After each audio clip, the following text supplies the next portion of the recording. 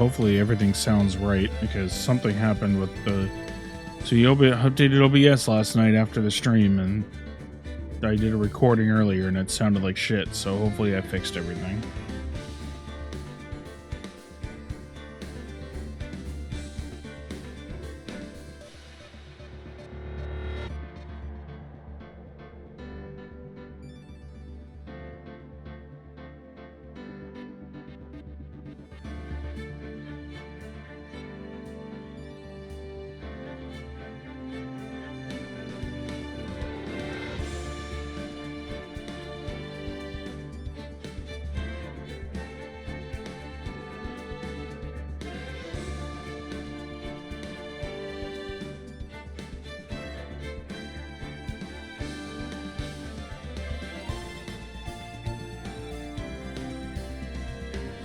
Oh boy, I might have to delay the stream again because I think I don't think the sound is on my mic is sounding proper. I don't know what's going on. It kind of has like this weird like bubbly sound to it. I don't know what's causing it. We had it sounding right before the stream started, so I figured I could just go, but now I'm starting to wonder if maybe we're just not ready yet. I don't know I have no idea what's going on with my mic.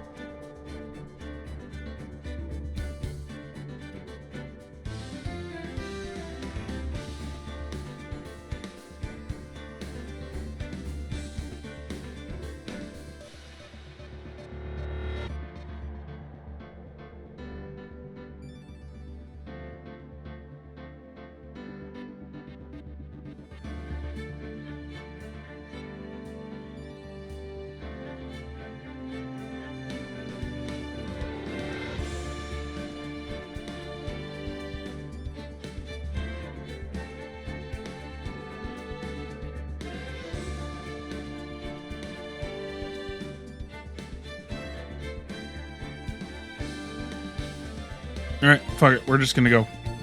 We're just gonna go and hope that everything is working the way it's supposed to.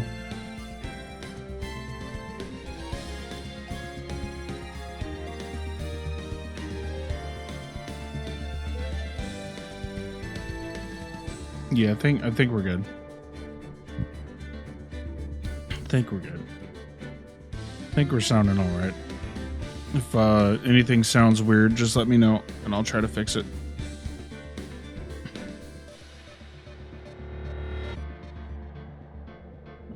Let me go to my stream manager real quick. Sorry, I always forget to open that up before I start stream.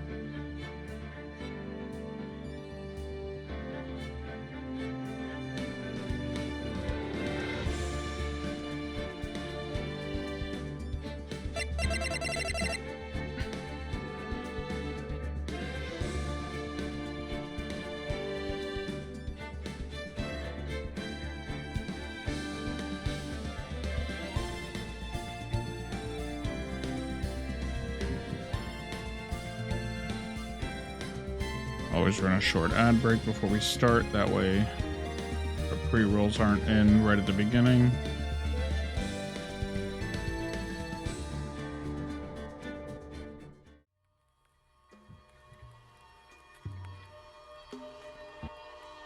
Actually, we'll just stay in here for a minute. Yeah, we're definitely gonna get to Ace Attorney, but we're just gonna chill for a bit. Gotta wait and see if because I am late today, so I'm waiting to see if any of my regulars will see me on and join in. We are about 2 hours later than I said we were going to be, but I had to make something for a tribute to somebody who's going to have a debut soon. So hopefully that didn't just totally out who it's for.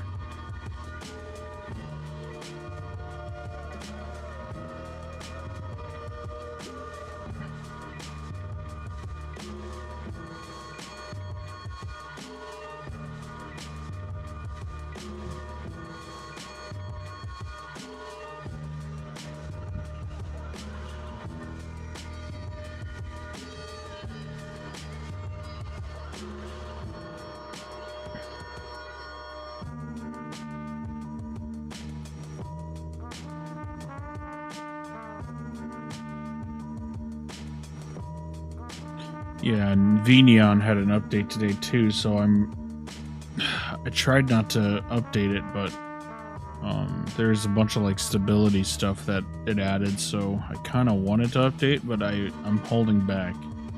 But it looks like that there's something going on.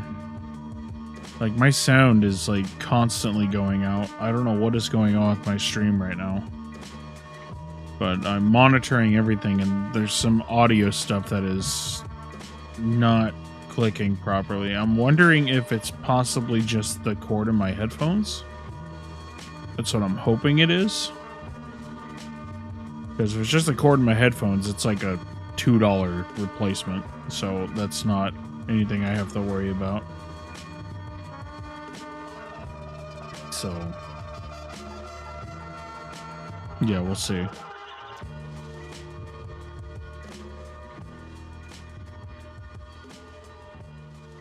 Oh, please just let it be the cord in my headphones. Please just let it be the cord in my headphones. Oh, whoops. I forgot to mention that I was live on Twitter. Whoops.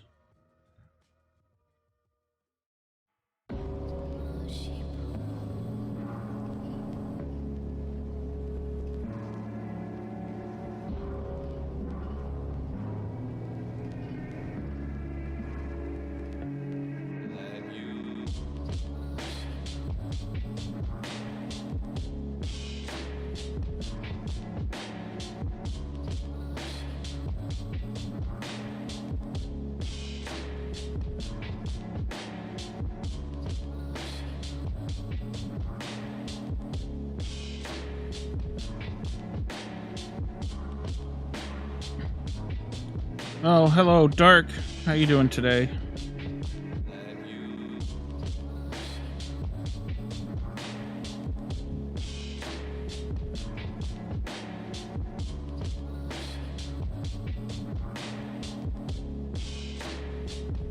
Well, good morning, good night, whichever you prefer.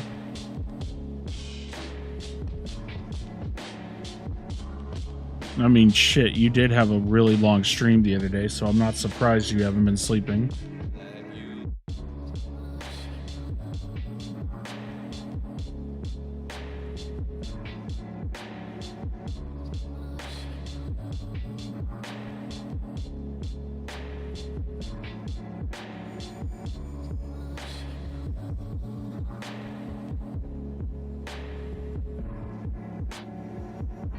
Were you able to get more shinies? I know you were shiny hunting the other day.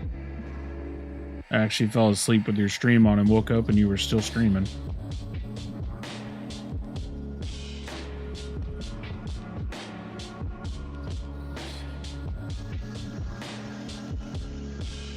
Two squibs.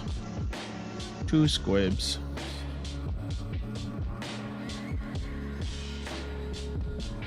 So I'm guessing the shiny gimme ghoul isn't free then, huh?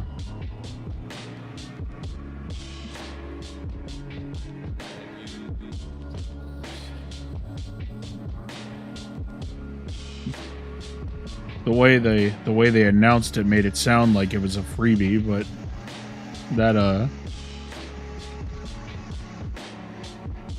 oh my lord, that is so terrible, and it's evolved form's not even a great shiny. Like, I looked at it and it took me a bit to figure out what the hell the difference was.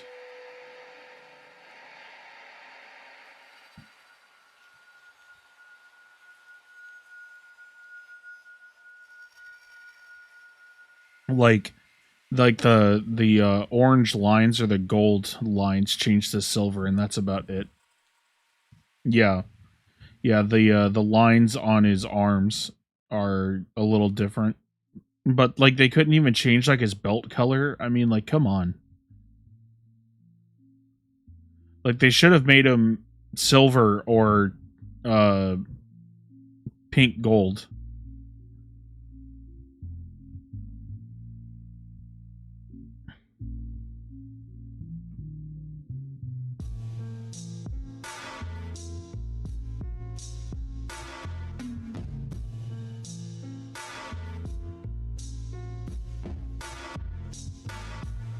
It would have been. It would have been great. Like there's like I don't understand why like they can't just fucking make every shiny cool. I don't understand. Some shinies are just garbage. Like shiny Pikachu, for instance, it's just like a toned down yellow. Like it's not even like a different color. It's like you would think that they would have gone all in on a shiny Pikachu. I mean, fuck, it's your mascot, for Christ's sake.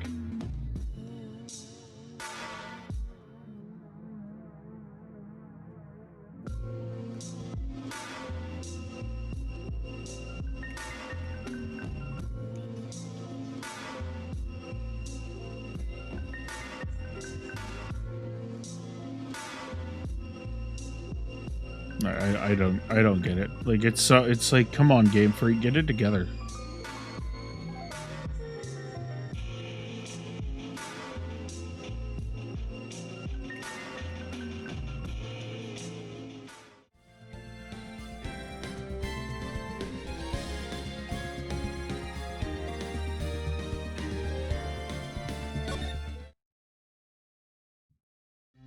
Yeah, it just doesn't make sense to me at all.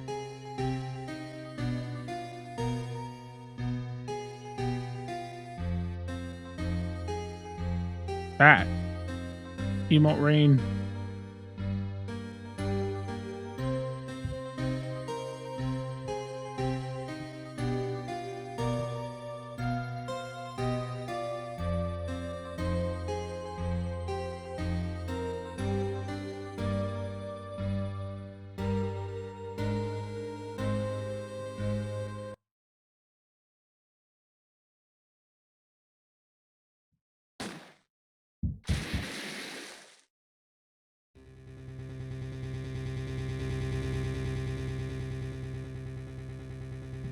I know, I need to set up my Ko-Fi alerts. I know. I saw it. Like, I see it on my, like, my email. Like, I see it pop up on my email and stuff. So, thank you. I really appreciate that. I did. I had, I was actually able to get some food today, so I have actually eaten today.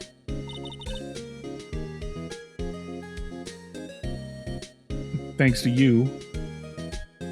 And we had, like, a crazy fucking sub train come in here yesterday. I have no idea what the hell instigated that, but I ended up getting like 17 gift subs yesterday, and I don't know what the fuck that was about. Oh, speaking of gift subs, here's the man himself.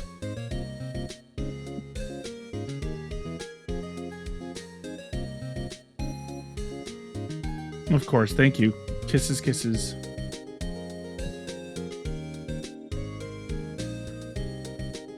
Hey, Nick. Do you know if there are any good waterfalls around here? Waterfalls? Dare I ask why? Duh, Nick, isn't it obvious? I need a waterfall to stand under.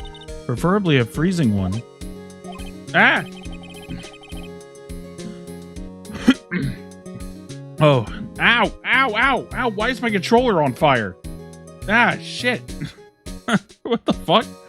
I can usually play this game with one hand. I went to grab the other side of the controller and it's on fire. Yeah, thank you. Thank you so much. Ow. Oh, is that a part of your spirit medium training?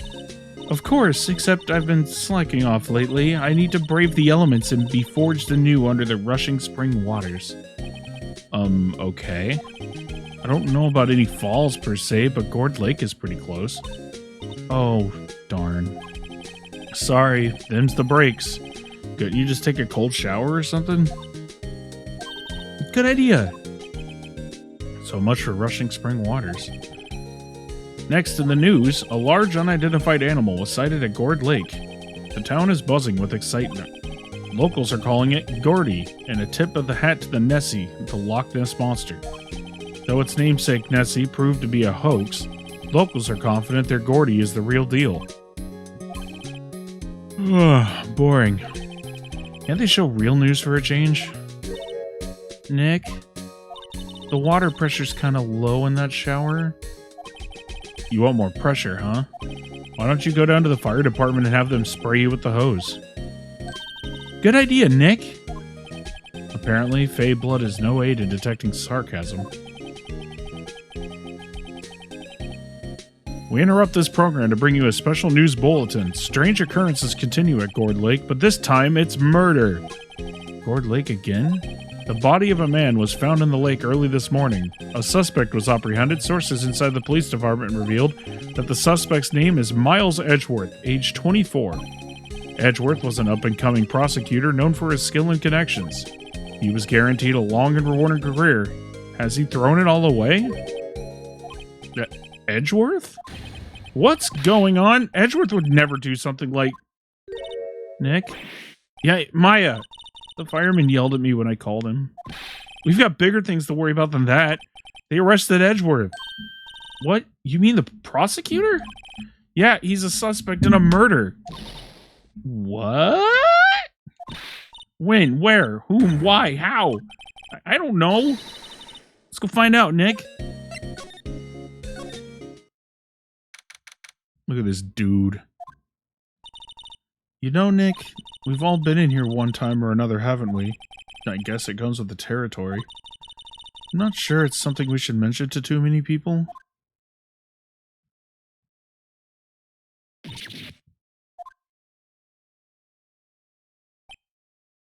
Hey, Edgeworth, come back! What are you doing here? Nick, I don't think he's in a very good mood. Well, he is in detention. Were you in a good mood when you were here? So you've come to laugh at the fallen attorney? Then laugh. Laugh! Well, why aren't you laughing? Nick, should we be laughing? Nah, it's a trick. Laugh and he'll get mad or burst into tears. Edgeworth, we don't have so much free time we can spend it coming down here to laugh at you.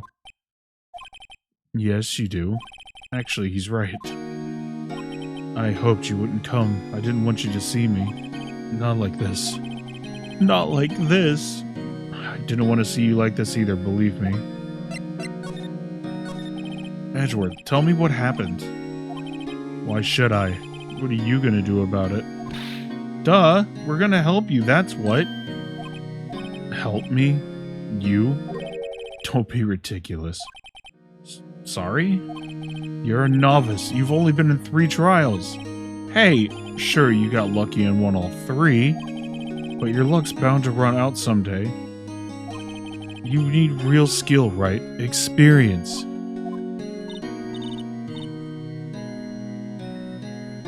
Nick, he's insulting you. Nick, why am I always the one who has to get angry?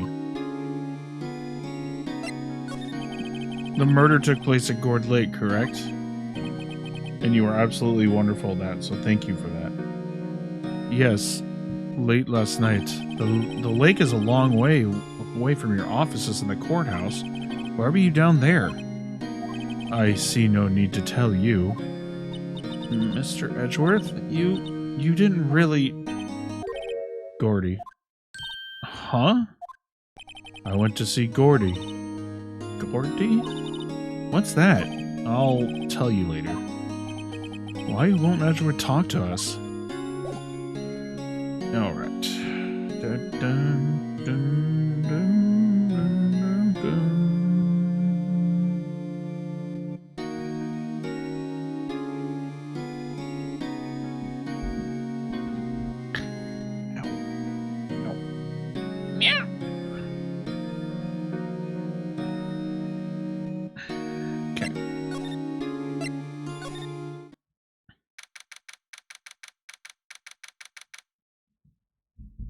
Sora. Like a Sora loser. I get it. Yeah, Gourd Lake is in the middle of this park.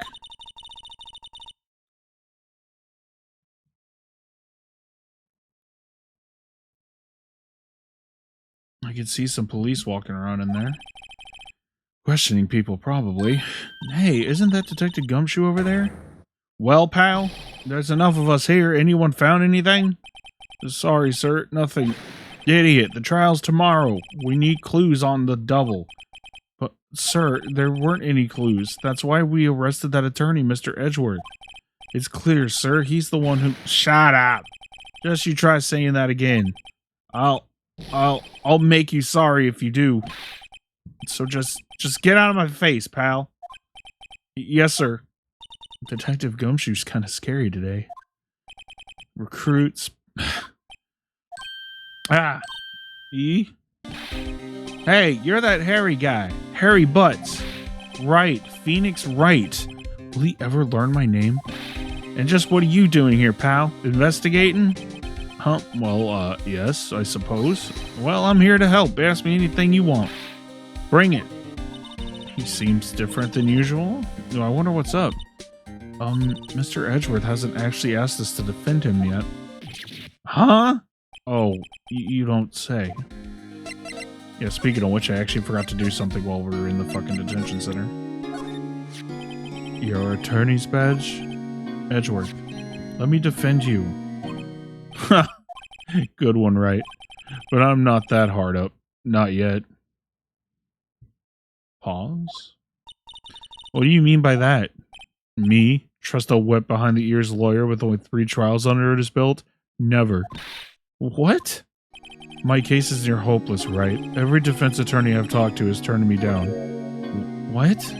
Simply put, they were afraid to lose. It occurred to me that it might be my fault that they lacked confidence. After all, I did get every single one of their clients declared guilty. I don't believe it. Regardless, I don't want you involved in this. You, in particular, I cannot ask to do this. Edgeworth, this is really hard for me to ask, but you didn't do it, right? Think what you will. I have only one request. Stay out of this case. Why? But Nick is trying to help you. I know that, but I don't want your help, okay? Actually, I believe it's explained later why he won't, so I won't say anything. Look, just go away and leave me alone. Nick, Mr. Edgeworth didn't do it, did he? Maya, let's go investigate elsewhere. But, Nick... Alright, now we go to Gourd Lake. Detective Gumshoe, do you know what happened here? Huh? You don't know, pal? No? Wow, okay, Mr. Head in the Fluffy Pink Clouds lawyer. Head in the... Huh? Never mind, I'll tell you. It happened last night about 15 minutes after midnight. There was a boat out on Gourd Lake. In that boat were 2 men. One of those men shot the other with a pistol. And the shooter was Mr. Edgeworth?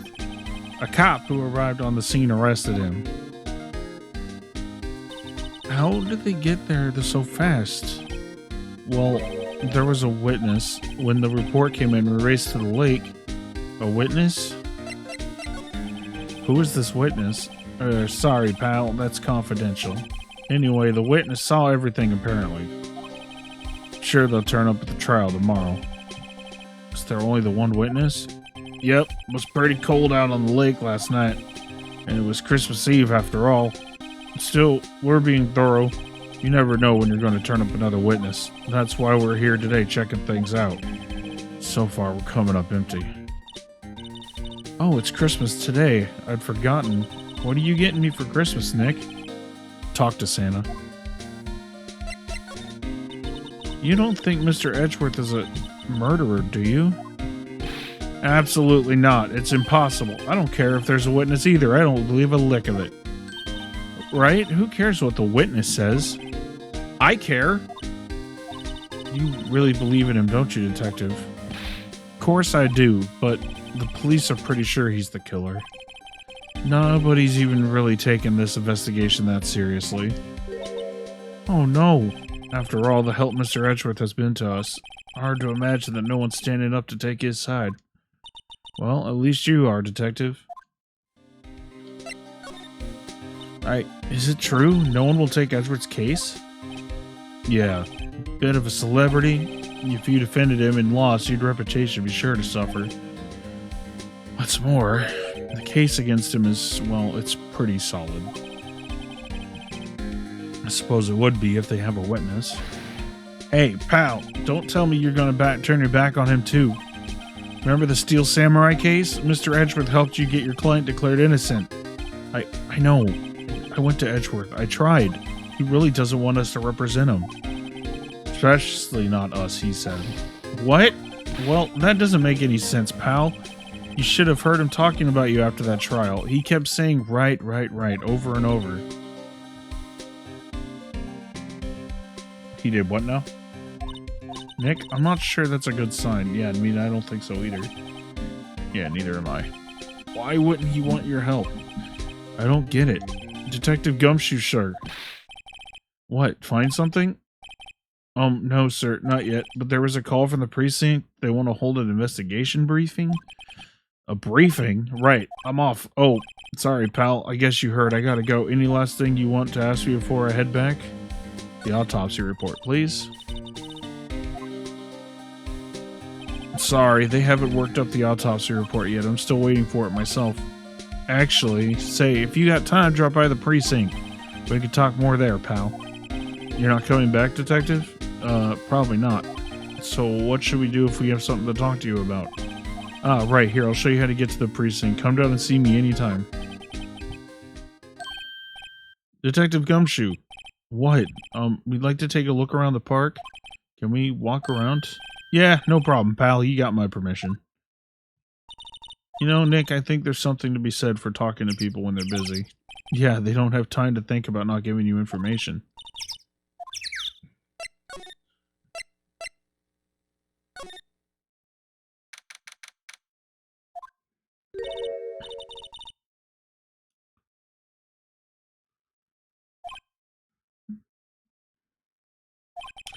I'm not sure it warrants wowzers, though. Probably not. But hey, look at that snack stand. Samurai dogs? I want a samurai dog, please. I bet they're great with a name like Samurai Dog. How could they not be? They're a little behind the times, though. The kids are all into the Pink Princess now. I mean, like, you know? Nope.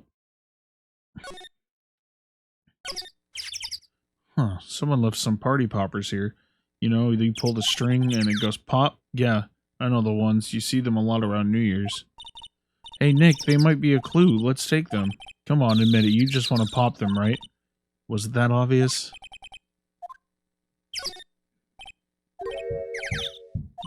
Into my pocket.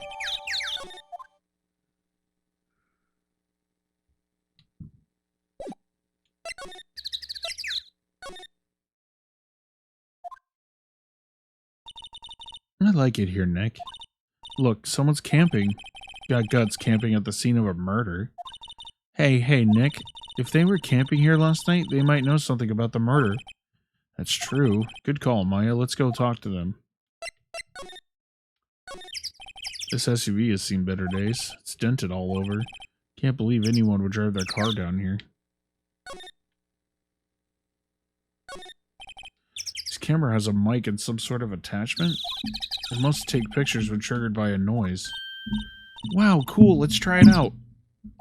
Hi, I'm Nick. Maybe I'm not saying it loud enough? Hey! Huh. Will you stop that? Maybe it's broken. Don't kick it. Maybe it isn't set to respond to voices. Well then, what about these things? The party poppers? Well, it responded. Yeah, hey you, get your hands off of that. Oh. What in the Sam Hill? Look what you done now. There goes a whole roll of film. Sorry's nice, but you don't pay my bills. You know how much a roll of that film costs? I'll pay you back. What were y'all thinking setting off a party popper in a place like this?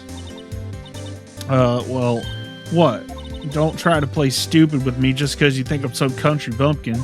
Yeah, y'all know how y'all Yanks think.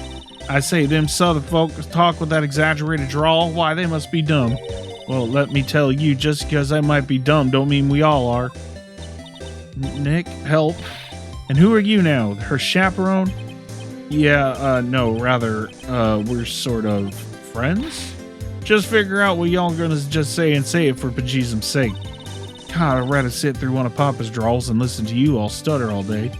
Oh boy, I guess we should pay for our film. Watch it. Yes, ma'am. On second thought, I'll pay later. Really sorry.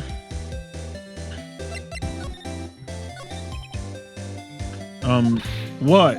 Can't you see I'm changing the film on my camera here? Someone, I'm not naming any names, but someone used up a whole roll. I'm sorry. That didn't work.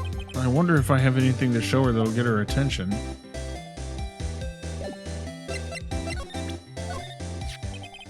This is my badge. Huh? Aren't badges supposed to be all shiny and impressive? You're a cop or something? I'm a lawyer. What? Y'all ain't gonna try and pull one of them lawsuits on me over that film now. Because I'll have y'all know I'm a fighter and I wrestled meaner looking things than you. No, that's not it at all. We're here investigating a murder that took place here on the lake. A murder? Sounds cool. Why didn't y'all say that in the first place? Go ahead, ask me anything you like. Finally, some cooperation. You two, y'all come out of hiding now. I won't bite. Come to think of it, where did Maya get to? Sorry, I was feeling a little overwhelmed, the culture gap and all. Never you mind, honey. If you can talk Yank, if it pleases you. Thanks. I think I'll be okay. Great then. I'm Lotta. Lotta Hart, but y'all can call me Lotta. I'm here photographing meteor showers for a research project. Mighty pleased to meet you. Oh yeah, when was the murder anyway? I ain't seen much television lately. It happened late in the night on Christmas Eve. That's so, Christmas Eve? Man on a boat was shot. Did you see anything? Well, let me see. A boat, you say? I reckon I might have seen one. Not sure though. Y'all gotta remember I've been watching this here lake for a good 3 days now, and I've seen enough boats to choke a mule. Kinda hard to remember which I've seen when. So, what is it you do, Lotta? Huh? Me? Y'all don't really want to know that, do you? Actually, I'm a research student at Country U right in the heart of the heartland. Wow, neat. Nick, she's a research student at university. So I hear. So, when did you come up here? Let me see. I guess it was about 3 days ago. What are you photographing? I tell you already, meteors. Yep, meteor showers. Fallen stars? That's quite a camera you have. Oh, wrong voice. That's quite a camera you have there. Y'all better know it. It's German made, a genuine Soligen. Isn't that where they make knives? So what's that device you have stuck to the camera? Huh? Device? The camera went off all by itself when I fired my party popper. Oh, that mic triggers the shutter whenever it detects certain sounds. It's programmed to pick up loud noises right now. A programmable camera. Neat.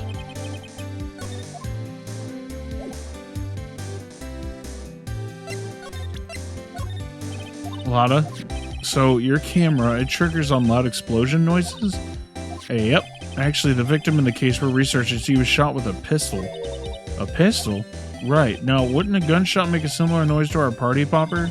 I guess it would. Your camera didn't get a picture of the murder, did it? Hey, y'all are pretty bright. I see what you're saying. Tell you what, I'll have a look-see at my film. It would have been a photo taken late last night. I checked them once, don't remember if there was anything on them though. But what if I got something? I could be a witness to a genuine murder. I'll go check that film. Y'all come back now, you hear? She went inside her SUV. I guess we should come back later.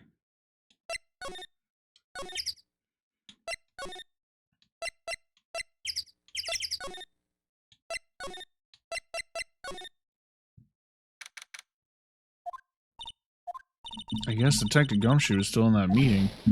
Hey! Thanks for coming down, pal. Detective Gumshoe, we just finished the meeting, for better or for worse. get the feeling we're in for some bad news. Do you know anything about the victim yet? No, still can't ID him. Has Mr. Edgeworth said anything? Not a word. So how did the meeting go? I can't tell you, pal. You're a lawyer. True. You know, I don't know what to believe anymore. Sure, Mr. Edgeworth human like you or me. Still, I get the feeling that if he'd done something wrong, he wouldn't go hiding it. That's just the kind of guy he is. Why can't anyone else see that? So they think that Mr. Edgeworth did it? Well, the trial's starting tomorrow, as scheduled. I see. Hey, in the end, you did tell us about the meeting. Don't go telling anyone else, pal. Yes, sir, and do me a favor, stand by Mr. Edgeworth. He needs help, and you're the ones to help him. I'm sure he's got some reason why he won't talk to us. Thanks, Detective. Detective? How come you trust Mr. Edgeworth so much? Well, I think that was obvious. We got a strong working relationship, us two. We trust each other, and that's just how it works. A working relationship? See, Mr. Edgeworth always gets his defendants declared guilty every time. Yeah, his methods might be a little extreme at times. But there's a reason. He trusts our investigation, see? He trusts us to get the right man. That's why I work extra hard, pal. We've got to earn the trust he placed in us. Mr. Edgeworth's a man you can trust, and you have my word on that. I was wondering, did you ever get the autopsy report? Oh, that? Yeah, I made a copy for you. Nick, can you show me that photo of the victim? That face. Someone you know? I don't know. I just have this feeling I've seen him somewhere before.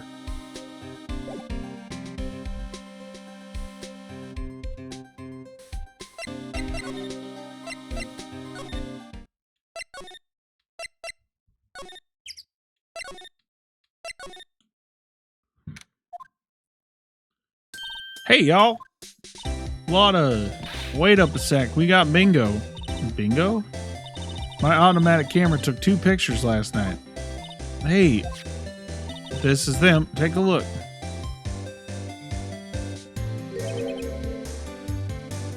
Wait, see? See, he's shooting him with that pistol. It looks like that, yes, but you can't really tell who that is shooting. Yeah, well, there's enough fog out there last night to strangle a bullfrog, but, you know, seeing these photos reminded me of something. What? I saw the murder happen. I'm a witness. What? Are you serious? Of course. How do you forget? Never mind. Y'all reckon I should tell the cops? I reckon no. What's that? Now, don't y'all think y'all can pull one over on me just because you speak the lingo. I know enough to know that when you see a murder, you'd best tell the cops. It's my obligation as a citizen. Hey, so I'm off to talk to the cops. Y'all can have this photo. Wait, Lotta. What? Can't you tell I'm kind of busy? Tell us what you saw too, please. Nice try, honey, but I wasn't born yesterday. I'm a witness, and that means I'm on the side of justice, and that means the cops. I'd sooner eat the south side of a northbound skunk than tell you. Lotta, don't let it get to your skivvies in a bunch. Friends today, enemies tomorrow. Or was that the other way around? No matter, I'm gone. Hey, maybe they'll let me do some testifying. Hot darn. She left. Well, that's one more witness. What do we do now, Nick? Well, if she saw something, there's not much we can do about it. Question is, what exactly did she see? Guess we'll find out at the trial tomorrow.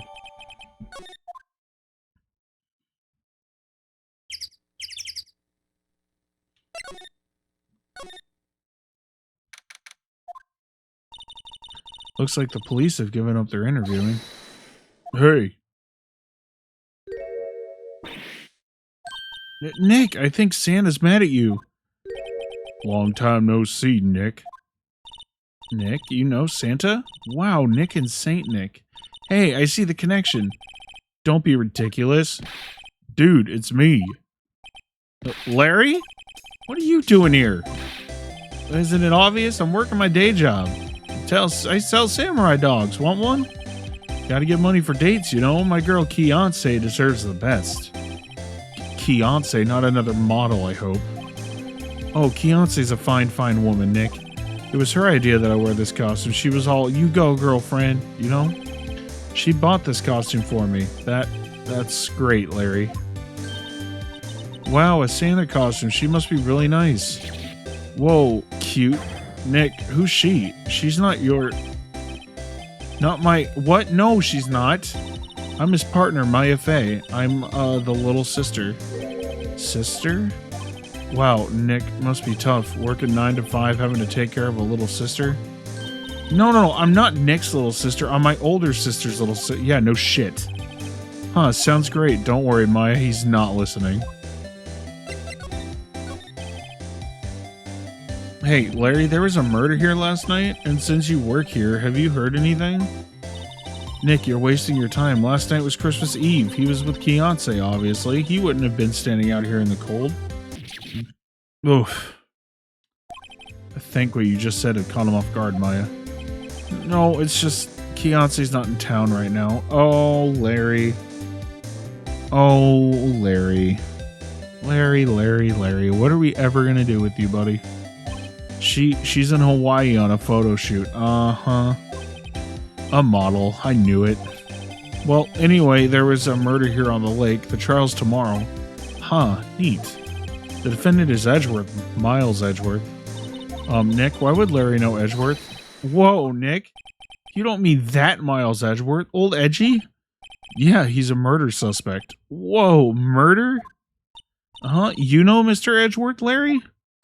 Yeah, of course. Edgy was in the same class as us in grade school. What? So, Mr. Edgeworth was your classmate, Larry? Yeah, Nick, him, and I used to hang out all the time. Wow, I never knew. Don't get me wrong, he's always been kind of a stick in the mud, studying all the time, trying to be like father. Like his father? Yeah, Edgy's pops was a famous defense lawyer back in the day. Wow, wait, you said defense lawyer? Yeah. Wait a second, but Mr. Edgeworth is a prosecuting attorney. What? Edgy's got a proboscis on his knee? No, he's a prosecuting attorney. That's like the total opposite of a defense lawyer. Huh, go figure. He always used to talk about defending the weak who were unable to defend themselves.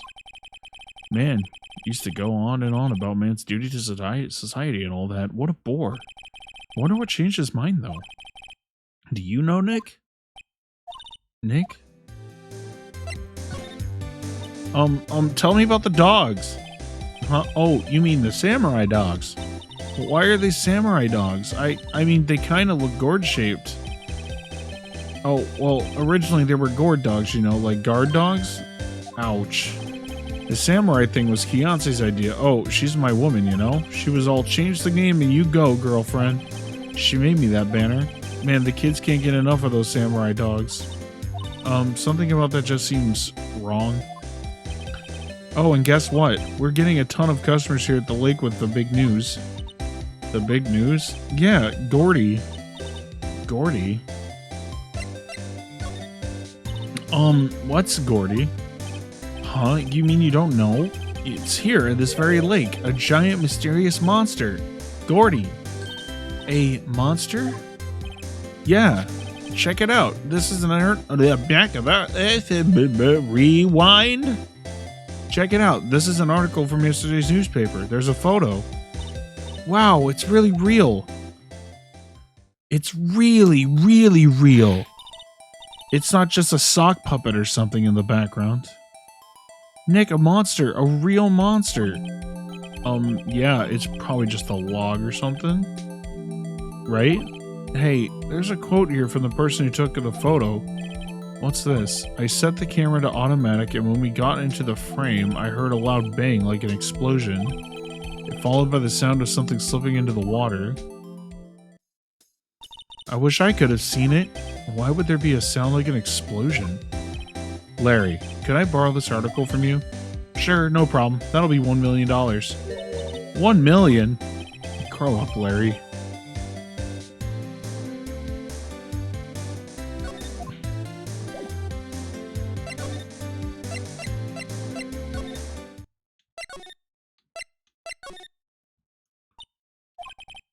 What is it? Oh, nothing. Just something's been bothering me. Could you show me that autopsy report once more? Hey, I remember now. This guy, he's a lawyer that was at the office Mia worked at. I met him once when I went there to hang out with Sis. That office? Wait, you mean Grossberg's office? Right, that guy. That was the last name I expected to come up. Maybe I should go talk to him for old time's sake.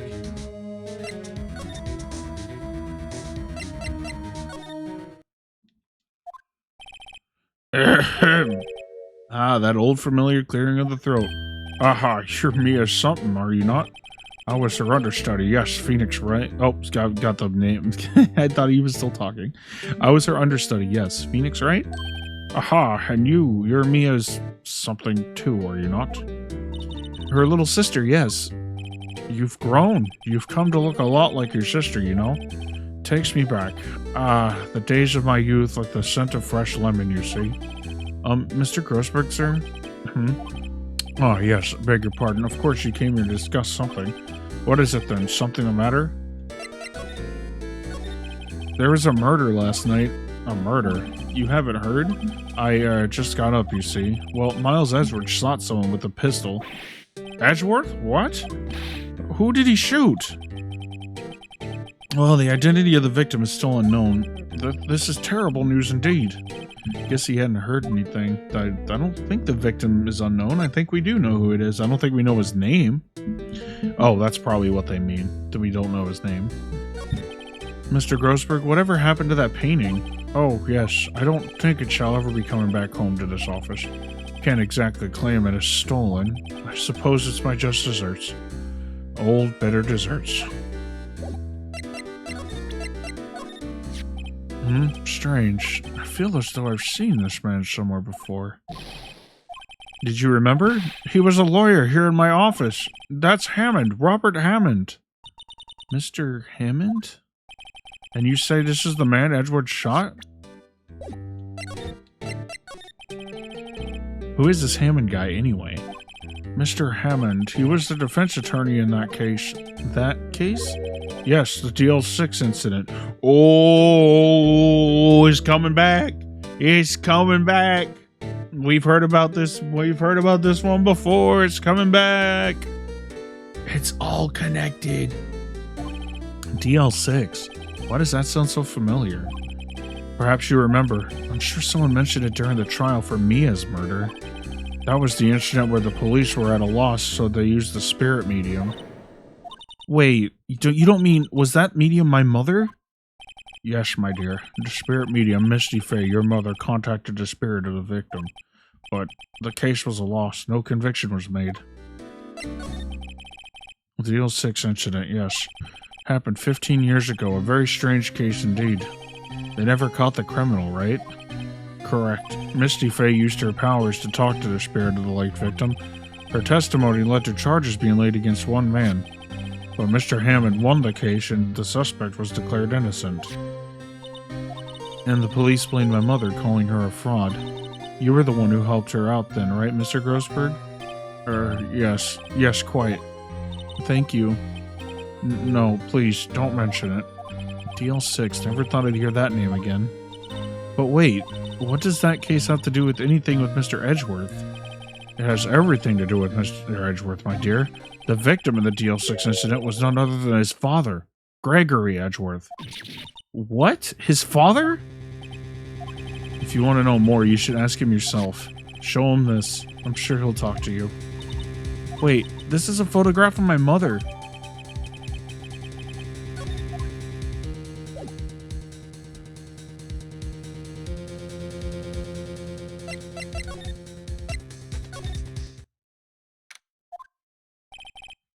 Was this? I was hoping you'd gotten my message the first time. Edgeworth, what about your defense? It's no concern of yours. Guess he hasn't found anyone yet.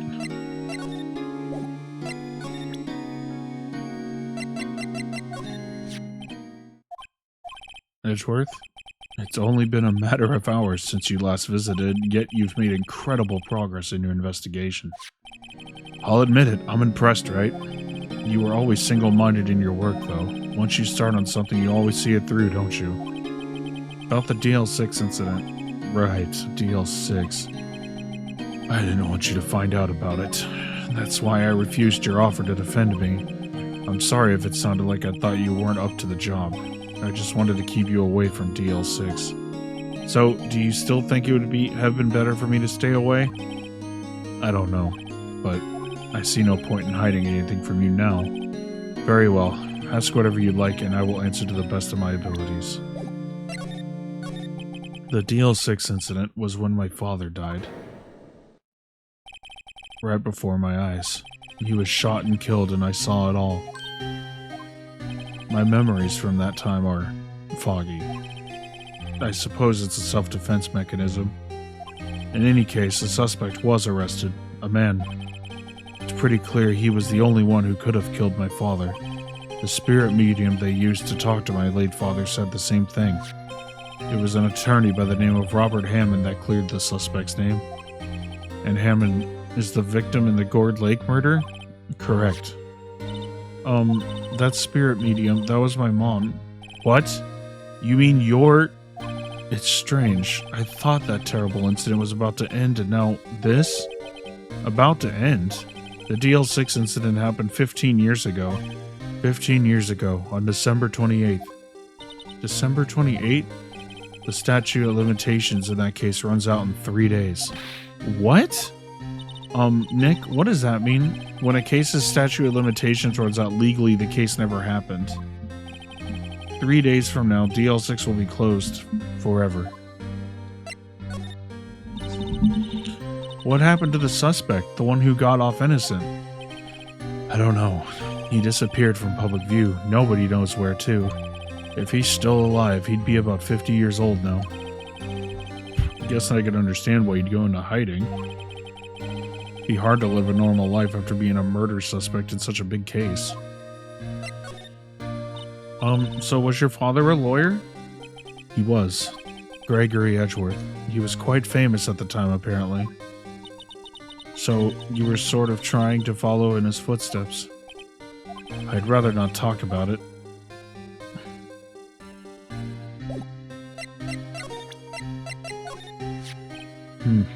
Who would have thought there'd be a photo? Edgeworth, did you shoot him? What do you think, Wright? I don't think you're the kind to point a gun at anyone, no. So you didn't shoot him? No, I didn't. It wasn't me. Right. It pains me to ask you this now. I know, you want us to defend you. Yes, will you? No. No. No, absolutely not. You were very mean to us when we asked you the first time, and you said no. Nah, just kidding. We will. Who could have guessed this day would come? Not me. This is my chance to finally pay you back. Pay him back? Pay me back? For what? I don't remember ever doing anything for you. Never mind, I guess you don't really need to know. Huh, my letter of request. Please give it to Detective Gumshoe. Well, I guess we should... Well, what's that? Earthquake? Nick, it's a big one. It's calming down. Whew, that was scary.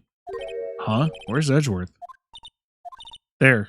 He's on the floor in a ball shivering. I guess he doesn't do so well with earthquakes. Part of running, but curling up in a ball? Well, I guess we're done. Mr. Edgeworth doesn't seem like he's going to stand up anytime soon. Let's go, Nick. We have to give Edgeworth a letter of request to Detective Gumshoe.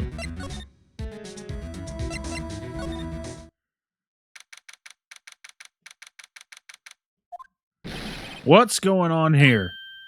What's wrong, Detective? This wild lady comes in here just a while ago saying she came to talk to y'all after hearing what Mr. Wright had to say. What's this all about, pal? Lot of heart. Why are you going around finding more witnesses? You want to give Mr. Edgeworth a death sentence, pal?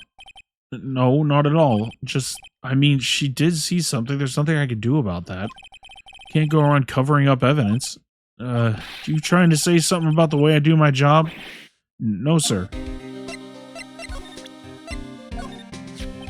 Look what I got.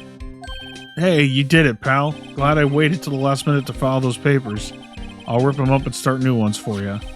Thanks, Detective. Well, see you in court tomorrow, then. Good luck, pal. Hey, you guys feel the earthquake a little while back? I was worried. Worried?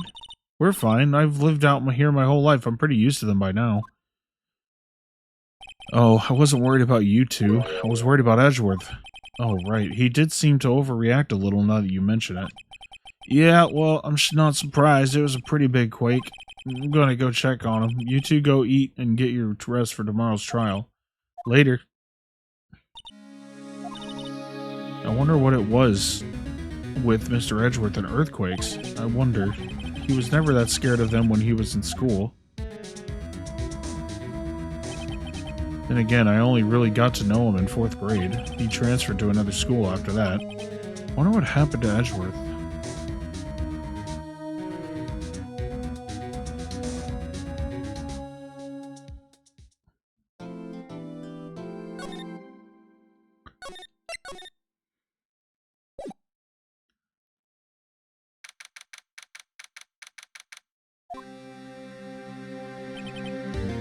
Karma?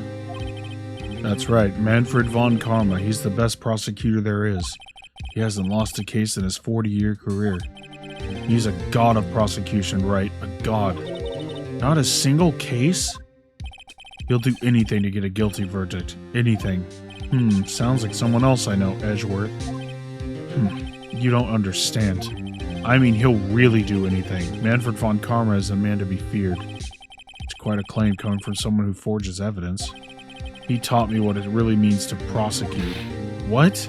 Just picture a prosecutor as vicious as me, multiplied by a factor of 10.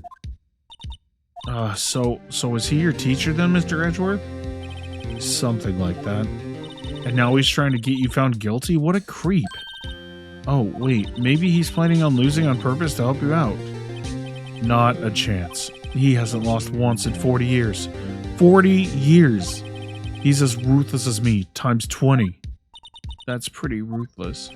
Like I said, he's a god among prosecutors. Guess that's something like Mia was to me. Speaking of Mia... Maya? We could really be using Mia's help right now, don't you think? Oh, I can't. Sorry, I tried. I really did, but I couldn't reach her. You couldn't reach? I think it's because I haven't been training. My powers are weak again. Oh man, what bad timing. I'm really sorry. I'll try my best. I hope so. What are you whispering about? Oh, it's nothing. Well, it's time. Let's head in.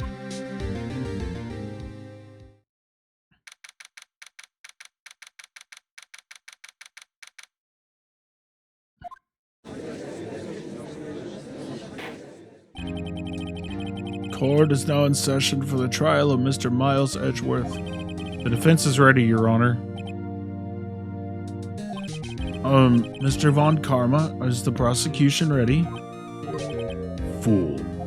You seriously think that I would stand here, would I not completely prepared? Right, my apologies. He's even got the judge scared. Very well, your opening statement, please. Decisive evidence? A decisive witness? What else could possibly be required? Nothing, of course. That should be fine. The prosecution may call its first witness. What's wrong with this guy? Is he royalty or something? How am I supposed to fight against this? I call the detective in charge of this case, Detective Dick Gumshoe. Okay, Gumshoe first. Let's see how this goes. Describe the incident. Now. Yes, sir. Detective Gumshoe looks nervous. Please take a look at this map. The murder happened late Christmas Eve, around midnight. There was one boat in the very middle of the lake. There were 2 men on the boat. Now, there happened to be a woman camping here on the edge of the lake. At 12:10 a.m., she heard 2 pistol shots. Then the boat started to move. It went toward the boat rental shop.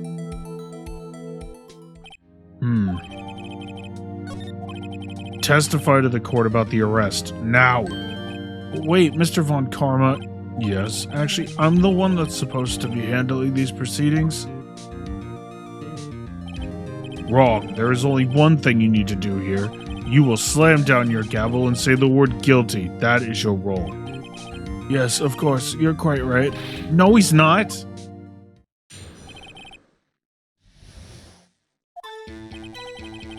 A man called into the station around 30 minutes after midnight. We headed to the scene of the crime as fast as we could. That's where we found Mr. Edgeworth. Now, I didn't suspect him of anything at all, but the next morning a body was found in the lake, so we had to arrest Mr. Edgeworth. I see, very well. Begin your cross-examination, attorney, now.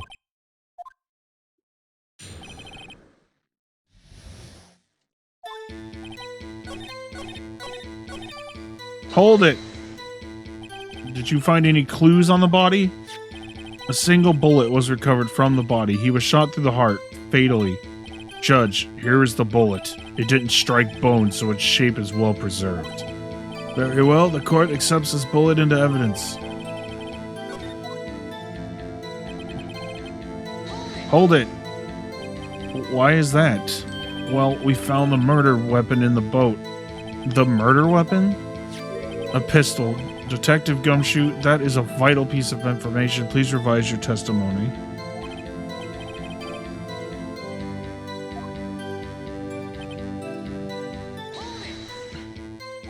What about the pistol made it decisive evidence? He's laughing the same evil laugh as Edgeworth. There were fingerprints on the pistol found on the boat. They were clear prints from Mr. Edgeworth's right hand. What? Order, order. So Mr. Edgeworth's fingerprints were found on the murder weapon? Yes, Your Honor. Judge, this is the weapon in question. Accepted into evidence?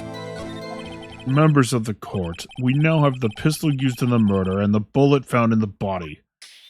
Detective. Yes, sir? Was the bullet from in... Reset?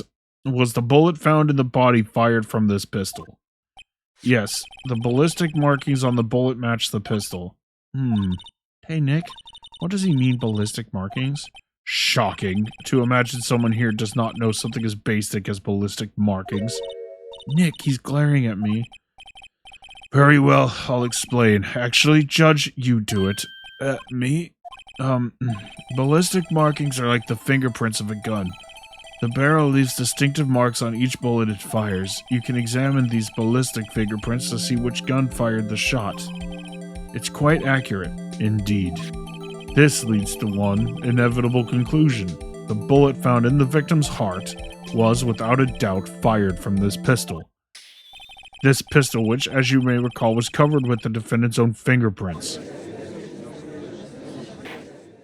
Order, order.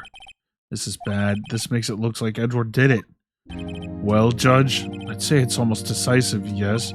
Honestly, I could declare a verdict at this point. However, you wish to hear the witness speak, no doubt. Very well. I am somewhat fatigued, and so I will take a brief break.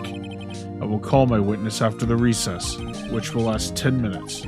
Judge. Yes, what are you doing? A 10-minute recess? Now. But wait, Just bang your flimsy gavel and get on with it, man. Yes. I fucking hate this guy.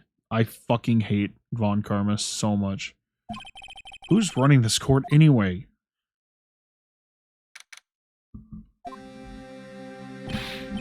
Edgeworth, what's going on here? Your fingerprints were on the murder weapon.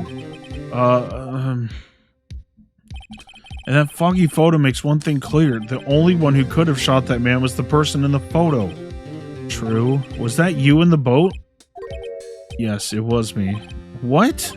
But you must believe me, I didn't shoot him. Then who did? I don't know. You don't know? Weren't you right there? I heard a gunshot from very close by. Then the other man fell from the boat. I can't say why, but I thought at the time that he had shot himself. You mean it was a suicide? That's the only explanation I can come up with. Huh, how am I going to convince anyone of that? Say, Maya? Huh? What? Any progress with Mia? Oh, sorry, it's no good. I know. I'm no good for anything, am I, Nick? If I can't call my sister, I might as well not be here, right? Yeah, you're useless. No, of course not. I need you here. I can see you're always trying to help out. Even if you don't actually help, it's the thought that counts, right? It's okay, Nick. You don't have to make me feel better. I don't know anything about trials or defense. What's more, I'm a spirit medium who can't even contact spirits. Oh, everyone has their off days. I mean, I've just been getting lucky lately. But you never know when my luck is going to run out. Really? Whoa, right. Don't jinx this case any more than it already is. It's bad for my heart. Oh, sorry. Whoops. Court is back in session. Mr. Von Karma, call your witness. Yes, will Miss Lotta Hart take the stand? Lotta Hart, you are a research student at a university? That I am. Good. Begin by telling us what you saw the night of the incident, and don't add anything trivial or subjective. Understand? Y'all need to learn some manners. Understand. Yeah, I understand. Very well. Your testimony, please.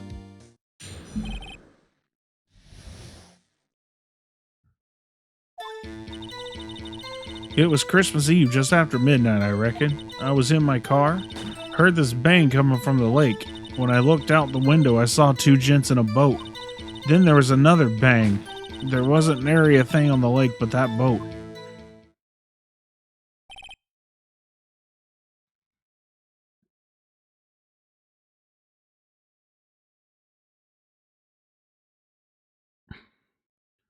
Enough.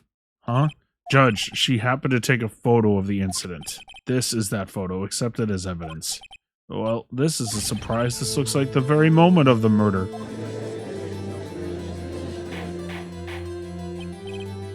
Order. I will remove people from this courtroom if I do not have order immediately. As the witness testified, she looked at the lake when she heard the shot. There were no other boats on that lake. So, the man in the boat with the victim must have been the one who shot him. Yes, it was the defendant, Miles Edgeworth. Order! I will have order. Well, Judge? The evidence is decisive. I have very little doubt about this case. Very well, the court finds the defendant... Objection! Wait, Your Honor, I haven't cross-examined the witness yet. A cross-examination? We have photographic proof. What question can there possibly be? This photo is worth 1,000 words, and they all read guilty. You lose, or do you claim to have found a contradiction in her testimony? Very well, if you do, if you have to, you may cross-examine the witness. You will only flounder and ask meaningless questions. You will fail to find anything. And then I will have you held in contempt of court. Nick, contempt? Contempt of court, you know, I guess I understand. Well, what are you gonna do? Do you really think there was a contradiction with the facts in her testimony? I think I noticed one little thing. Wow, I'm impressed, Nick. I didn't notice anything. Right, let's take him on. Yeah, I got a bad feeling about this. I understand. I will cross-examine the witness. Very well. I pray for your sake this isn't a waste of time.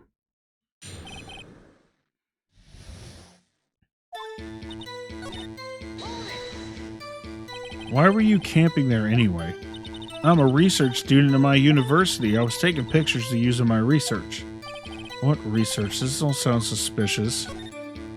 Miss Hart, could you please be more specific about your research? What does the witness's motive and camping by the lake have to do with this case? The answer is nothing. I object to this line of questioning. Objection sustained. Wait, now I'm the one who says that. Well, then say it already. Objection sustained. Thanks for nothing, Your Honor.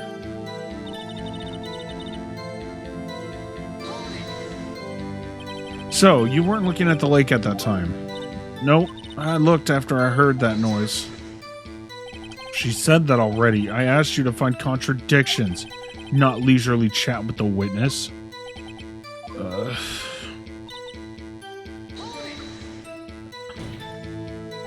Could you clearly see the two men?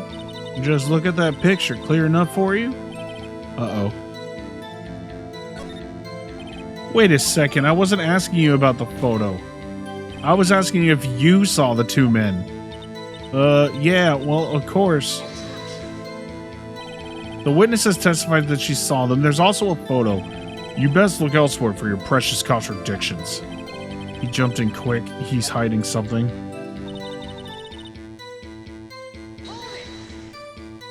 Were you watching the very moment the shot rang out? Well, yeah, sure. You're asking meaningless questions. Meaningless. Contradictions, Mr. Wright, not meaningless babble. On Karma, I think I hate you.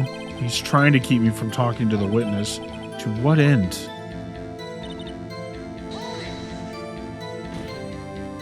Aren't you sure about that? Yeah, sure as the country cow can be. It sounds pretty sure. How come you're so sure? Well, heck, I scanned the whole lake. Scanned the whole lake? It almost sounds like she was more interested in the lake than the boat. Miss Hart, you... Mr. Wright, the witness has answered your question in full. No need for further questions. Objection sustained. That's what I'm... Sustained!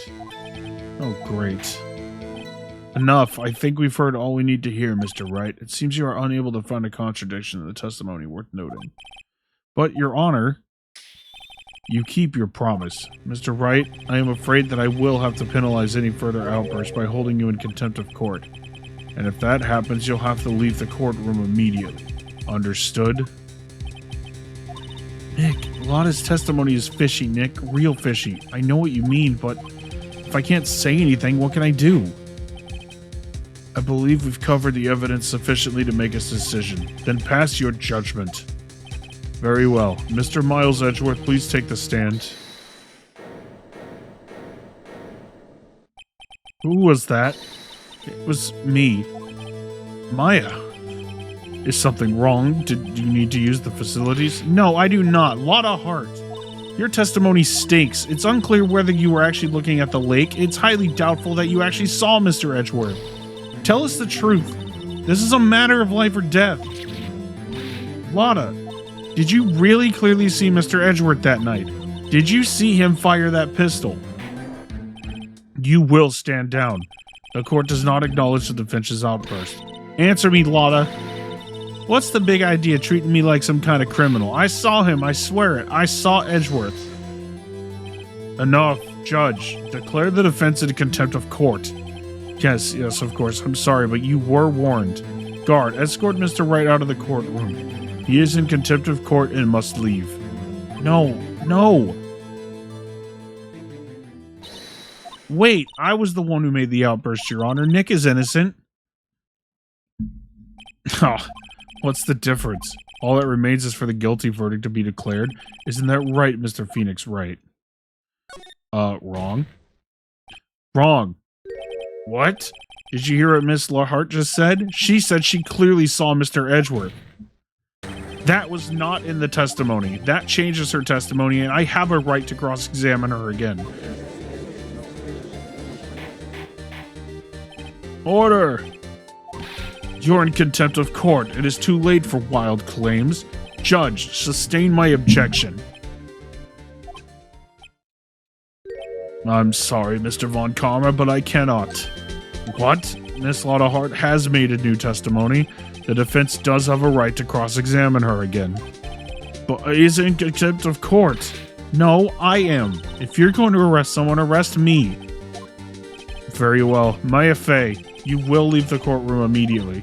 Nick, I did what I could. You have to do the rest.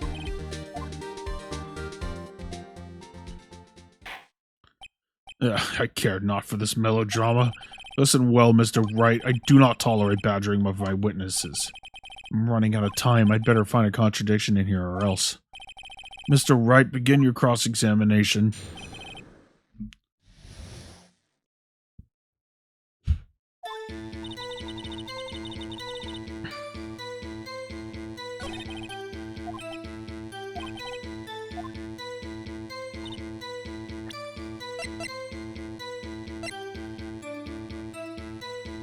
Objection! Got you, Miss Hart, finally. What? You got what? Look at this photograph. The photo I took? The very same. There's something I want you to see in this photo. It's quite clearly visible. The fog, Miss Hart. So? This picture was taken with a professional, high-quality film, correct? Yet even it could not capture the faces of the men on the boat. Yet you claim you saw Mr. Edgeworth. How?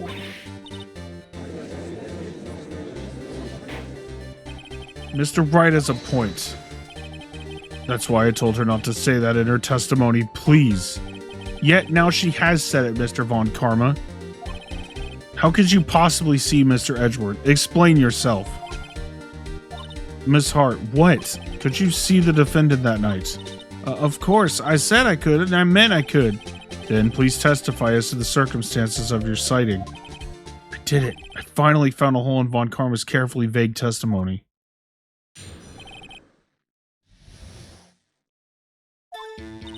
You're right. It was a cold night and the fog was thick as grits. So once I finished setting up my camera, I got back in the car. Still, I brought my binoculars with me. When I heard that noise out the lake, I looked out with my binoculars. See? No problem. You use binoculars? Oh, welcome in, Sven.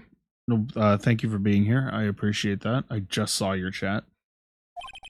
This one better be good.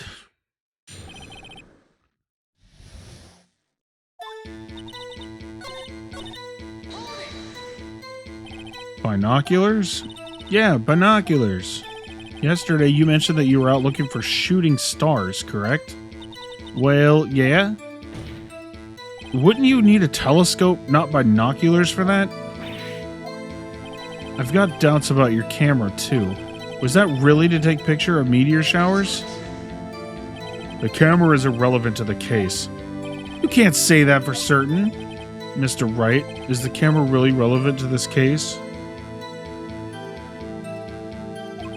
If you believe it is, you may continue with this line of questioning. But know this, if you find nothing with this, there will be consequences. Well, Mr. Wright, do you wish to press further about the camera? This is a make it or break it time. The camera is of utmost importance, Your Honor. It is perhaps the key to this entire case. Therefore, I will continue my line of questioning. Wow, maybe I went a little overboard there? Very well, Miss Hart, you will testify to the court about the camera. Yeah, I hear you.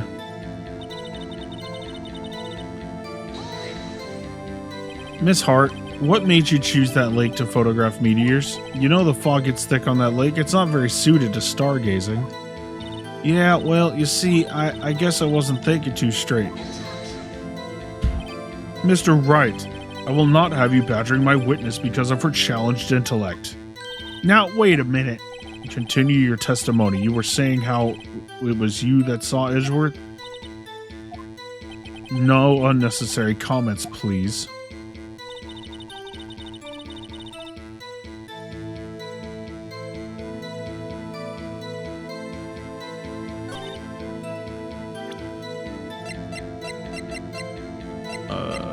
Objection! You were photographing shooting stars? That's a lie. Says who? Take a look at this photograph. This was taken on an automatic setting, was it not? Yeah, that's right. You have to point a camera upwards to take photos of the stars, Miss Hart. But as this photograph clearly shows, the camera was pointed directly at the lake. Mr. Wright, what are you driving at? The witness was not at the lake to photograph shooting stars, Your Honor. Well, then what exactly was she photographing? Your Honor, take a look at this. Take that! Miss Hart, this is what you were trying to photograph. What's this? A newspaper article? Gordy? Ah, the sighting at Gord Lake. Well, Miss Hart, I have never heard of no lake monster. You got proof or something? Let's see you prove that I was down at the lake trying to photograph this Gordy.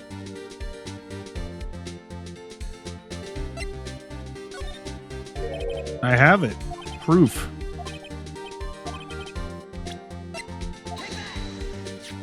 The proof, Miss Hart, is your own camera. Your camera was set to take photos in response to loud noises, correct? Thus, this photograph here, taken when a gun fired on the lake. And here, this article about Gordy. According to this article, Gordy made a loud noise when it emerged. Well, you were trying to photograph Gordy, weren't you? That's why you had to set your camera to respond to loud noises. Order! I see. I too thought it was a little strange. Yeah, sure. Well, Miss Hart? You were camping there to try and take a photo of Gordy, weren't you?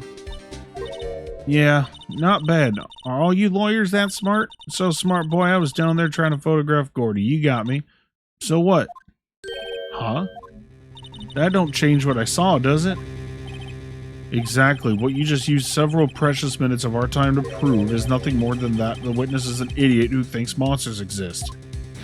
Hey, but as she so succinctly said, so what? It changes nothing. Not true. You were hiding the whole thing about Gordy for a reason. I know it. What could it have been? Whatever it is, I'm getting to the bottom of this. Miss Hart, why did you hide the fact that you were searching for Gordy from this court? Please revise your testimony. Right, fine, I'll testify. Won't change nothing, though. Something will change. It has to, and I'm going to spot it.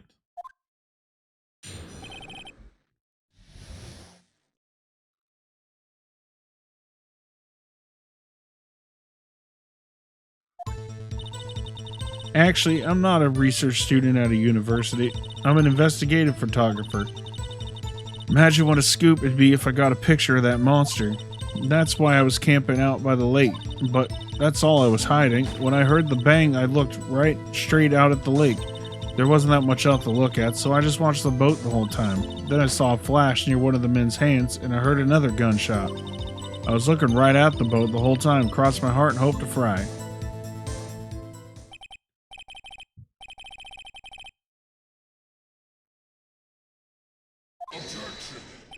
The witness's testimony is unchanged from before. Whether she is a research student or a photographer has no bearing on this case. There is no need to waste more of our time with another pointless cross-examination. I claim the defense's right to cross-examine the witness, Your Honor. Von Karma's up to something, I note it.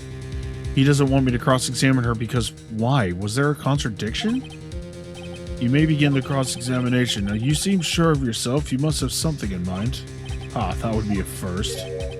Very funny. You understand this is your last chance at a cross-examination, Mr. Wright. There is no problem with the testimony this time. We will let the witness leave. I will announce my verdict at that time, Mr. Wright. Understood?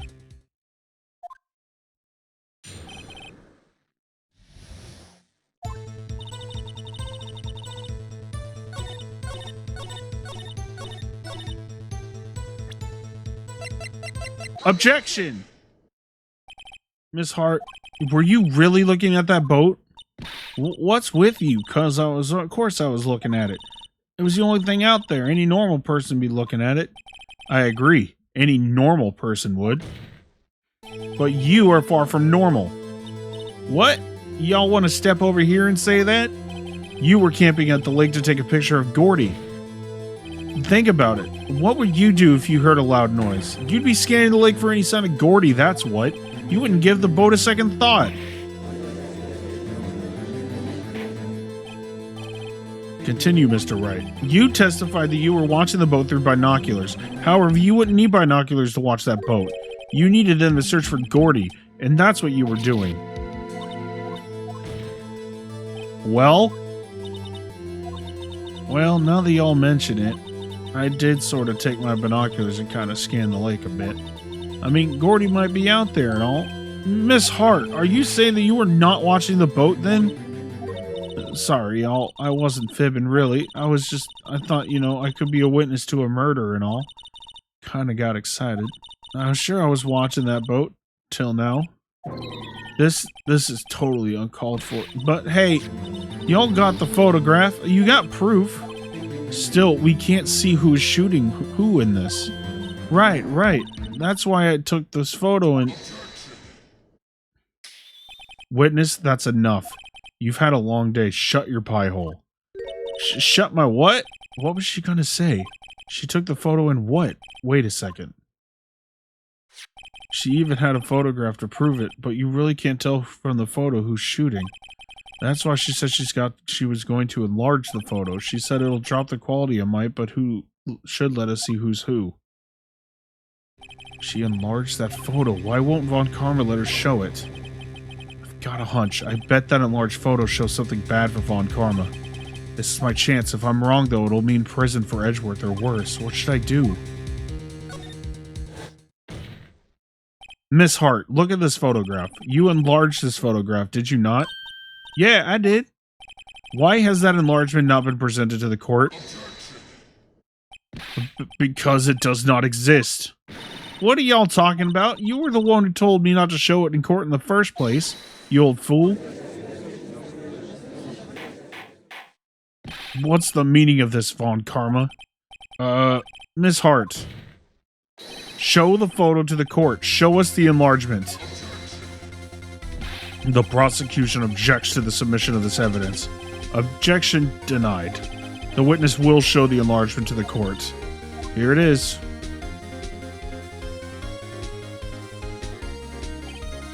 We still cannot see who's firing in this. It could be the defendant, or maybe it's not.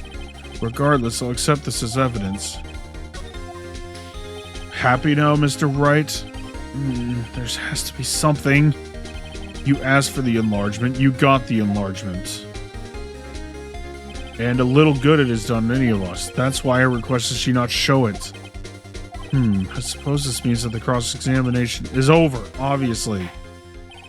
Then I would like to close the cross-examination on Miss Lotta Hart, and none too soon. That was a flagrant waste of my time. Mr. Von Karma, do you have anything to add? I stated everything I needed to when this trial began. Decisive evidence, a decisive witness, what else could possibly be required? Nothing, of course, and I believe it is time for me to declare my verdict. Wait, it's not supposed to go like this. There has to be a clue in this photo somewhere. This is bad. What should I do?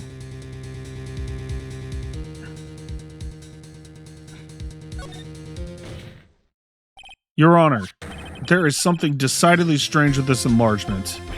What might that be? Mr. Wright, you will show the court what you mean. What's so about this photo is so strange? Alright, here goes nothing. Take that! Here, Your Honor. The shooter? I'm not sure I understand. What is about the shooter is strange. Look at the hand holding the pistol, Your Honor. The hand? That hand directly contradicts another piece of evidence. This man's left hand does what? Let me show you. The evidence is clear. The man in this photograph was holding that pistol in his left hand. However, the prints on the murder weapon were from Edgeworth's right hand.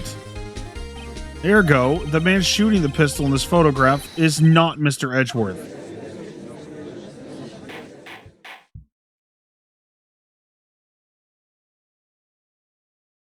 Now that everyone in the courtroom is quieted down, I would like to reconvene this court of law. Mr. Wright. Yes, Your Honor.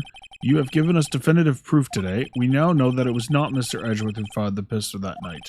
However, this leaves us with a rather large problem. If Mr. Edgeworth didn't do it, then who shot our victim?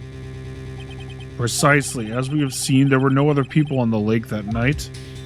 Who but the defendant could have shot the victim?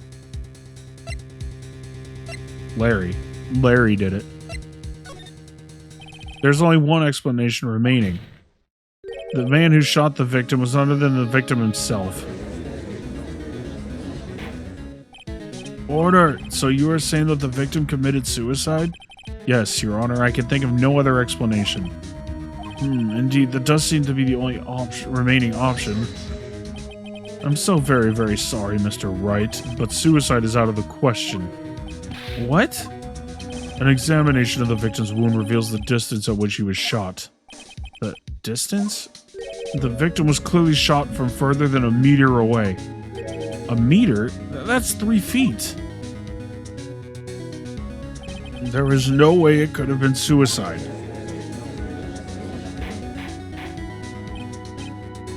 Mr. Von Karma, are you sure of the accuracy of your data?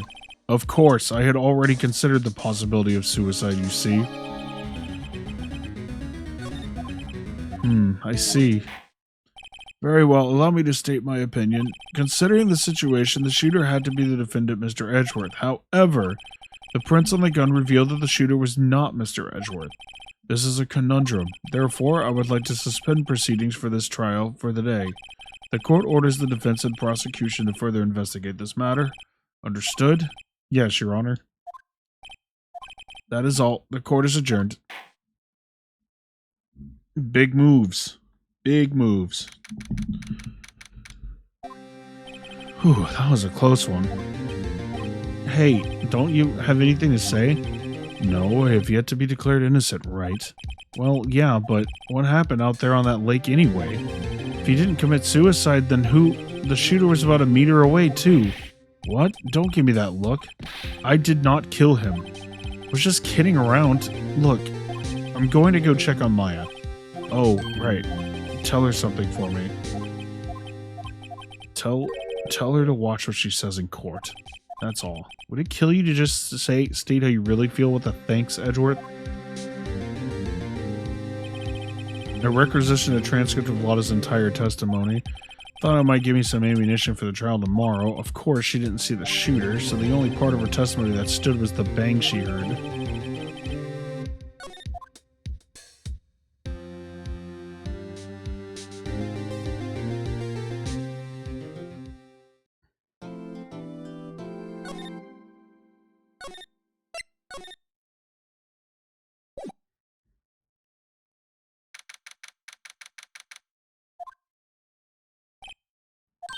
Hey, Nick, it's you. I'm glad Mr. Edgeworth made it through the day okay. It's a relief. Hey, why'd you do that anyway? I don't know. I just knew I had to do something. I know I'm not the lawyer my sister was. I'm sorry. Well, you did save the trial. Just behave from now on, okay? Alright, it is quick break time. I'm going to run and get some water, use the facilities myself, and I will be back. I did not realize the first part of that chapter was an hour and a half long. Like, holy shit. So I will be back.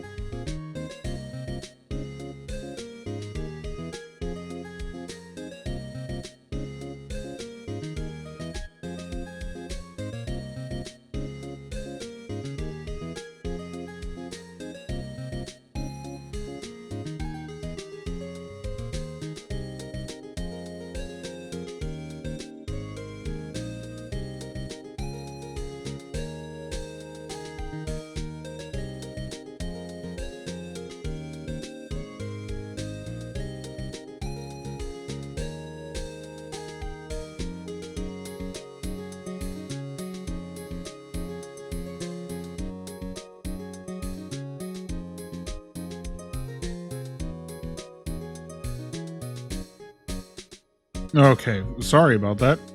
That took way longer than I was expecting. Like, I was expecting to be back before my controller died, or turned off.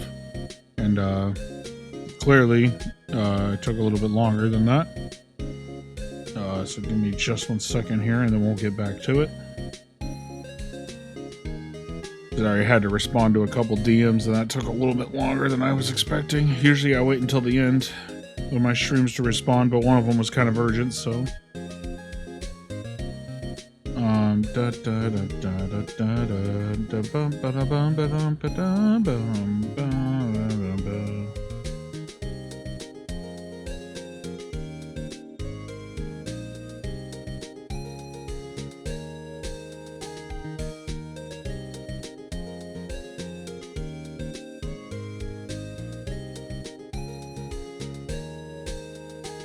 Alright, let's go.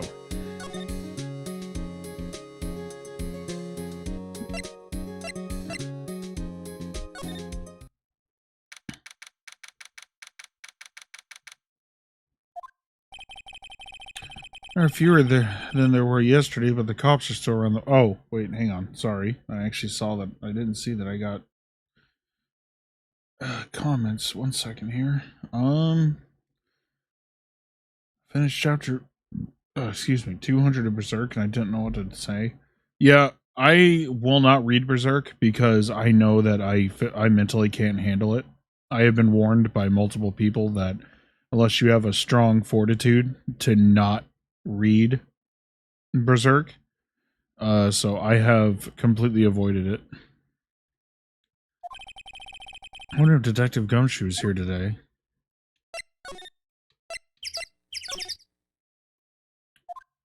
Haven't seen Larry around today at all. Probably off paying through the nose on a date with that lovely Keonce.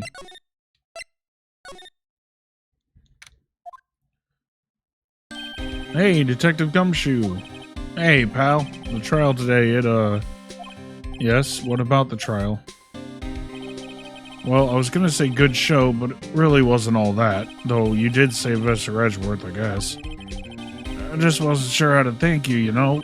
So, thanks. Detective Gumshoe? Any idea what strategy Von Karma is planning for tomorrow?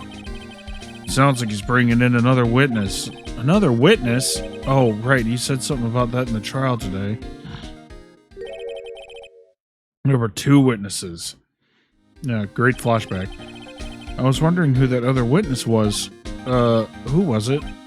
Sorry, pal. As much as I'd like to, I'm not at liberty to divulge that information. Right. Oh, right. I wanted to ask you something about Mr. Edgeworth.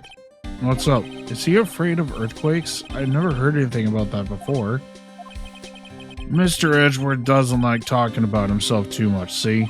But there's one thing that's clear as day. Him hating crime the way he does, and him becoming a prosecutor, and him being scared of earthquake, it all started with that incident. The DL6 incident? Yep, that's the one. 15 years ago, when he saw his father shot before his very eyes. He still feels the pain now, you can see it in his eyes. I wanted to talk to you about Maya. Huh? She's not out on bail yet? That's strange. I told him to let her go as soon as they had their report written up. Man, I don't know what would have happened in that courtroom today if it weren't for her. Seeing her get dragged out by the bailiff, I'll be honest with you, pal, I shed a tear or two. Mr. Edgeworth, he was so moved I saw his lip trembling. Really? Cold as ice Edgeworth? He really was grateful for what she did, you know? I'm going to head back to the station. I'll get the report on Maya and get her out of there as soon as I can. Thank you. Oh, wait. I was wondering, how much is bail going to be? Don't worry about that. Mr. Edgeworth is posting the whole amount. What? Edgeworth? Didn't I tell you? He's grateful to her for what she did. Alright, pal. Well, don't forget to go pick her up, okay? Maybe I can get Edgeworth to pay this month's rent, too.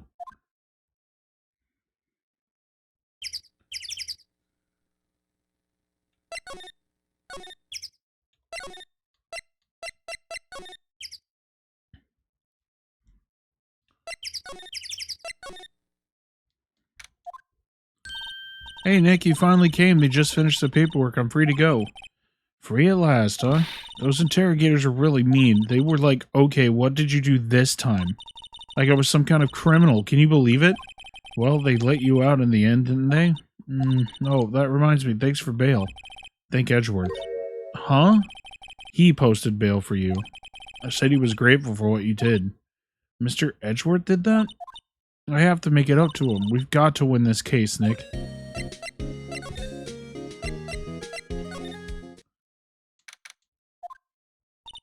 There aren't many cops around today, are there? Probably back at the precinct working up the case against Edgeworth. Hey, y'all. Hey, it's Lotta. Y'all really did it today. What did we do now? No, I'm not complaining. See, I did a little thinking, a little self-reflection, you might say. I realized that being a witness is a mighty big responsibility. But I just went up there and started blabbing any old thing that came to mind. Lotta. So you see, I want to make it up to you all. Make it up?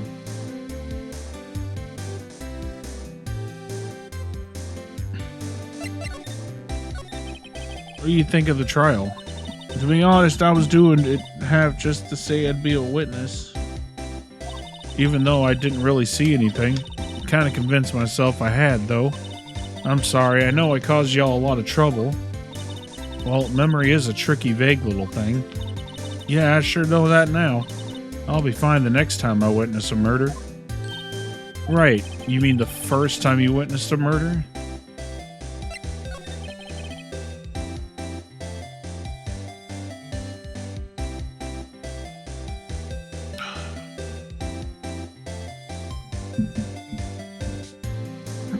What about Gordy?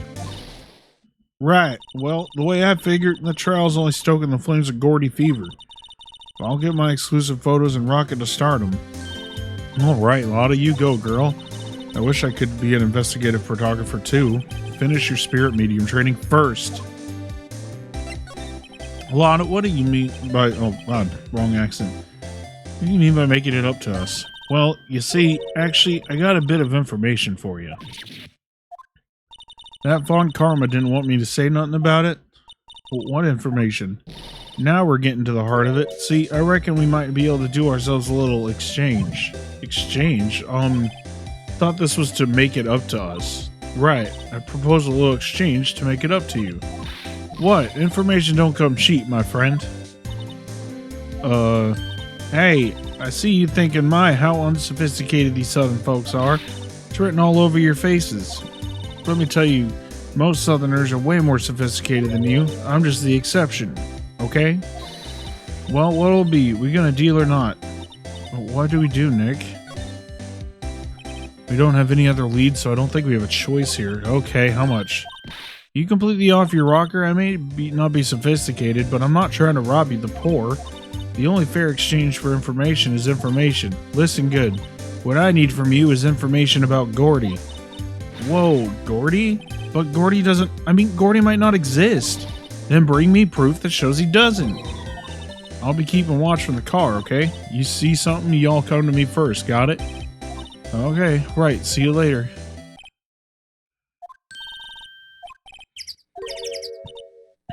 What about Edgeworth? Search for Gordy for him, Nick, don't you get it? Okay, and how exactly do we search for a make-believe monster? Maybe we can find a monster myth specialist?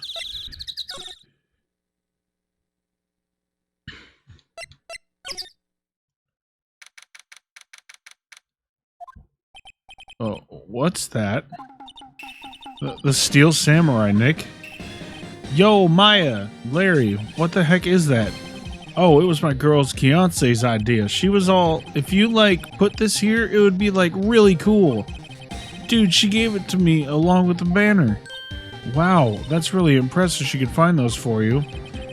Well, she knows a lot of people, and that show's finished now, so she got them for free. Right. Yo, Nick, what happened with Edgy? Well, we made it through the first day in court all right. I don't know how good our prospects are from here on, though. Huh. Hey, Larry, do you know Mr. Edgeworth's secret weakness? He's terrified of earthquakes. He acts like a little boy. Huh? That's weird. I don't think he was ever like that in school. No? Really? Well, we're only in the same class for a little bit. He transferred schools pretty quickly. Transferred? Right, when the DL6 incident happened. Doesn't look like Larry knows about it, though. Hey, Larry, when did you get that big thing? Oh, the big guy? Had that for about a month, yeah.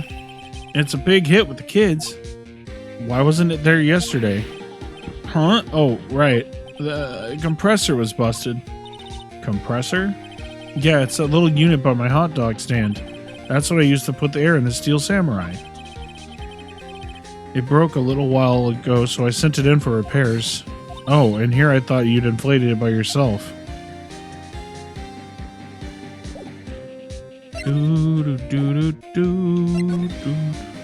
Yeah, Keonse. I don't think we ever meet his girlfriends in the entire series. I don't think we ever do.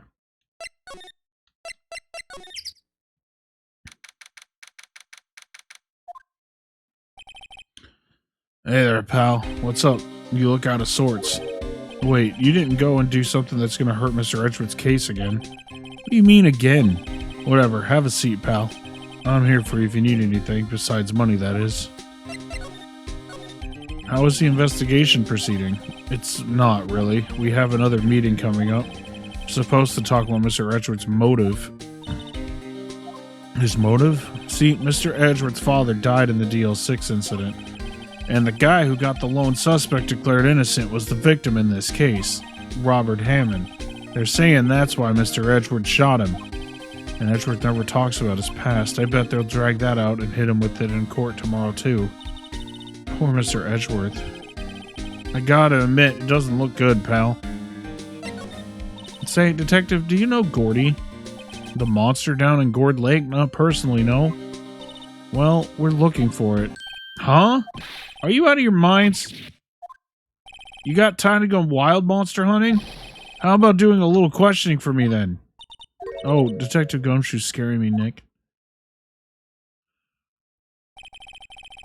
Told Detective Gumshoe about the deal with Lotta. Nick, try telling him sooner next time.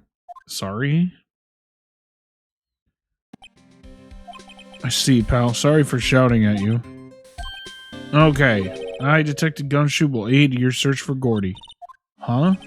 I'll loan you one of our newest secret weapons for finding evidence. Really? You can take whichever one you like.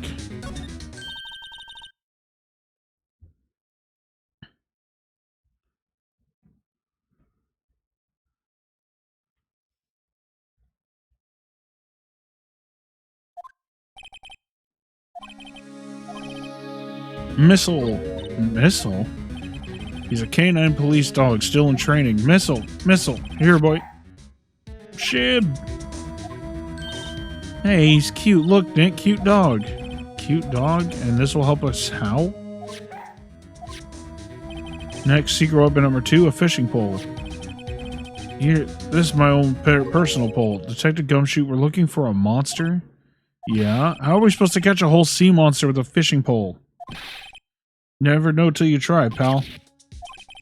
Okay, this next one's the last one. Oh, please, I'm already overwhelmed by your choices.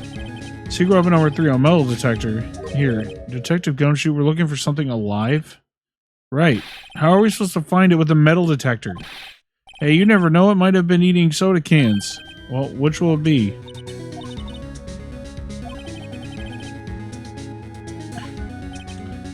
Oh, well, sure, it couldn't hurt to borrow one of them.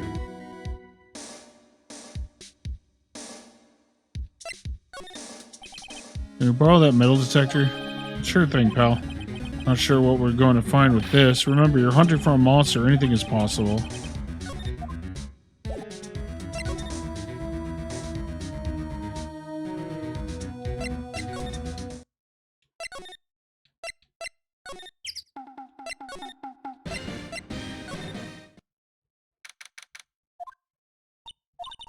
It's always so quiet here.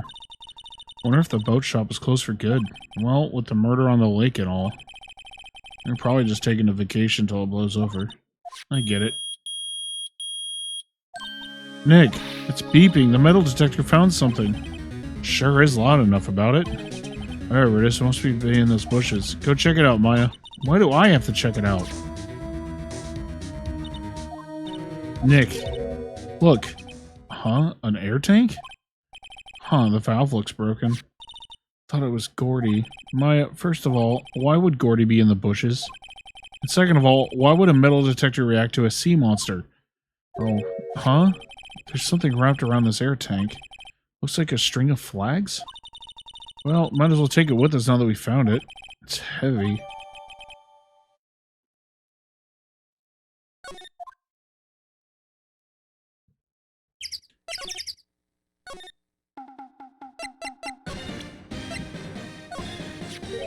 What? An air tank? What about it? Larry, I wanted to ask you about this tank. Say, is this air tank yours? Why would I have a thing like that? Look, see how there's a string of flags around the tank valve? It's just like the string of flags around your steel samurai there. Must be a coincidence. There's strings of flags everywhere these days. Like elementary schools. And used car dealerships. Look, why would I need a tank anyway? You used this to inflate that, didn't you? Inflate what? What else? The big puffy steel samurai. Now, why would you go asking me a question like that? Looks like I hit the nail on the head. Right. Actually, see, the compressor I always used was on the fritz, so I tried using the tank to inflate it just once. And, it didn't go so well, as I suspected. It didn't go so well? Yeah. Do you think you could be a little more specific? Come on. Look, it's embarrassing, so I don't really want to talk about it. Tell us. Fine. Whatever. It's like I said, the compressor was busted. So I took the tank and tried to fill the steel samurai up with it. And then the valve busted open and made this incredible noise. Then the tank there took off like a rocket. And it took my poor deflated steel samurai with it. What? Off into Gourd Lake? It scared me out of my gourd, that's for sure.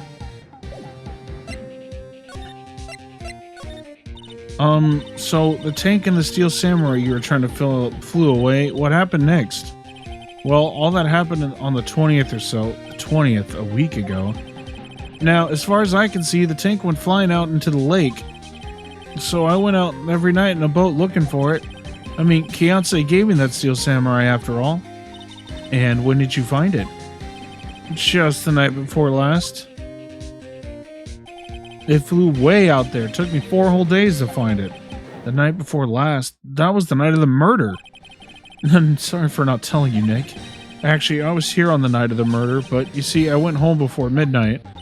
So you didn't know about what happened. No, that's too bad. It's not all bad. We've solved one mystery at least. A mystery? Maybe we should go and tell her.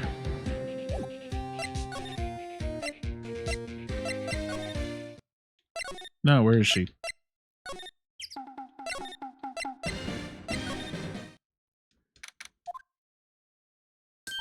Hey, y'all. Well, y'all find anything out about Gordy? No, nothing. Well, keep moving. It gets cold out here at nighttime. It's a little chilly. I think I have to sneeze. Whoa, no you don't. No sneezing.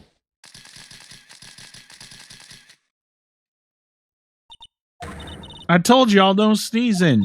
See, I set the camera to respond to things a little bit softer than a bang. It'd trigger on one of Von Karma's finger snaps now. Oh, I'm sorry. Well, sorry's nice, but what about my film? Nick, pay the lady.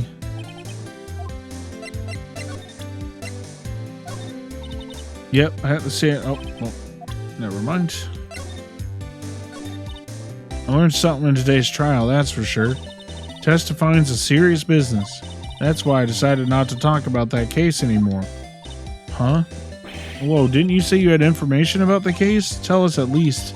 Like I said, I'll trade it for the dirt on Gordy. Well, Mr. Lawyer, I've got the info y'all need. Y'all got the scoop from me on Gordy yet? Lotta, there is no such thing as Gordy. What? How can y'all be certain? Y'all got some proof Gordy don't exist? The proof that Gordy doesn't exist? Of course I have proof. No lawyer worth his badge would make a claim without the proof to back it up. Here's the proof that Gordy doesn't exist. Larry's air tank? What are y'all doing with an air tank? This is Gordy. Excuse me? What exactly are you saying, Nick? There's a stand near here, a hot dog stand. There's a giant inflatable samurai doll there. About a week ago, an idiot who happens to be a friend of mine tried to fill it. He used this air tank, and when the valve blew, the tank flew into the lake. Apparently, it made a pretty loud bang when it flew. A bang? The tank, along with the still deflated samurai, fell into the lake. At the same time, the couple was taking a photograph of the lake. This photo. Wait, so you're saying that Gordy is really the Steel Samurai? Well, that's a fine way to ruin a gal's dreams. Sorry, Lotta. Nah, it's okay, you win. I'll give you your info like I promised. So tell us this information you have. A promise is a promise, I guess. I overheard the cops around here saying something about the witness tomorrow. They said that he's the caretaker of that boat rental place up the path here. Boat rental? There's someone there? I mean, it looks so deserted. Just an old guy living all by himself. Y'all should go check it out. Thanks, Lotta. We will. Let's get cracking, Nick. Hold it. Something else? Yeah, the night of the murder, my camera clicked twice, you know. Wait, so you have another photo?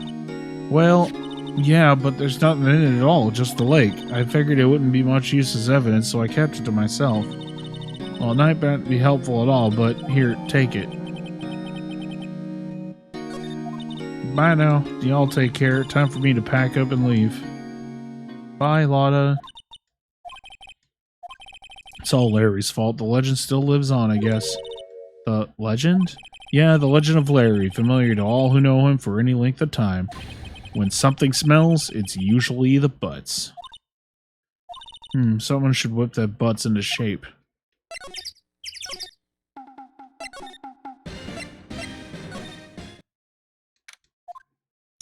Hey Nick, this is the boat shop that Lotta was talking about. You're right, doesn't seem to be anyone around at all. Well, let's go check it out anyway.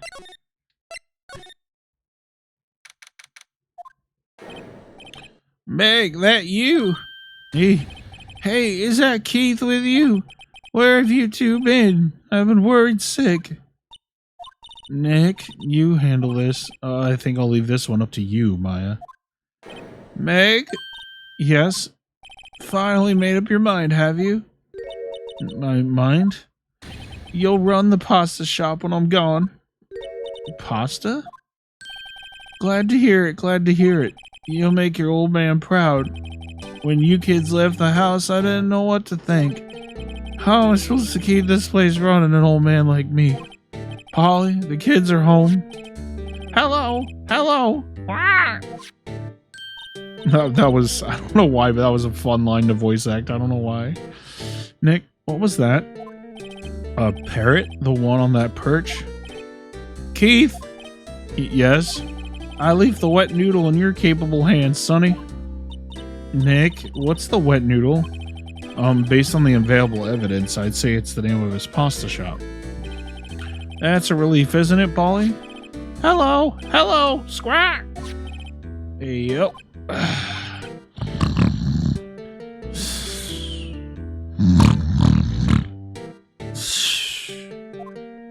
He fell asleep.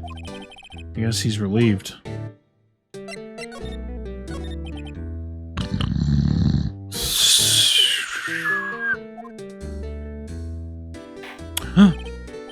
A pasta shop? Hey, yep. I think the wet noodle will live on when I'm gone. My father started it, you know, so that makes you the third generation. Meg? Yes? Tomorrow we'll start with the secrets of dough tossing. Dough tossing?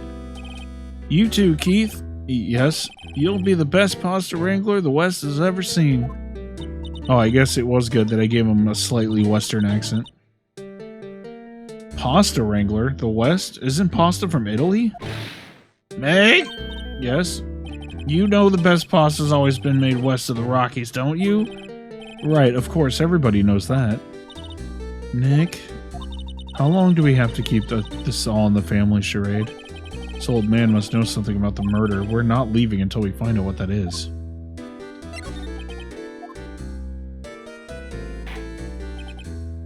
This is a boat rental shop, right? What are you talking about? This here's the place, the palace, rewind? This here's the palace of the pasta, the wet noodle. No, now you mention it, we haven't gotten many orders for spaghetti lately. All the kids come up and say, yo, dude, you want to ride one of your boats? That's why I keep them boats out there. Youngsters these days, darned if I understand them. Pretty confused myself. Nick, this isn't going anywhere. This old man's the witness tomorrow, right? We've got to find some way of getting information out of him.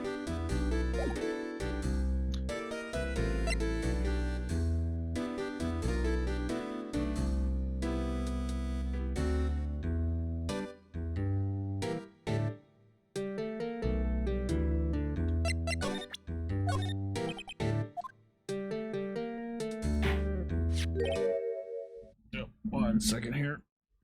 My model's gonna go either it's gonna go static or it's gonna go insane. 1 second. Oh, went static. Good. Nope, it's going insane.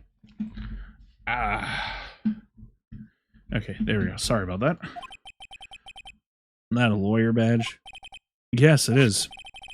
I don't believe it. This old guy is the first person to recognize my badge. I get it. Huh? Yep. Got you figured out now. You're not Keith. Nick, now's our chance to clear things up. Sir, no, I'm not Keith. And I'm not Meg either. We're here to investigating a murder that took place on this lake the other night. Please help us. A lawyer, huh? Please, mister. Alright, I'll help, but on one condition. What's that? When this case is over and done, you'll run the wet noodle. Okay, we promise. Nick, are you sure about this? Hey, anything to get this case solved. Also, who wouldn't want to eat Phoenix noodles? That... Honestly, Phoenix Noodles sounds like a super spicy pasta shop, and I would love to attend. That's my boy. Good for you, Keith. Wait, didn't I just say... You too, Meg. Yes? You bring a tear to your old man's eye, you know. Now, what was that you wanted to know? Speak up, Polly. Hello! Hello! No, he's talking to the bird again. How do we get him to talk to us?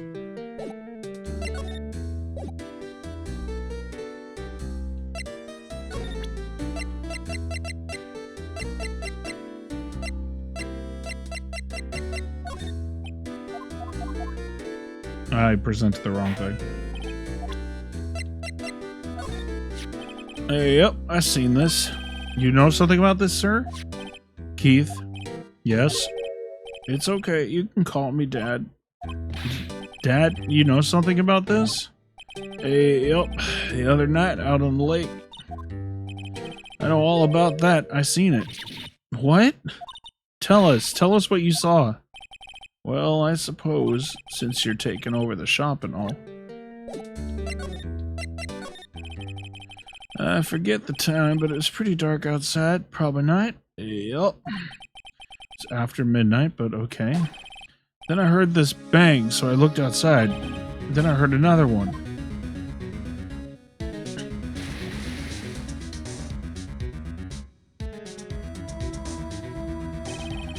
A little while later, this boat came back. A young man walked by my window here. He was muttering something to himself. Yep. What did he say? Yep. I forgot. I'll remember tomorrow by court time, promise. We need to know earlier than that.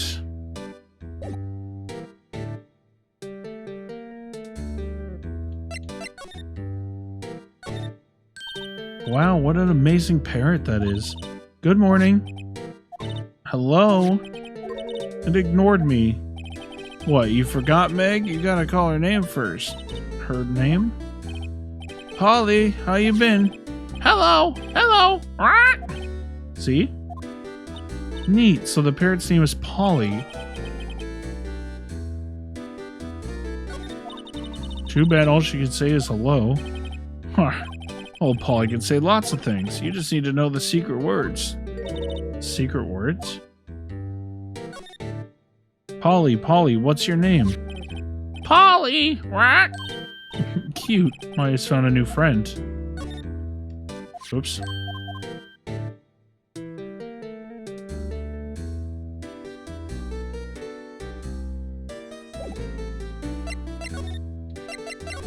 Oh, whoops.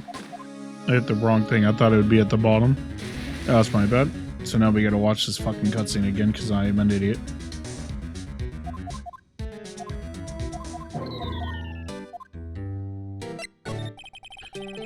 My memory's gotten worse of late. That's why I just tell everything important to old Polly there.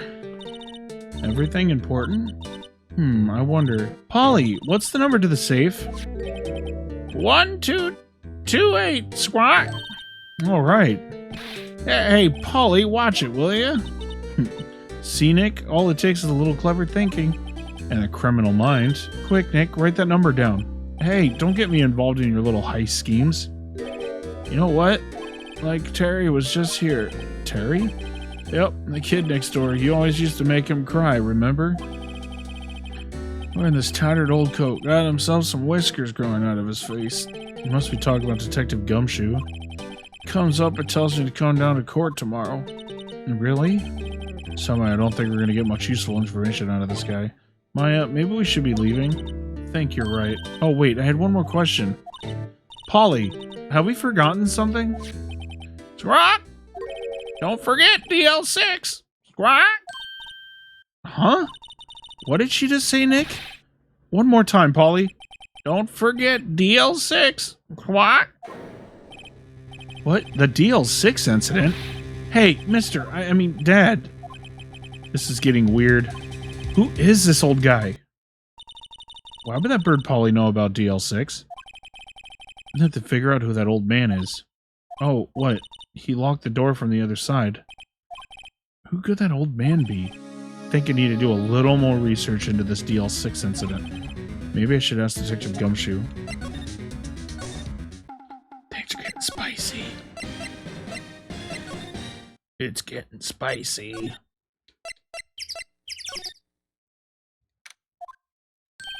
Hey, pal, long time no see.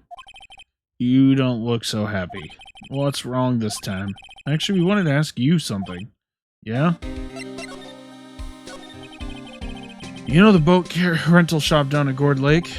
Oh yeah, the old man who runs it is appearing as a witness in court tomorrow, right? Huh? How'd you... that was supposed to be top secret. Do you know who that old man is, Detective? Actually, I don't. He's a bit of an odd bird. Haven't been able to get a straight answer out of him. I decided first that he wasn't persuasive enough to stand and testify as a witness. That's why we called Lotta Hart yesterday. As for who he is, we have absolutely no idea. Sounds suspicious. Detective, please help us. Huh?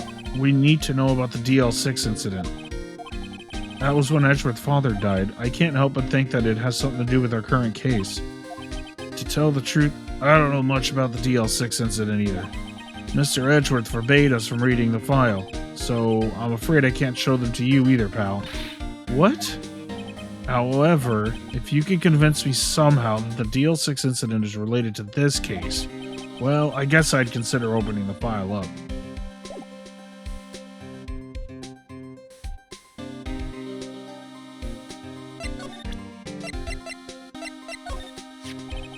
What's that, a parrot?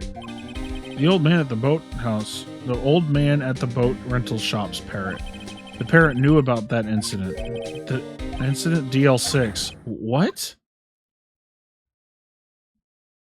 Yeah, we saw this. We don't have to. Pretty sure that old man must have taught her that word. Yeah, but how would the old man know about the DL6 incident? Wait, what if that old man was connected to DL6? Nick, you think he might be? I get you. Sounds like you need information on the DL6 incident. Through there is the station's records room. I'll give you special permission to go in and find what you need. All right, way to go, Detective Gumshoe. Okay, to the records room. Guess it's time we face Edward's past.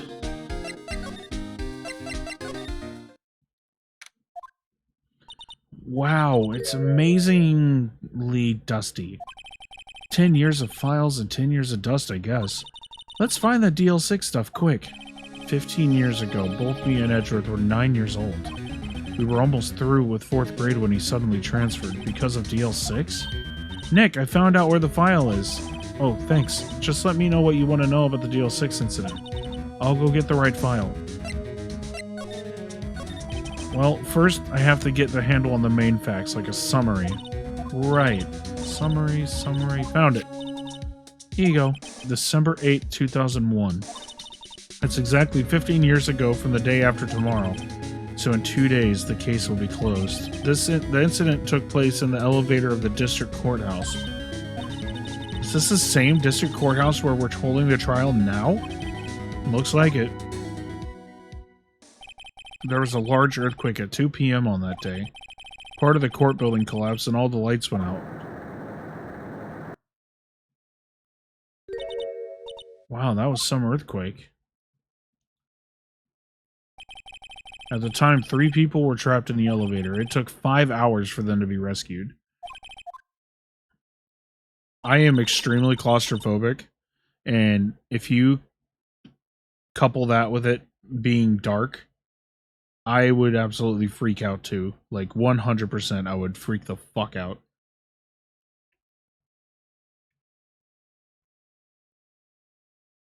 Yeah, I'm freaking out. Oh god. There's a lack of oxygen in the elevator and the survivors were unconscious. The survivors? One of the 3 in the elevator had been shot in the heart. That was Mr. Edgeworth's father, wasn't it? He said that his father was shot before his very eyes. So Miles Edgeworth was one of the other passengers in that elevator. Do you have data on the victim, Edgeworth's father? Yeah, hold on. Victim. Here, found it.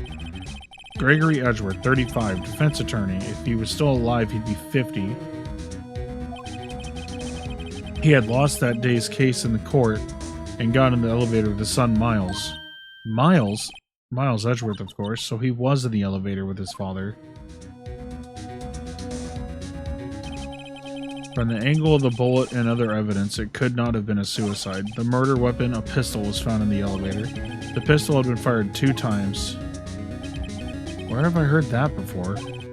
Huh? It sounds like this current case. What is going on here? Got any data on the suspect in there? That would be the guy that my mom got arrested. Hold on, this is it. The man arrested as a suspect in DL6 was Yanni Yogi? He was a clerk in the court, apparently. So he must have been the 3rd person in the elevator. Well, then he had to have done it.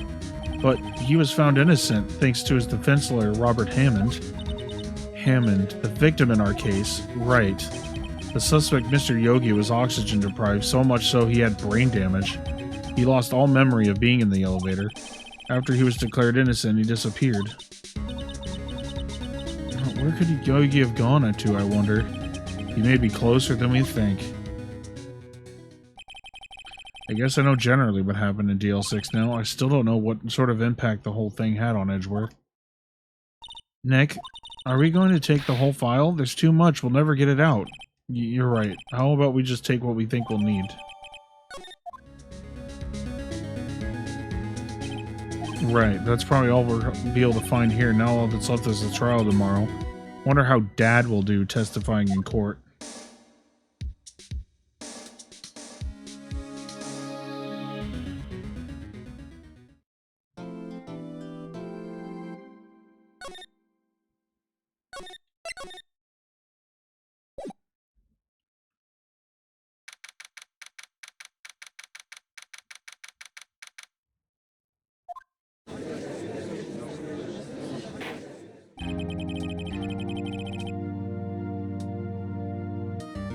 Court is now in session for the trials of Mr. Miles Edgeworth. The defense is ready, Your Honor. Very well. Apparently the prosecution is also ready. Who is the judge here anyway? Mr. Von Karma, your opening statement. Very well. No opening statements, so... Not so fast, Judge. I was taking a meaningful pause before speaking. Right, of course. A prediction. Today's trial will end 3 minutes from now. No, I get sleep paralysis sometimes, and it's absolutely terrifying. Like, actually, recently I fell asleep on a couch. I usually can't fall asleep unless it's in my own bed, because I use a CPAP machine to sleep. So if I fall asleep without using my CPAP, and I try to wake up, like, my whole body feels paralyzed. Like, it's really bad. Mr. Von Karma, what is the meaning of your statement just now? Bah, must you question everything? It'll be over in 3 minutes. We have no time to waste. I call my witness now. Right. I call my witness, my decisive witness, to the stand. It's that mysterious boat shop owner. Witness, state your profession.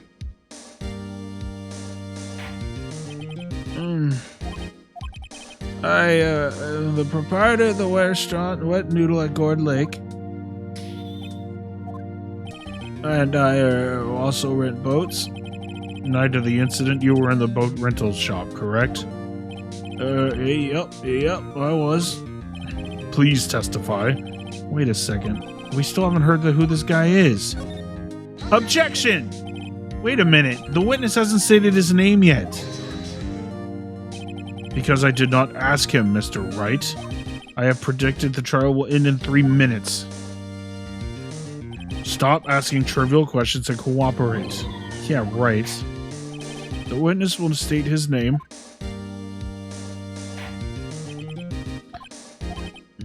Well, I'm not really sure, yep. What do you mean? My, memory... Your Honor, the witness does not remember anything beyond the last several years. Ergo, he cannot recall his own name. He can't recall, you say? Yes, but the incident in question took place 3 days ago. He can testify. Very well, let's hear his testimony then, shall we?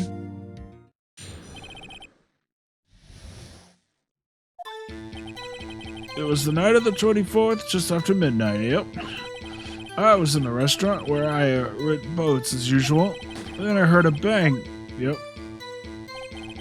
When I looked out the window, I saw a boat just floating in the lake. Then I heard another bang. Just about... Ah! Help me! I'm on the floor! Durgan boy! Thank you so much for the raid! Welcome in, raiders. How is everybody doing? Yeah. Thank you for the head pats.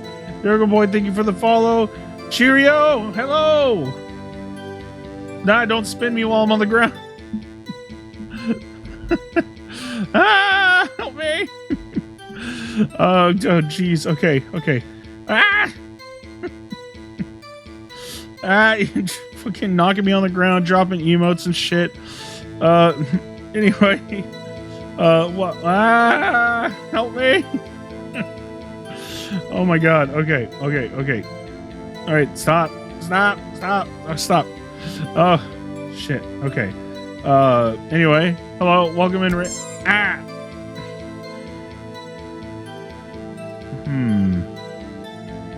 Anyway. Welcome in, Raiders. Thank you. Thank you for giving the little guy some water. I appreciate that. Welcome in, Raiders. My name is Casper Rain. I am a bunny VTuber. As you can see by the little floppy ears. I play a variety of games, ranging from retro to modern. The only games that you probably will not be seeing me play on this channel are probably Battle Royale games, like Fortnite, Apex, stuff like that. Super Animal Royale might be a exception. There is another streamer that I have played that game with, and it's actually quite cute and fun. But for the most part, I usually do stay away from FPS games. That is like the one genre that I do stay away from. So if you like hectic ass schedules and short and long streams and comfy vibes and really bad voice acting, you have reached your destination and you may disembark at any time.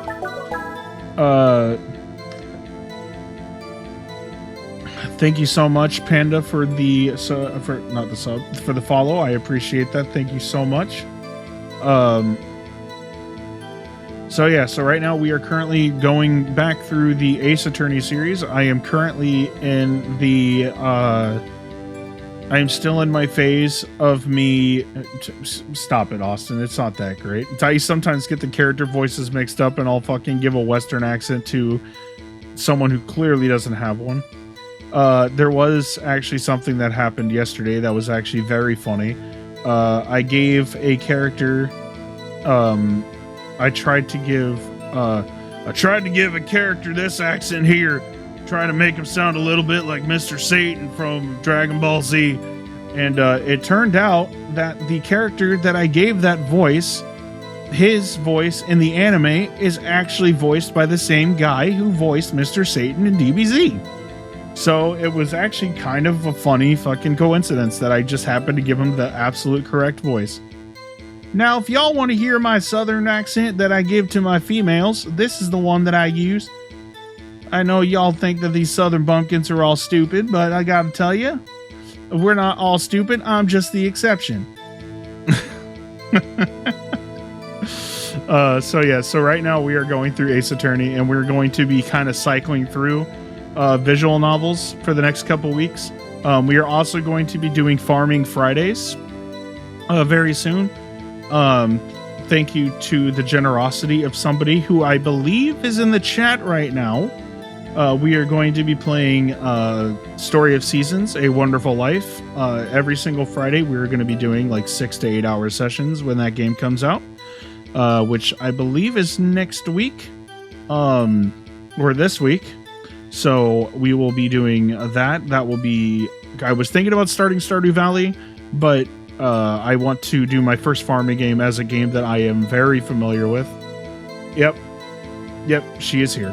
She is 100% here. I thought I was 100% positive that was you. So we will definitely be playing that. But yeah, right now we're cycling through visual novels. I'm also a very ADHD streamer, so sometimes I go off on tangents and they kind of get derailed from time to time, like what just happened there. So sometimes you'll hear my super hectic, like, motor mouth voice. If the chat is active, I am active. Like, that is just how I am. So anyway, see, I just went off on a tangent again. We're cycling through 3 visual novel series that I absolutely love. So once we are done with Ace Attorney 1, we are going to be doing the Zero Escape series. We will be playing 999. And then we are going to do Danganronpa Trigger Happy Havoc. And we're going to cycle through those games. And then once we're done... So basically, once we're done with Ace Attorney 1, we're going to play 999. 9 hours, 9 doors, 9 something. I forgot what the exact title was. And then we're going to do... Once we're done with that, we're going to play Trigger Happy Havoc. And then we're going to come back and play Justice for All, which is Ace Attorney 2, and then we will play, we are going back to Zero Escape, and we will play Virtue's Last Reward, which is 100% one of my favorite visual novels of all time. Like, of all time. Virtue's Last Reward, it is so good, and I'm really glad I only have to voice act the main character in that game, because he's the only one that doesn't have a voice actor, so that actually works out really well for me. Unfortunately, they are not first place. I really wish I could erase my memory and play these games again, but I am very familiar with this series.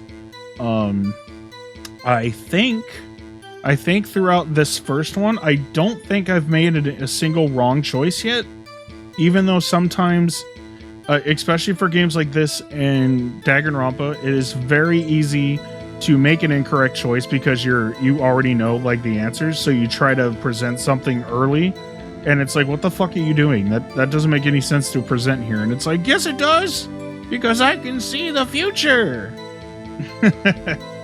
So but those aren't the only visual novels we're going to be playing. We're going to do this, and then we're going to do 999. However, Rain Code comes out in 5 days. So once we are gonna have time to finish 999, because 999 is kind of short. 999 I think will only take 2 streams. So we should have enough time to finish this, the last 2 cases of this, which we plan on doing tonight. Start 999 tomorrow, and then when Rain Code comes out, we are going to be streaming the whole fucking thing. And that's all I'm streaming until we finish it, because I'm going to try my best to avoid spoilers. That is why I canceled my special edition, because Spike said, oh, we're going to have to wait 2 weeks for the special edition because of some shipping error or something. So I actually had to cancel my special edition of that, and I was very sad because I wanted that little ghost plushie. But nothing I can do. I'm not waiting 2 weeks to play a Danganronpa style game. I'm just not, because the spoilers are going to be abound everywhere. That like 24 hours after that game comes out, I guarantee you people will be having the ending spoiling on Twitter. I've already got like Rain Code and all that shit muted on my Twitter account, so I can't see any of that stuff. And I fully agree that the 999 series, the Zero Escape series, can be very, very difficult. There are some puzzles, especially in Zero Time Dilemma, which are near impossible to figure out. There's one puzzle in particular that I'm thinking of right now. I'm not going to say what it is, but it has to do with cards, and it is very difficult. There's like these little blue cards that you have to enter into a machine, and there's a lot of math involved, and as someone who is mathematically challenged, that is, not something that I'm very good with. So yeah, that is, it's not easy for me at all. Yeah, exactly. Not something I look forward to. I definitely do keep track of some certain things, for sure. My stream manager just died on me. 1 second here. But my stream didn't die. Are we still live? Okay. Yep, it was just my stream manager that died. Okay, we're still good. Okay. But yeah, so let's go ahead and we will get back into this game. Thank you so much for the raid. Thank you for the follows for those who just followed. And welcome in. Also, since we do have a couple new people here, this is not my normal model. This is the model. Oh shit, I've actually been sitting here long enough that the screen dimmed. I will actually pull up my normal model real quick just to show everybody what my normal model is. So give me 1 second here, because I do want to show off what my normal model looks like. This is normally how I'm dressed. I wanted to be presentable for court. That is why I was dressed up in like the button up and the Naruhodo Ryunosuke outfit. Because we will be playing Great Ace Attorney Chronicles at some point, and that outfit that I was just wearing perfectly matches his, and that is why I chose that. And yes, this song absolutely slaps. The OST in Ace Attorney is one of my favorites, for sure. So we're gonna get dressed back up again for court real quick. Give me 1 second while I switch back over to my attorney attire.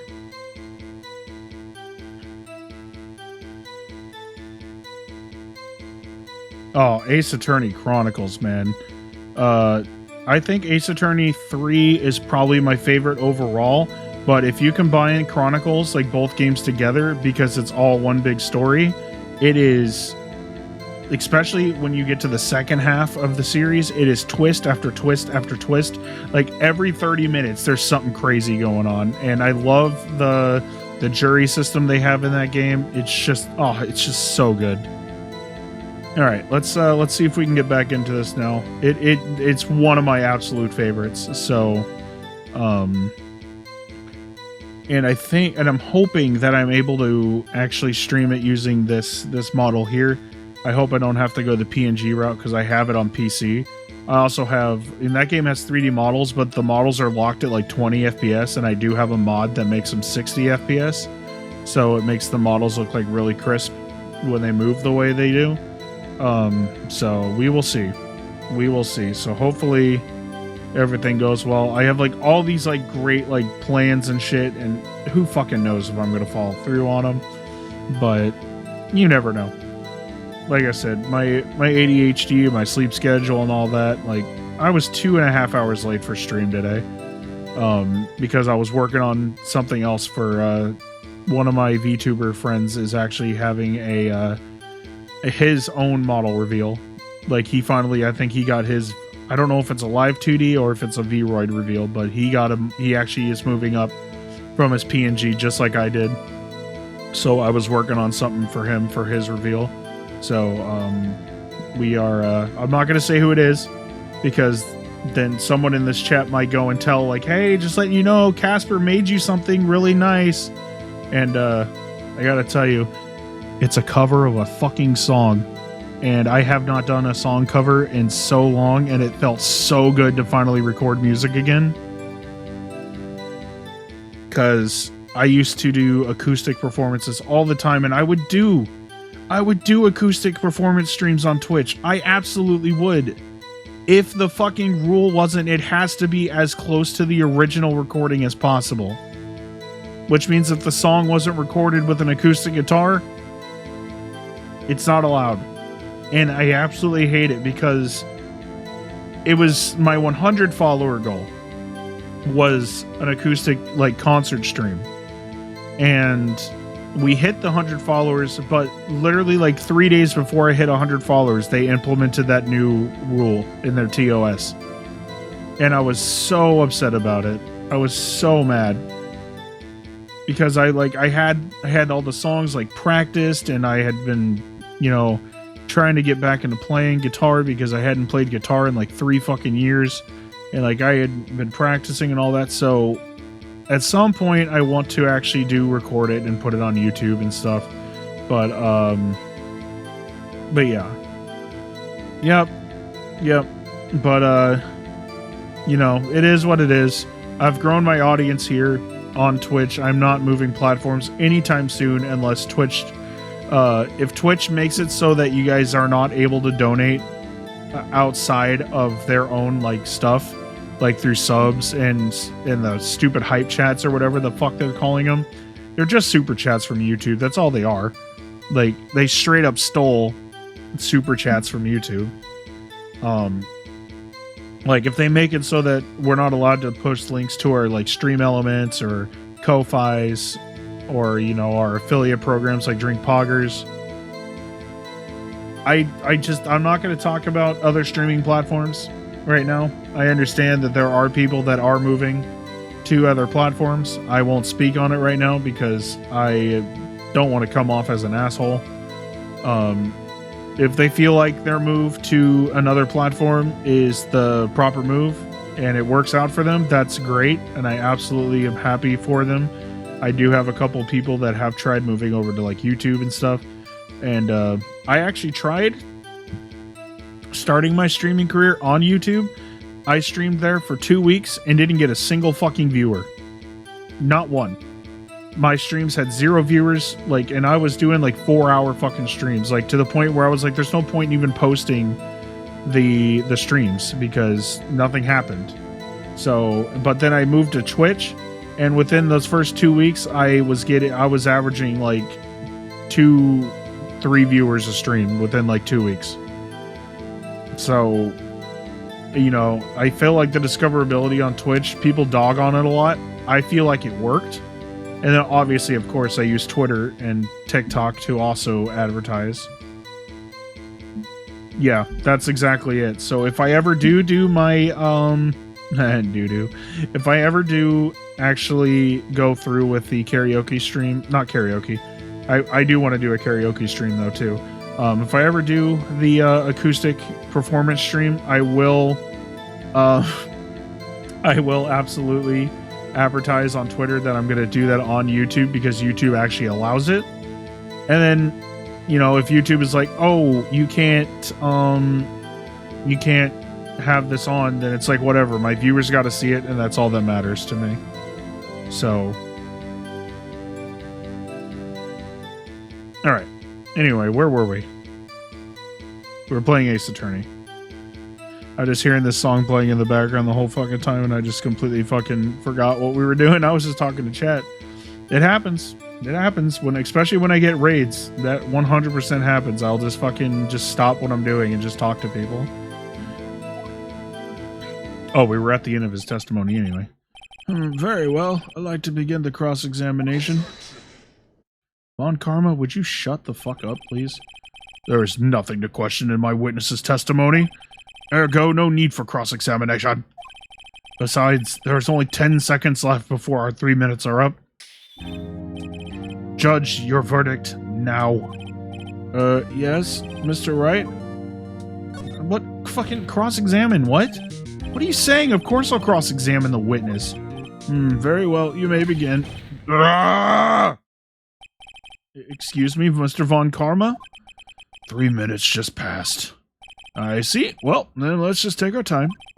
You may cross-examine the witness.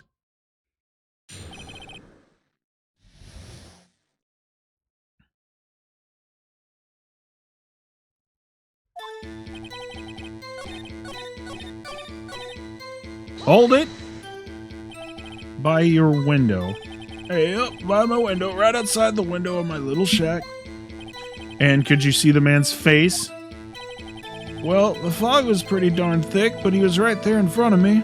I saw him. That's a rather important detail. Please add it to your testimony. I have a bad feeling about this.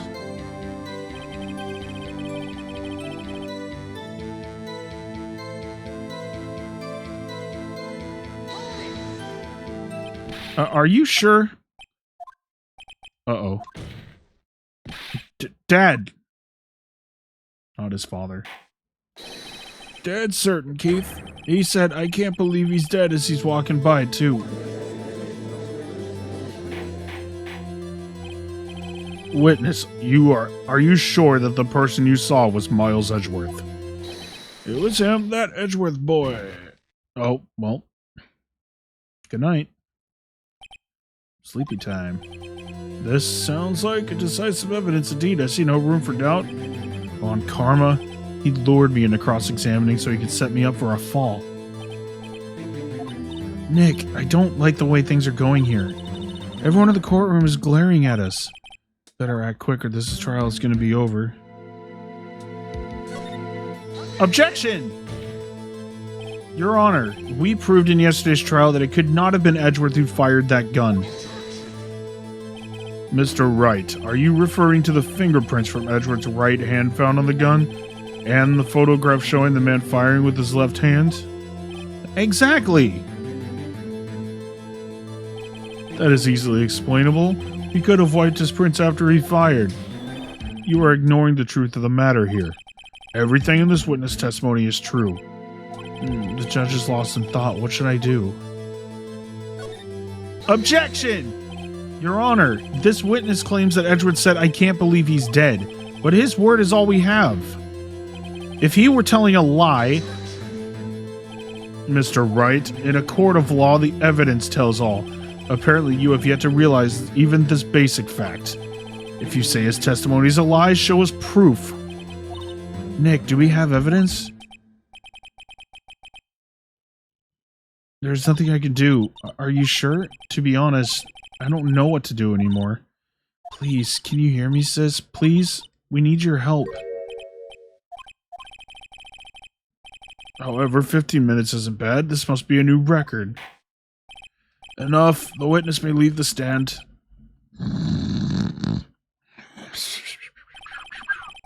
The court sees no reason to further prolong this trial, nor is there any need for more time to decide the case against the defendant. This case is extremely clear. I see no room for misinterpretation of the facts. What? No! This court finds the defendant, Mr. Miles Edgeworth.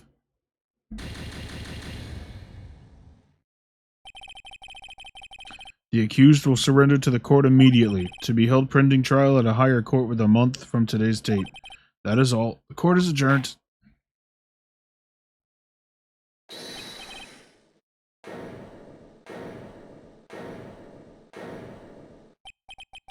Who is that just now? Huh? Ah! Larry? What are you doing here? Listen, you gotta listen to me. I was there in the park the night of the murder. I wasn't sure about it until just yesterday, but today I remembered it. Remembered what? The gunshot. I heard it too. Order! What is the meaning of this? The verdict has been decided. I call for adjournment. One moment, Mr. Von Karma. So you say you heard a gunshot? Yeah, I did. A gunshot that night. I was sitting here in the audience listening to the testimony. Then I realized something he said was different from what I remember. Anyhow, I can't just sit by here and let you call Edgy a murderer. It's just not right. I'll testify. Let me testify. Order? Well, this is the first time something has happened like this in my court. I'm not quite sure how to proceed. Judge, you've already given your decision. The trial is over. Nick, this is it. Larry's given us his final chance at this. If only it wasn't Larry, he could make things even worse. Mr. Edgeworth was just declared guilty, Nick. He doesn't get any worse. You're right. Okay. Your Honor, if there is another witness, it's our duty to hear him speak. Right here, right now.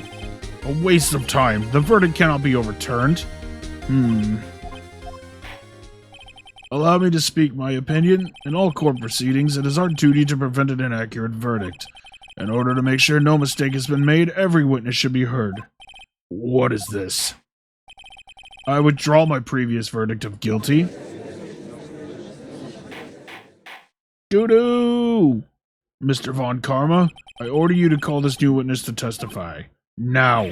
What? What? You dare? The court will adjourn for a 5-minute recess. After that, we will hear this new witness. Court is adjourned. Dokie dokie.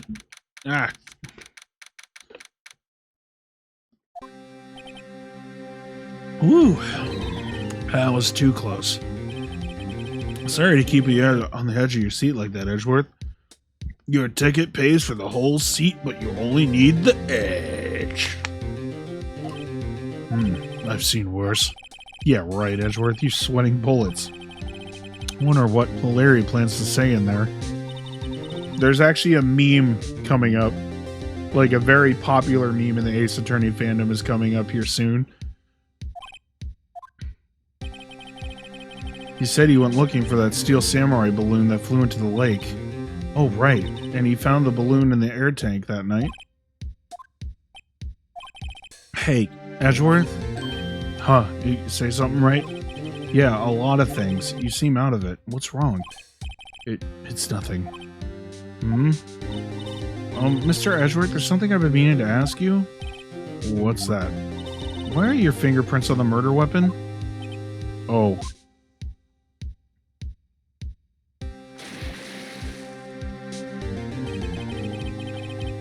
When you fell into the lake, I went into a daze. I couldn't understand what had happened. I couldn't think straight. Then I saw the pistol lying on the floor of the boat in front of me. I picked it up without thinking. I didn't have a reason, really. I see. Right. Yeah, this might be our chance. Our chance? Von Karma has only ever run perfect trials. Perfect trials? Perfectly prepared witnesses. Perfectly complete evidence. That's the secret to his success. This is the first time he's ever had to deal with something unexpected. He has to let someone he hasn't even talked to testify before the court. And that someone is Larry. Of all people, it's fucking Larry. Oh my god, he just ran in. Leroy Jenkins. Oh my god, he just ran in. What are you getting at? It's like his testimony will be... Likely his testimony will be full of holes, right? That's right, Nick. No 10-minute trial this time. We'll milk this one for all it's worth. Hey, it was 15 minutes. Everything's on Larry now. Everything is up to Larry.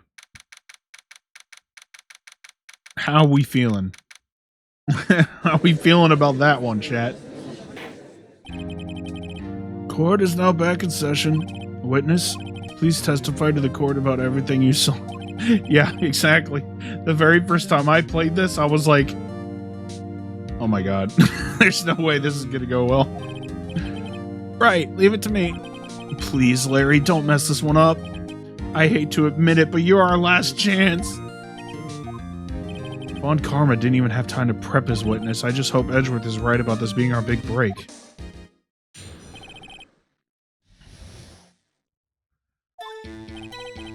That night, I was on the rewind. That night, I was out in a boat on the lake. I was looking for something and found it, so I quietly slipped the boat back in the rental shop dock. Then, just as I was thinking about going home, I heard this bang. It looked out over the lake, but I didn't see a boat. So after I heard that single gunshot, I went home. That was an unusually vague testimony, even for this court. In any case, Mr. Wright, you may begin your cross-examination. Yes, Your Honor. What's wrong, Nick? It's Larry. I have no idea what he's going to say if I press him. I'm a little scared. Well, we've come this far. There's no way to go. No way to go but forward.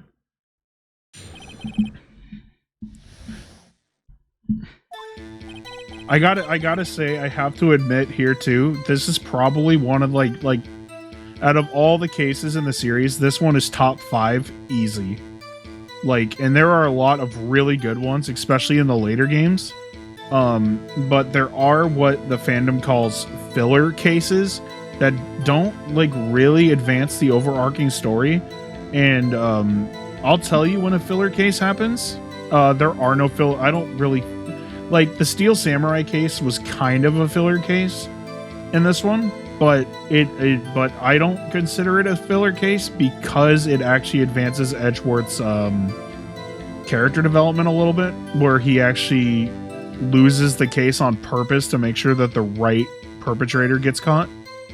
So I don't really consider that a filler case per se, but the next game, Justice for All, has a couple of those filler cases, and it's kind of upsetting. But the third one does not, and the third one has some of the best cases in the series. So, but I think once we actually do all the cases, I said it again. We'll do like a tier list. We'll do like a community tier list of what our favorite cases were.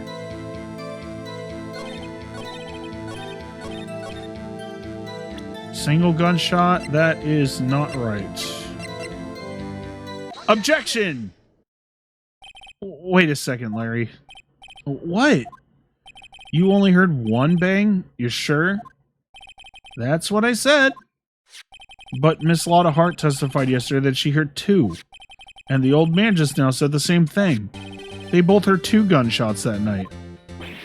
Huh? Were you even listening? Were you paying attention at all to what they said? Yo, Nick, please. Huh? You know, something's been bothering me. I'm a witness, see? I'm like a customer here. So you gotta treat me nice and stuff, okay? Mr. Butts? What? You only heard 1 gunshot. Are you sure? Well, to tell you the truth, I'm not sure. Eh? Not sure? How could you not be sure? Yeah, well, I might have missed the other gunshot.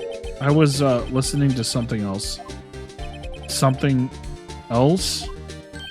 My radio, dude, with my headphones. What? Order, order, and stop that booing.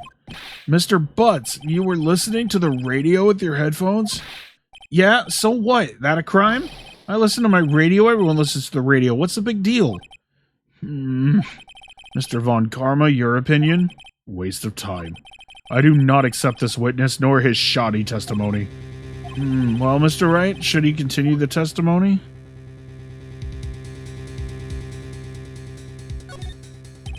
No, I think I heard enough. This is all too embarrassing. In fact, I think we've all heard enough. What are you thinking, Nick? If you stop now, Mr. Edgeworth will be found guilty. I did not mean to choose that. I thought the top option was the one that said continue. We have to turn this trial around now. Your Honor, please allow this witness to continue his testimony. Nothing is more pitiful than a lawyer who doesn't know when he's lost. Very well, Mr. Butts. Please give your testimony and be sure you include details like your radio. Right, leave it to me. I wouldn't if there were any other way out of this, believe me.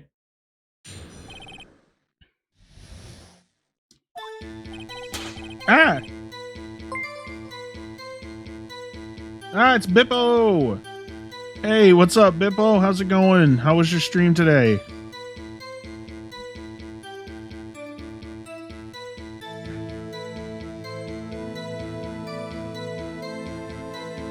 I absolutely love that it fucking yeets me whenever people raid me. It's one of my favorite features of this model. How's it going, Bippo? It's lonely being alone on Christmas Eve. That's why I was listening to an all-request radio... listening to an all-request show on the radio, see? I was listening to it real booming loud, like...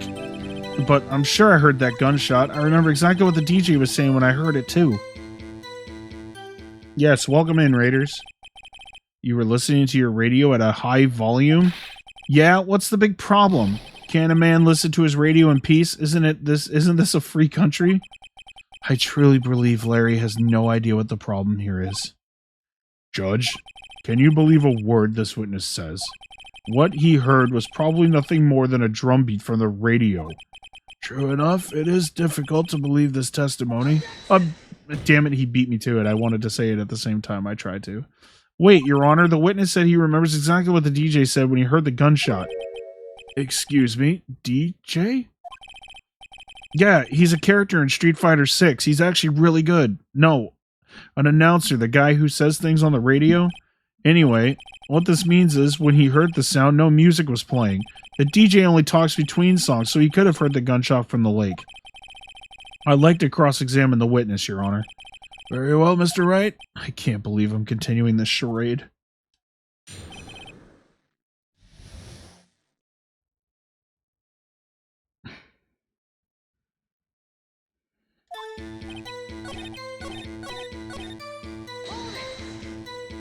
What did she say? The meme's coming up, everybody. Get ready. Mr. Wright, please cease these pointless questions. What possible good could knowing what a radio DJ said do us? Indeed, Miss Karma has a point. I'll allow the question only if you see some reason why we should care. We should care, Your Honor. Of course we should. Why? Well, how do you know if we don't ask, Fine, very well. Mr. Butts, please testify to the court. What was the radio announcer saying when you heard the gunshot? Just when she said, hey, it's almost Christmas, I heard the gunshot.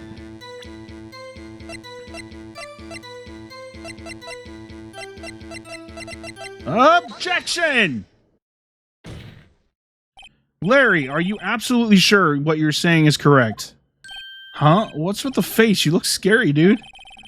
Hey, if you're trying to scare me, you better know I don't scare that easy. Is something the matter, Mr. Wright? Your Honor, did you hear what the witness just said? Here it comes, ladies and gentlemen. Here it comes. The DJ said, hey, it's almost Christmas when he heard the gunshot. Indeed, and? Almost Christmas means it wasn't Christmas. Do you realize what this means? When he heard the gunshot, it was still Christmas Eve. That would seem to be the case, yes. But he should have heard the gunshot after midnight. This photograph is irrefutable proof of this fact. Let's see what the time of this photo taken when the gun triggered Mrs. Hart's camera. 15 minutes after midnight on Christmas Day. This is a clear contradiction, Your Honor. Order! What does this mean? The two prior witnesses heard gunshots after midnight. However, this witness says he heard a gunshot before midnight. Judge, the answer is simple. The current witness is plainly mistaken. Just look at him. Suspicious. What? Well, Mr. Wright, what do you think about Mr. Butt's claim he heard the gunshot before midnight? Larry's not mistaken, Your Honor. He heard that gunshot before midnight. Intriguing. I'm assuming you have evidence for this wild claim? Show me evidence there was a gunshot before midnight. Take that! Look at this photograph. This was taken by our witness yesterday, Miss Lotta Hart, with her automatic camera. The timestamp on the photo reads December 24th, 11:50 p.m. Oh? But there's nothing on the lake in this picture. Your Honor, the real issue here is not why nothing is shown in this photograph. It is why this photograph exists at all. What do you mean? Your Honor, this photograph was taken by an automatic camera. That camera was set to go off in response to loud noises. Correct. There was a loud noise on the lake at 11:50 p.m. That is why this photograph was taken. In other words, when Larry heard that gunshot, it was most definitely still Christmas Eve. Indeed, it would seem that is the case. Then where does that leave us? Miss Hart testified that she heard the gunshots after midnight. Are you claiming she was mistaken?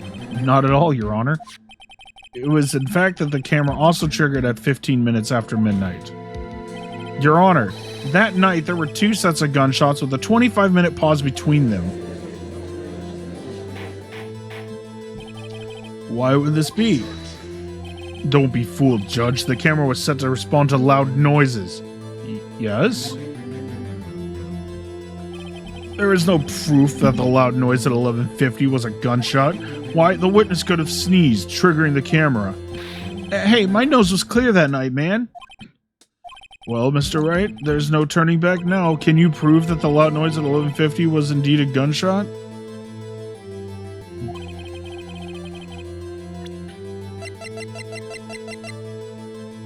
Take that. This is my evidence. The murder weapon? Something about this pistol was bothering me, Your Honor. Both of the witnesses who testified yesterday heard 2 gunshots. However, the murder weapon was fired 3 times. When, then, was the last shot fired? Only now have I realized the truth. That 3rd shot was the shot Larry heard just before midnight. Order!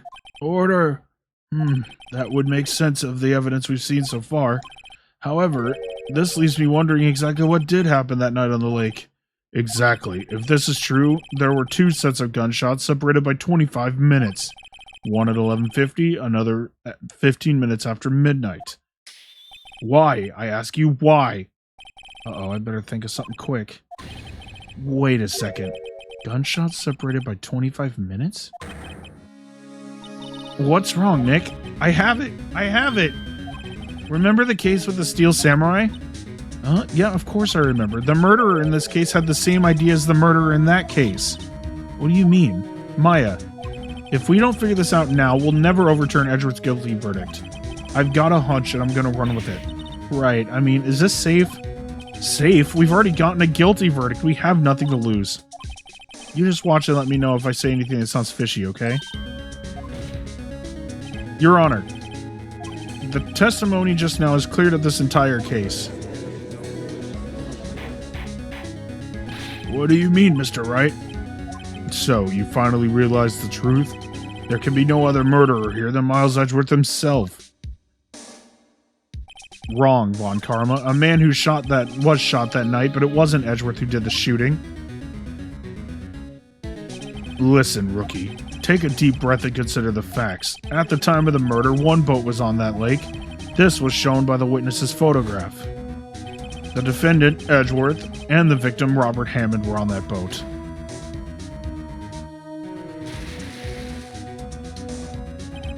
There was a gunshot fired on that boat, and Robert Hammond fell into the lake.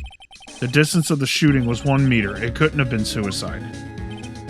Well, the guilty party has to be the other man on the boat. I admit it's hard to imagine any other possibility. Yes, but this assumes that the victim was shot at 15 minutes after midnight. What do you mean by that, Mr. Wright? We have photographic evidence of the time of the shooting. I didn't realize it was the judge still talking. The timestamp on the photo says 0:15, but Larry heard a gunshot 25 minutes before that. Robert Hammond was killed then, 25 minutes before the shot on the lake. It's the only way that Edgeworth could be innocent. Mr. Wright, are you quite mad? Explain who the two men on the boat are.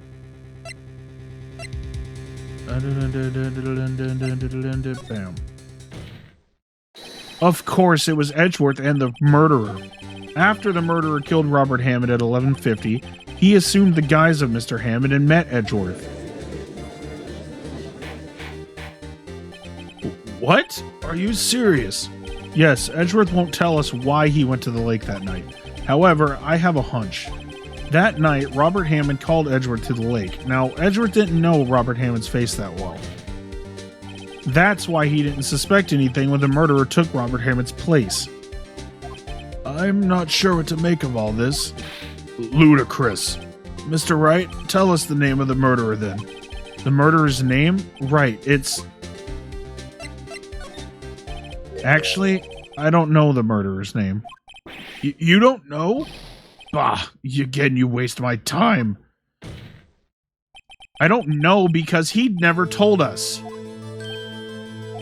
The murderer is the caretaker of the boat shop, that old man. At 11:50, he was the one who killed Robert Hammond. The caretaker of the boat shop? Where did he do this? There weren't any boats on the lake then. Why would he have to go all the way out on the lake just to shoot someone? May I suggest that the real scene of the crime was not on a boat? Well, then where did the murder take place? Take that!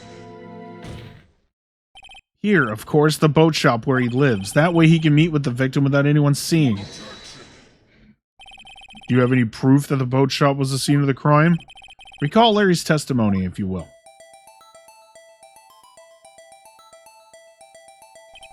That night he was out on the lake in a boat, searching for something.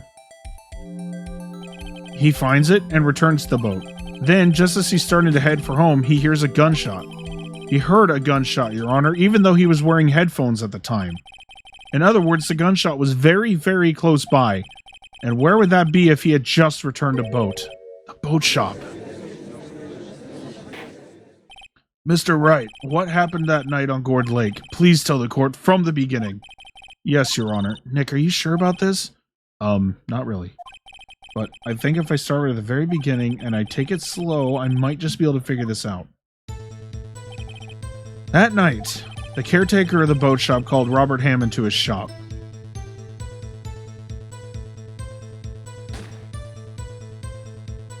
This was around 11:50. That was when the gunshot that Larry heard was fired. After that, the caretaker put on Robert Hammond's coat. He became Robert Hammond. Then he got in the boat with Edgeworth and went out into the middle of the lake. Then who fired the pistol on the boat, Mr. Wright? Of course, it was the murderer who shot the pistol. He shot twice, both missed Edgeworth on purpose. Wait a minute. Yes, why would he shoot twice if he didn't mean to hit anyone? Details? Know this, Mr. Wright. The moment you run out of explanations is the moment you lose. Tell us why the murderer fired twice. I believe he shot twice to create a witness, Your Honor. Create a witness? The murderer lifts his pistol and fires one shot. That ensures that anyone who heard the shot would look at the lake. Indeed, Miss Hart did exactly that after hearing the first gunshot. Next, the murderer waits a bit and he fires again. Then, the murderer jumps from the boat himself, leaving the pistol in the boat behind him. I see. To someone looking from the edge of the lake, it would appear that the one of the men on the boat had shot the other. The murderer didn't know about the automatic camera, of course. That's why he shot twice, to draw attention to the boat. Once you realize that, everything else falls into place. The boat shop caretaker swam back to his shop. Then he put Mr. Hammond's wet coat back on the body and threw the body into the lake. This is what happened, Your Honor. These are the events that transpired that night on Gourd Lake.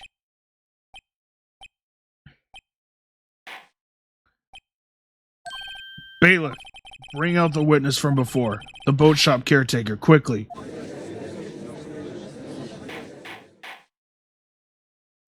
Whew.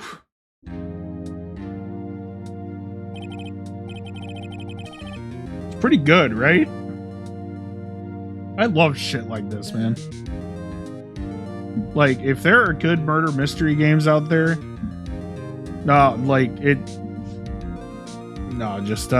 that's Phoenix Wright for you. He,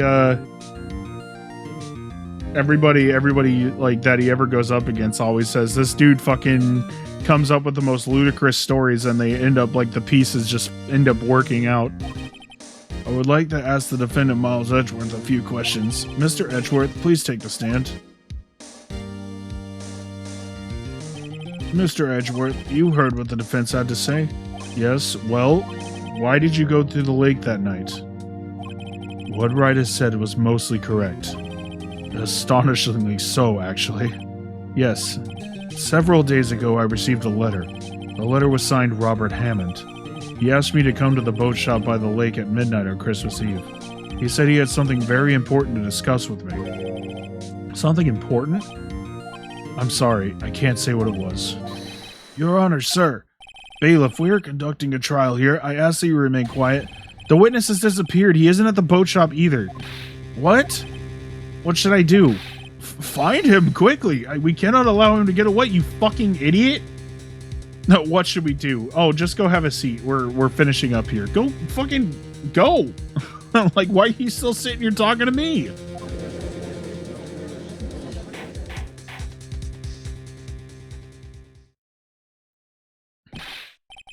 Mr. Von Karma, your witness has disappeared. A search warrant has already been issued. It goes without saying that I cannot declare a verdict under these circumstances. I will extend the trial until tomorrow, the final day allowed.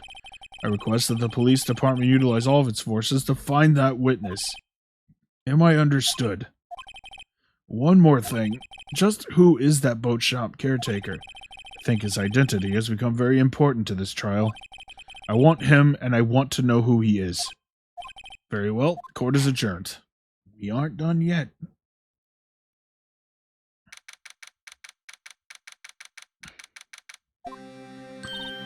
Yay, Nick, you did it! Yeah, well, at least we got out from under that guilty verdict. What about Larry? That was something else. Even Von Karma didn't know what to do with his testimony. Larry really helped us out. Sure, once I sifted through his unique testimony. Still, he did save us. I just wish our cases weren't so down to the wire all the time. I know what you mean. Sometimes I feel like it's us on trial instead of our clients. Hey, Edgeworth? He looks so sad. No, he doesn't. Did you say something? Don't look so pained. I mean, it looks like you're probably going to get off the hook. You could try to smile a little. Relax. I'm sorry, but I fear it's not over for me yet. What do you mean? Right. There's something that's been troubling me for a long time now, and I don't know whether or not to tell you. Edgeworth? No, there's so little time left. I want to tell you to get it off my chest, but I can't make up my mind. What is this about, Edgeworth? It's a nightmare I've had. A memory of a crime that I committed. A crime you committed? A memory of a murder. A Memory of a Murder is a pretty sick novel title, to be honest. I'd read that book.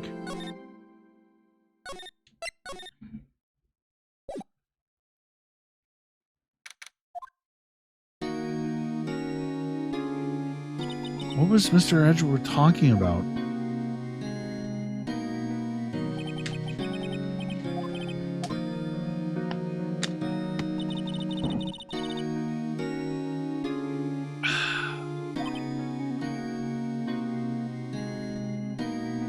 Sorry, he's getting a drink.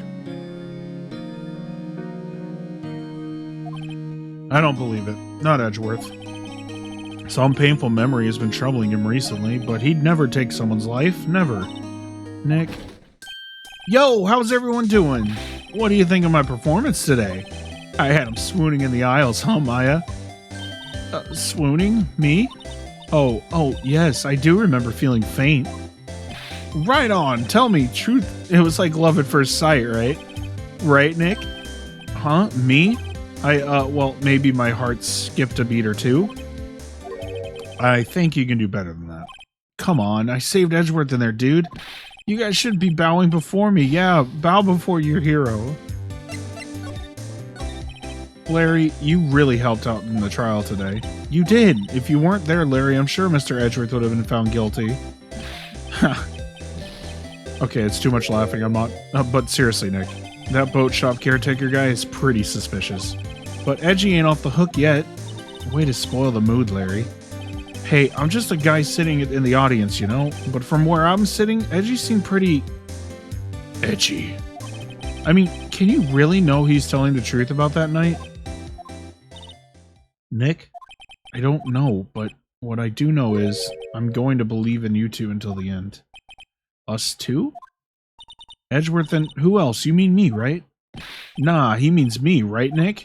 Yeah, you, Larry. Not me. But why you, Larry? Huh? Actually, yeah, why me, Nick? Enough with the silent treatment. Nick, why do you trust Mr. Edgeworth so much? I mean, he's changed recently, true, but when we first met him, he was kind of a jerk, don't you think? You didn't know him back then.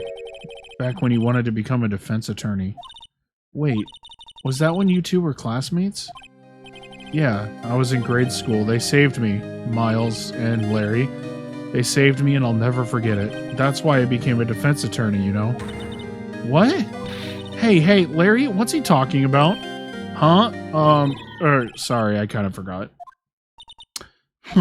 Okay, Nick, out with it. I'm gonna hear this story today, and that's final. Okay, it's kind of a long story, so hang in there. It was the very end of 3rd grade. I was on trial. A class trial. Hey!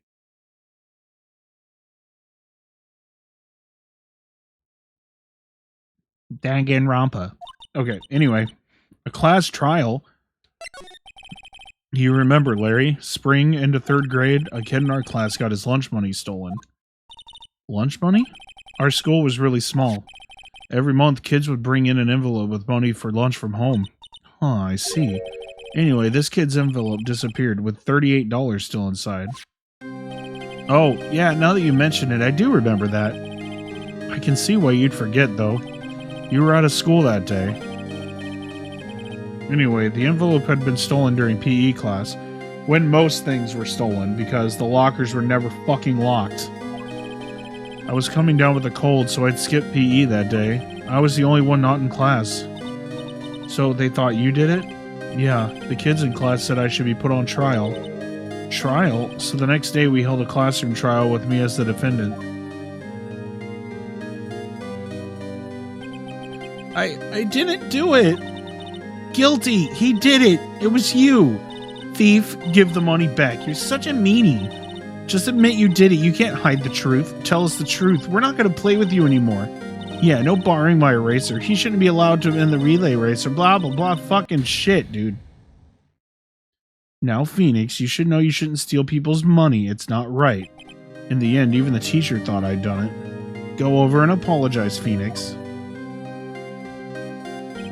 I didn't know what was happening. I was so sad. I couldn't stop crying. Everyone was staring at me like I'd done it. I tried to apologize. I went to where the boy whose money had been stolen was sitting. That's when it happened. Objection! He shouldn't have to apologize. The only thing that belongs in the trial is evidence. Anything else has no place. You should all be ashamed, amateurs. Miles? It wasn't you who stole my money, was it? No. Then you shouldn't apologize. Everyone's been shouting you did it, but no one has any proof. That is why, Your Honor, this boy is innocent. But, Miles, it was your money that was stolen. Yeah, he did it. He's the one. We don't need proof. Make him say he's sorry. Why don't you all just shut up?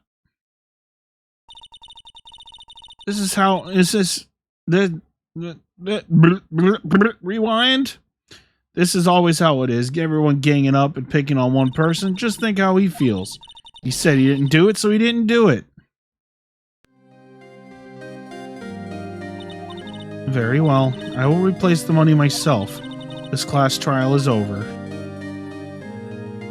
What kind of fucking classroom is she fucking running? That is not how that shit goes. That's how it happened. After that, the three of us were the best of friends. Wow, I had no idea. Yeah, I had no idea either. I mean, I forgot. That's when I learned what it meant to be alone. Totally alone, without a friend in the world. You did a good thing, Larry.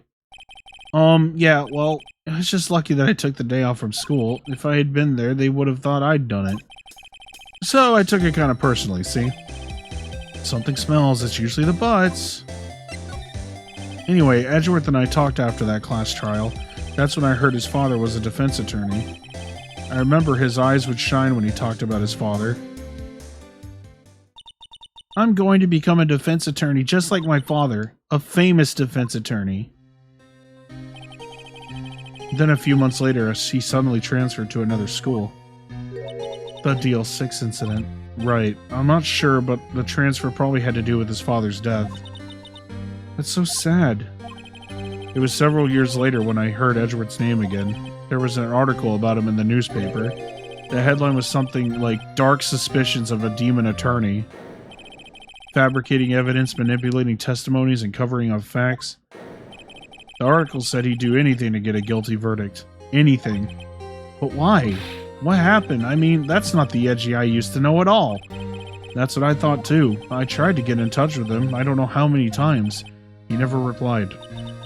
I guess he didn't want to see his old friends.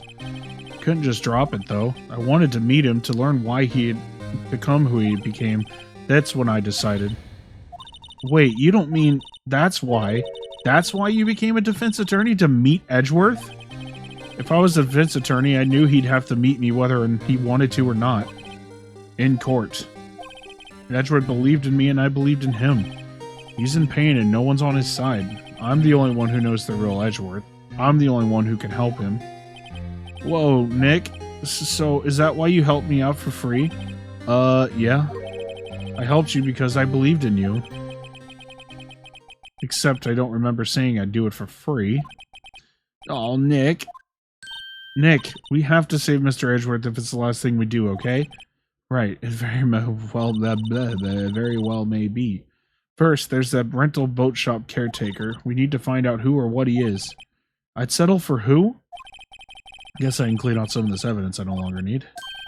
Alright, let's go.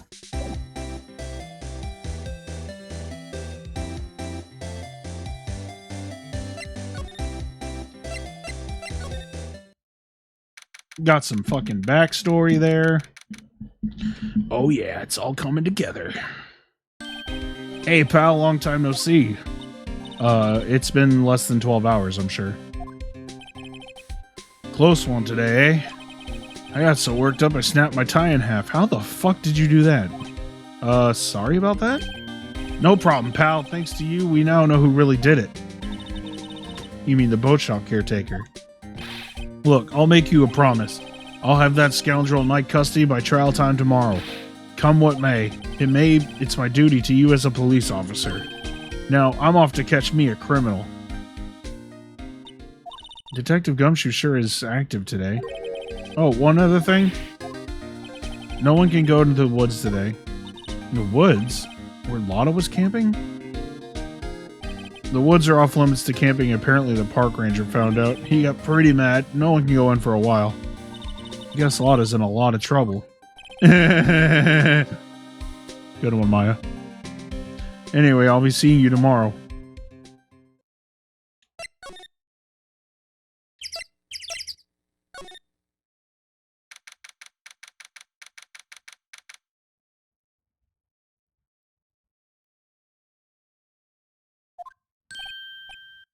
Steel eyesore's missing.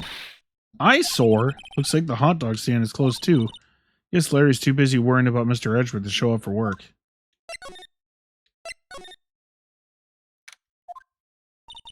That old caretaker got away. Yep. I never imagined he might be the real murderer. Ahem. I'd know that clearing of the throat anywhere. Aha. Hello. What might you be doing here? Out for a walk, huh? Ah, the days of my youth. Like the scent of fresh lemon, you see. Mr. Grossberg, this is no time for idle reminiscing. Mr. Edgeworth's trial ends tomorrow. That is true, yes. But from what I saw of today's trial, Edgewood should be fine, right? Well, I'm not so sure about that. Oh, what do you mean by that? Well, I'm not sure.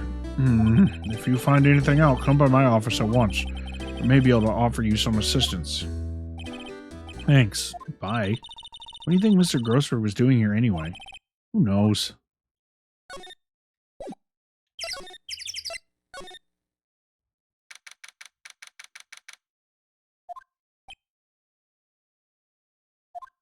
Nobody's home. Hello? Hello? What? Hey, it's Polly. I wonder where your owner's gone, Polly. Hello? Hello? What? Can't believe he'd run off and leave his poor parrot to fend for herself. Hello? Hello? What?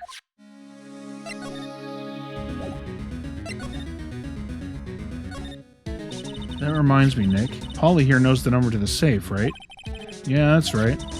Polly, what's the number to the safe? 1228. Squat. Let's open it, Nick. Come on.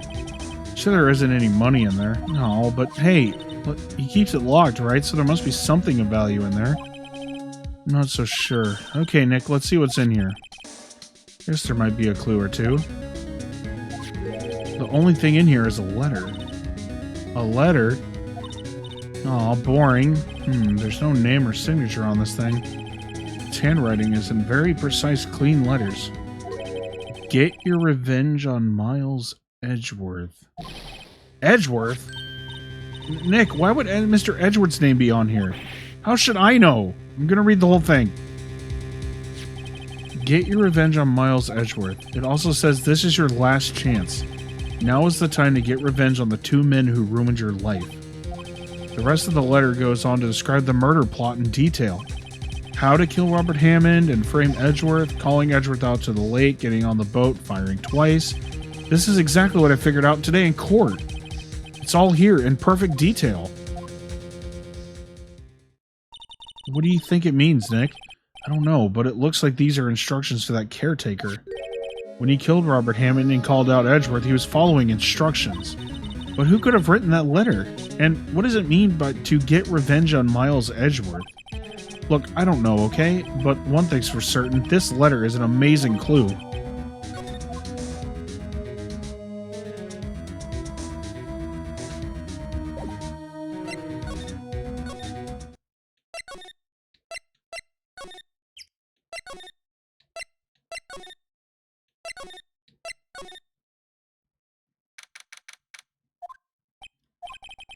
You look as grim as always.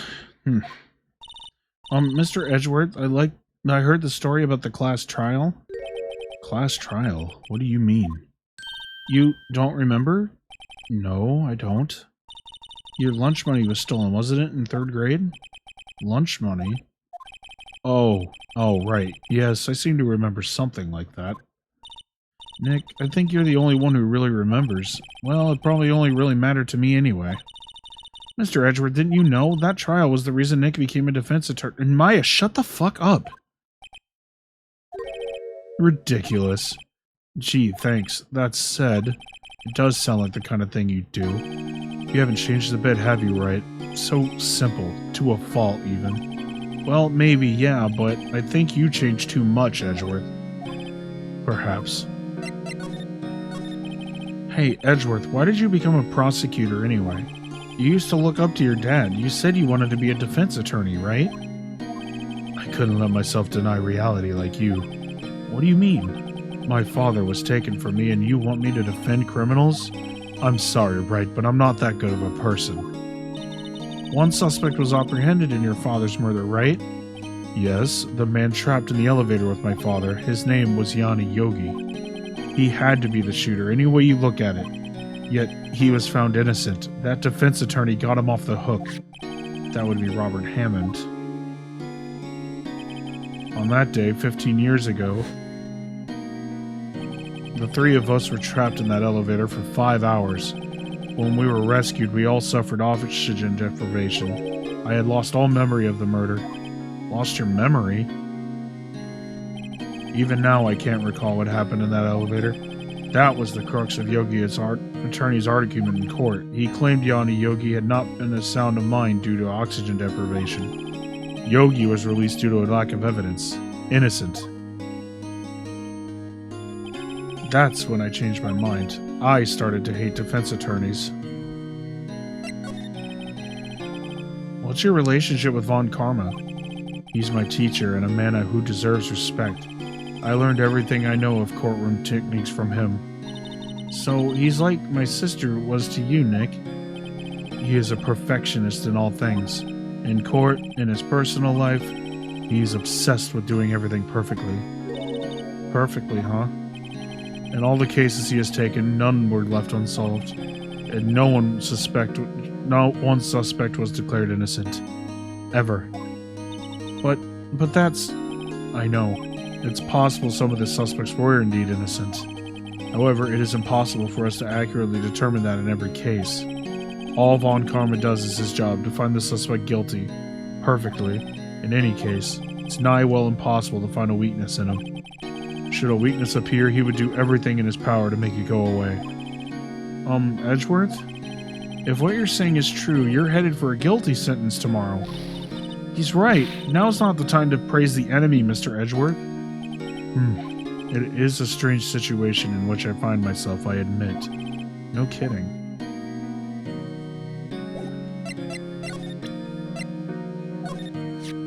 Edgeworth, see this letter?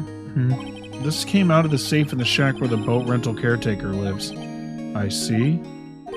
Revenge on me? Who is that old guy anyway? I don't know. Could he be an innocent defendant you got declared guilty or something? Nice, right? But I don't remember that old man, not at all. So, he was following this letter then? Which means there was someone else behind it. Now is the time to get revenge on the two men who ruined your life. Two men, meaning myself and Robert Hammond? It also says this is your last chance. Last chance? Wait, maybe he's talking about the statute of limitations on the DL6 incident? Wait, that old man. What is it? Do you know who he is? Yogi. Could he be Yogi? Yogi? The suspect in the DL6 incident, the one who was found innocent. Yanni Yogi was a court bailiff at the time. We just happened to be in the elevator together 15 years ago.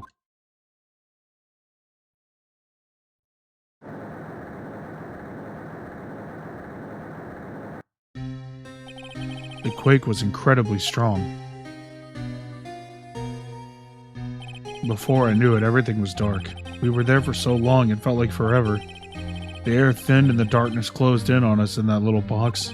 We became unsettled. Help! I can't breathe!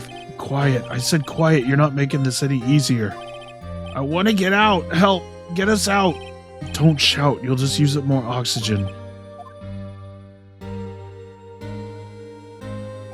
That's all I remember. When I came to, I was in a hospital bed staring up at the ceiling. In court, Yanni Yogi's mental condition was called into question. They claimed oxygen deprivation and stress had caused temporary insanity. In the end, the claim passed the court and Yogi was found innocent. But isn't that strange? This letter tells him to get revenge on Edgeworth. Why would he want to take revenge on you? Right. There's something that's been troubling me these past few days. I didn't know whether or not I should tell you. You mean the nightmare? Yeah, we just saw this. It's all good. I think the time has come to tell all. For the last 15 years, I've had the same dream almost every night. I wake up in a fearful sweat every time. What kind of dream? It's a dream about my father's killing in the dark. Help! I can't breathe! Okay, so we saw this. I can't breathe. You're using up all my air. What? Stop breathing my air. I'll stop you. What are you doing? Stop breathing my air! No, Father! He's attacking Father! Then I see the pistol lying by my feet. I don't know if it was evidence from that day in court or the bailiffs. In a daze I picked up the pistol. Get away! Get away from my father!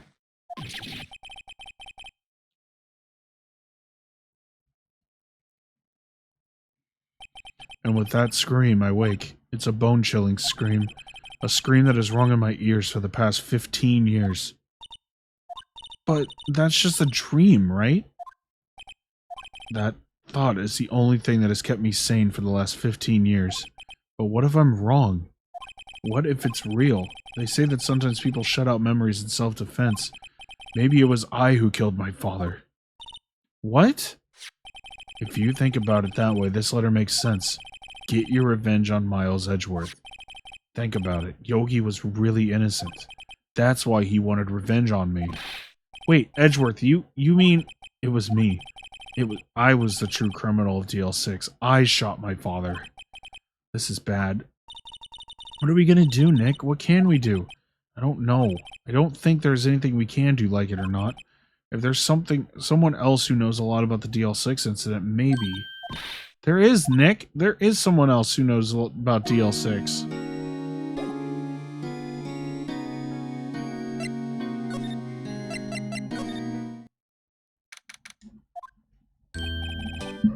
Mr. Grossberg. Ah, hello there. What's wrong? You look troubled.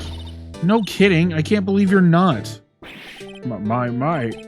Just calm down and tell me what's happened, hmm? It's Mr. Edgeworth. He's...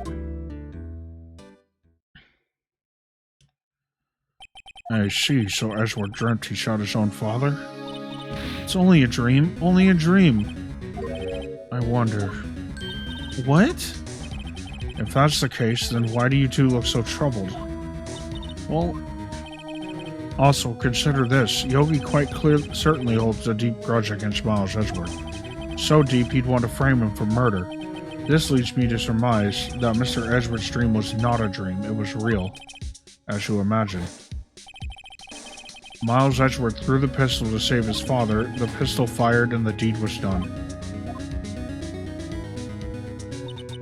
No, I don't believe it. Yogi was a suspect of murder, and his career as a bailiff was irrevocably wrecked. Thus, he sought revenge on Miles Edgeworth. This was his last chance, of course, with the statute of limitations so close. What do you know about Edgeworth's father? He was a defense attorney without peer. Sounds trite, but it's true. Well, he may have had one peer now that I think about it. Your mentor, Mia Fey. My sister? Gregory Edgeworth was very disapproving of Mr. Von Karma's techniques. That's no surprise. Von Karma is an extreme man. Forged testimonies and evidence are nothing to him. The result, he has a perfect win record in court. To beat him, Gregory Edgeworth tried to call attention to his methods. And? He lost. And died in despair, as it were. I see. When Gregory Edgeworth was killed, the police called on a spirit medium. That was your mother, Misty Fey. I am Gregory Edgeworth. I have been killed. The one who shot me was the bailiff, Yanni Yogi. Yet Yogi was found innocent. That's when my mother left us. Everyone called her a fraud. That's right. Everyone thought she was, you see. Yet, now that I think about it, it seems the one who lied was Gregory Edgeworth's ghost. Gregory Edgeworth must have known who shot him.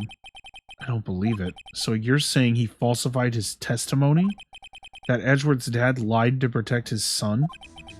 It's only a possibility, mind you, but a possibility nonetheless.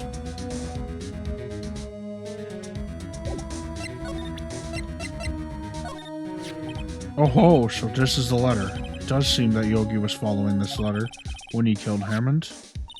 But why kill Robert Hammond? Hammond was a skilled defense attorney, but he defended clients not for their sake, but for his own. Huh? His own sake? He never trusted his clients, that one. The only thing he trusted was his own ability. But he got his client found innocent, so why should it matter? Actually, my dear, it's quite different. He won that innocent verdict for no one but himself. Yogi was a free man, but socially he was ruined. Huh? You'll understand soon enough. Wait, what is it? This letter.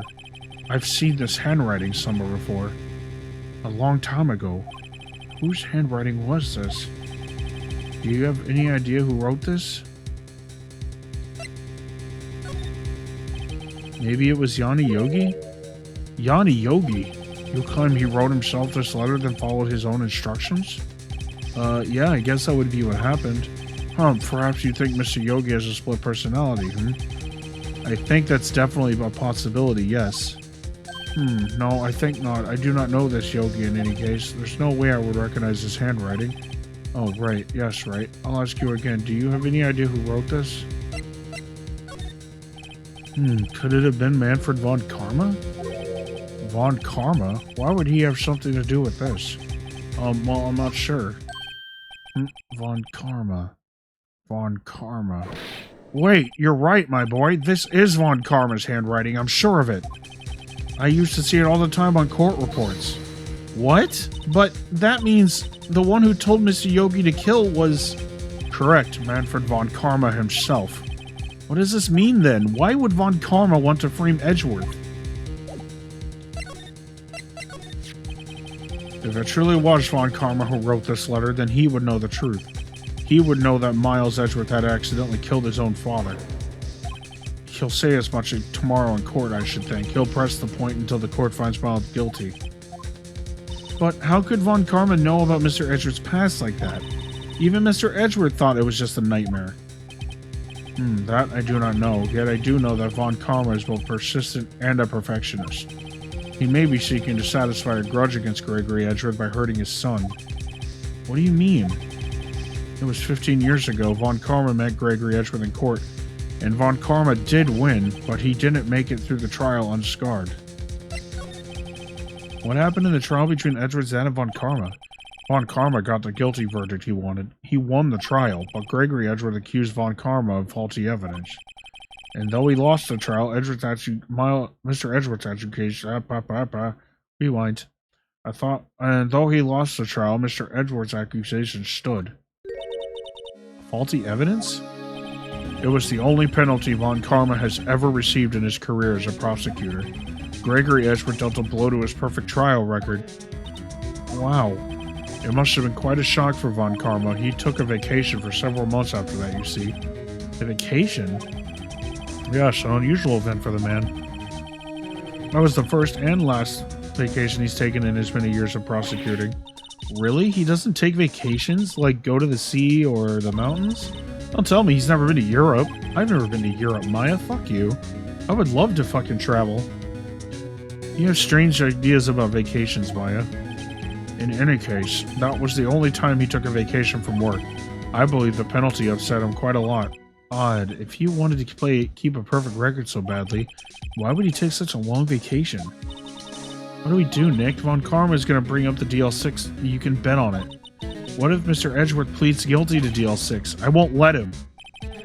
Yes, Mr. Wright. I hate to say this, but even accidental murder is murder, you know. I know that. I just believe in Edgeworth's innocence. I can't believe he'd kill someone. But, Nick, Mr. Edgeworth admits it himself. His father must have lied to protect him from beyond the grave. I don't care. I know he's not guilty. Mr. Wright, if you say so, I suppose I could go check again. The police files might hold something of interest. Mr. Grossberg, thank you.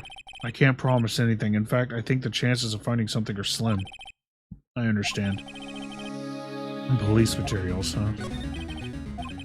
Ah, shit. I meant to press B and I didn't. So now we gotta skip all this. Ah, damn. Alright. One day left, Nick. Yeah, I know. Well, no. Oh, blah, blah, blah.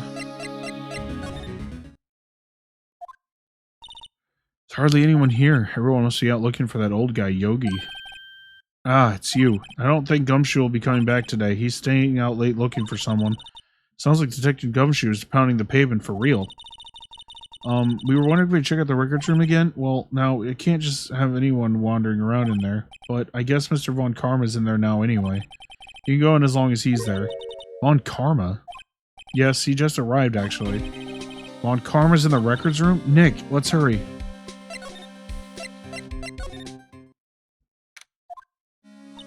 Dusty as always. We were only here just yesterday. I'm sure they just haven't had time to clean. What's wrong, Nick? Nothing. I was just noticing that he isn't here. Von Karma. Huh? One of the drawers here is open. Someone must have been looking at it recently. The label says unsolved cases evidence. Unsolved cases? Nick, the file for DL6, it's completely empty. What? What are you doing in here? Ah! Von Karma. You. How do you know my name? Huh? Have we met? What are you saying? We see each other every day, don't we? We're Miles Edgeworth's defense team. Defense team? I beg your pardon. You see, I rarely remember defense attorneys. They're like bugs to me, needless things to be crushed. Let's see how this guy was Edgeworth's mentor. Mr. Edgeworth is your student, right? A romanticist who still can't shed that veneer of amateurism. Just like his father, always second rate. Mr. Von Karma, you had an axe to grind with Mr. Gregory Edgeworth, didn't you? Me? A grudge against a mere defense attorney? Why? Because he dealt a blow to your otherwise perfect trial record? So you did. But what I don't get is, why did you take his son under your wing afterwards? Son of your most bitter rival. That, my dear attorney, is none of your business. Tomorrow will be the last day of this trial. It's been a while since I've had a defense attorney last this long. Still, you will lose in the end. Miles Edgeworth will admit his own guilt. His guilt of 15 years ago, you mean? You're quite the researcher. If you've done your homework so well, then you certainly must understand. You know what Miles Edgeworth will tell the court tomorrow. We were right. So Von Karma is going to bring up DL6 in court tomorrow. Mr. Von Karma, have a look at this. This was you, wasn't it? You instructed Yanni Yogi to commit murder. Yanni Yogi. How many years has it been since I've heard him called by that name? He's a fool. I told him to burn it after he read it. So, you admit it? You wrote Mr. Yogi this letter? Yes, my dear defense attorney. Thank you for taking the trouble to bring it to me. You've saved me from a lot of needless hassle. What? Nick, what is that thing? A stun gun for self-defense, usually. Indeed. 600,000 volts will course through your body like a dog touching an electric fence. 600,000... Oh, don't worry. People don't die from it. Usually. No. Give me the letter. No. Whoa, what are you... Nick, run. Maya, out of my way.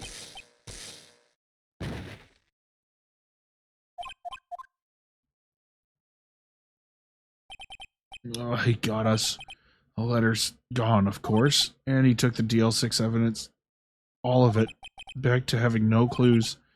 Wait, Maya jumped first. Maya, is she okay? Maya? Open your eyes. The letter, did he take it? Huh? Oh, yeah, are you okay? I couldn't stop him. I jumped as fast as I could, but one shot from that thing knocked me out cold. I'm useless. I'm no good as a lawyer or a medium. I can't even call my sister. Not even now when we need her most. I wish I hadn't woken up at all. Maya? There has to be some way I can help her. I'd better do something about her self-confidence first. Maya, she's holding something? What is that? A bullet? DL6 incident, evidence number 7, taken from the heart of Gregory Edgeworth. I remember. Von Karma was holding this when Maya jumped him. I'll prove it to you, Maya. You are most definitely not useless. I'll prove it to you in court tomorrow.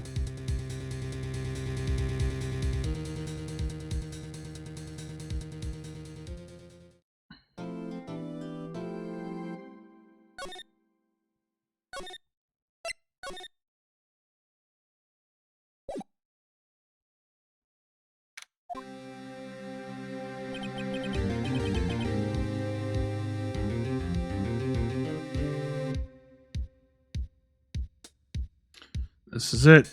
Judgment Day. Today, things are gonna get settled at last. A lot of things. Ah! What's the big idea? Sorry, Nick. I only touched your shoulder. I guess the shock hasn't worn off from my run-in with the stun gun yesterday. Anyhow, today's the last day of the trial. Good luck, Nick. Yeah, thanks, Maya. Edgeworth looks glum as always.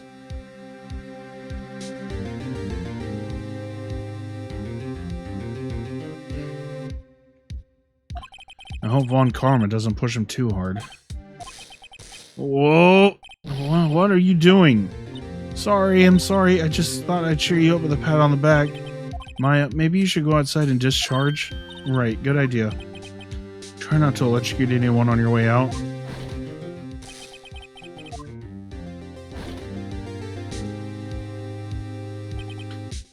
What has gotten into that girl? Detective Gumshoe. Morning, Mr. Edgeworth. Good morning. How did it go, Detective? Have no fear. As promised, I've captured our runaway caretaker. Just brought him in. Took all night, pal. Thanks, Detective Gumshoe. You must be tired. Actually, after that shock I got on the way in, I feel pretty good. Yogi says he's forgotten his own name, but that has to be a lie. Why would he want revenge on Edgeworth if he couldn't remember his past? He does remember, and I'm gonna prove it.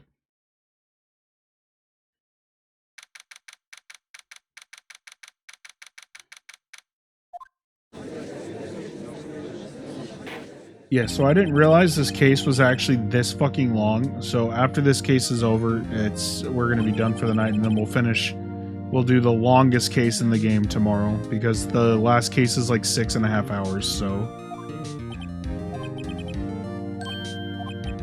Right, very well. We have reached the final day of our proceedings in this trial. I ask the prosecution submit decisive evidence. Understood. Come on, don't be awed into silence by every little thing he says. Very well, Mr. Von Karma, your opening statement? Right. Thanks to Detective Gumshoe's efforts, the boat rental shop caretaker has been arrested. In yesterday's trial, the defense asserted that the caretaker was the murderer. However, the caretaker has yet to confirm this, but I promise you, it is so good. And it's like one of the most emotional cases in the series, too. It is so fucking good. Like, there was a little argument for a bit with the community whether or not to consider it canon, but it actually is super important to one character specifically. It's super important. I would like to ask the defense to cross-examine him as much as necessary. Very well. Please bring the witness into the courtroom. Ladies and gentlemen of the court, I believe you all remember our witness. He lives in the boat rental shop on the lake from where he witnessed the incident. In addition, he has currently lost memory of his name and identity. Witness, why did you run away yesterday? The witness was not running away, as he will now testify. I see. Very well. Please begin your testimony. I'm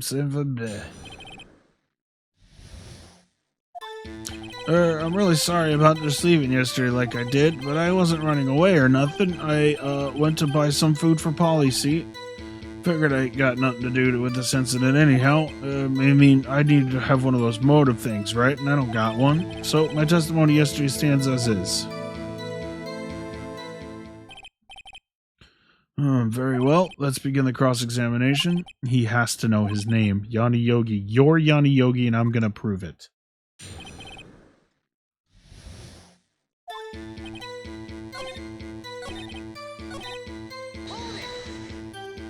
You've lost much of your memory, is that correct? Yep, seems like it. Then how could you know that you didn't have anything to do with this incident? Or maybe you're lying about not having your memory. You know exactly who you are. The witness has testified quite clearly he has no memory of who he is. If you claim he's lying, then show the court proof. How am I supposed to prove what's going on in that old codger's head? It's impossible. I'm glad you've come to your senses, Mr. Wright. Very well, witness. Please continue. How can you say you had no motive? I say you do. You had a grudge against Edgeworth and the victim, Robert Hammond. That's why you took revenge on them, right? Please don't make me repeat myself, Mr. Wright. The witness has no memory of anything beyond several years ago. He can't hold a grudge. It's impossible. I have to prove he's lying about his memory, otherwise it's going to be the same thing over and over until this trial ends. Might I say something, Mr. Wright? Yes, Your Honor. You've been saying the same thing now over and over. You've been calling the witness's memory of the past or lack thereof in question. But does this really have anything to do with the current case? Of course, Your Honor. The witness has said he has nothing to do with this case and no motive. Both of these statements are lies. Order, Mr. Wright. There's a serious problem with your claim. Or are you saying you know who this witness is? Of course, Your Honor. Oh, now this is interesting. I would like to know myself. So who is he? Don't play dumb, Von Karma. Mr. Wright, please tell us the witness's name. His name is Yanni Yogi, a former court bailiff. Yogi? That name seems familiar. Oh, Yanni Yogi from the DL6 incident. Figures the judge would have heard of it. It was such a famous case. But what does this mean? Your Honor, if this man is Mr. Yogi, then he has a clear motive.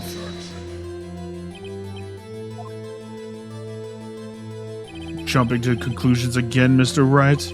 This witness is Yanni Yogi. Fascinating. However, how do you propose to prove this to the court? This is a court of law, as you may recall. You need proof. And allow me to repeat once more that the witness has lost his memory. This is it. I have to do this now. If I can't prove he's Yogi right here, right now, then I've got nowhere else to go. Nick, how are you going to prove it? How are you going to prove he's Yanni Yogi? It's okay, it's actually quite simple. Your Honor, please take this man's fingerprints. Then we'll compare them to the fingerprints on file for Yanni Yogi 15 years ago. I see, that makes sense. Huh? I'm so very, very sorry, Mr. Wright. Why? The witness has no fingerprints. What? What do you mean, no fingerprints? You see, before I worked as a caretaker, I worked at a chemical plant. I burned my fingers working with the stuff. Yep. What? Yogi, you sneak. You burned your fingerprints off to hide your past. Now that is dedication right there. Do you know how long you have to fucking burn your fingers in order for the prints to be gone? God damn. Well, if the witness has no fingerprints, I guess we will not be able to prove his identity. No. Well, what will you do, Mr. Wright? Okay, another meme is coming up. It seems that the case has been decided, no? No, I know what happened. I know everything. I just can't prove it. But no, I can't let it in like this. I can't lose. There has to be another way. There is no one who can testify as to what this witness is. There is no one who can testify as to who this witness is. No one. Nick, what are we going to do? I didn't even consider that he might have erased his fingerprints. What do I do? Well, Mr. Wright, perhaps you'd like to cross-examine his parrot for a little comic relief, Yeah, very funny. You're a sore winner, Von Karma. Wait a second. Cross-examine his parrot? What is it, Nick? No, you're not going to... Your Honor, the defense would like to take Mr. Von Karma up on his proposal. Take Mr. Von Karma up on my proposal? Exactly, Your Honor. I would like to cross-examine the witness's pet parrot.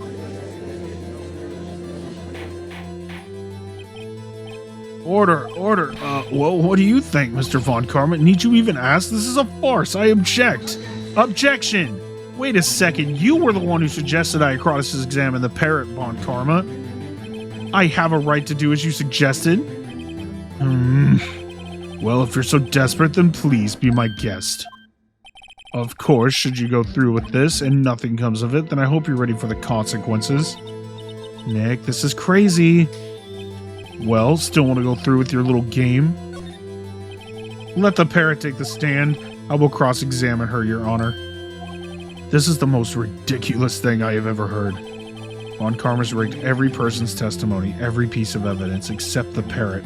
She's my last chance, at least I think so. Bailiff, bring in the parrot.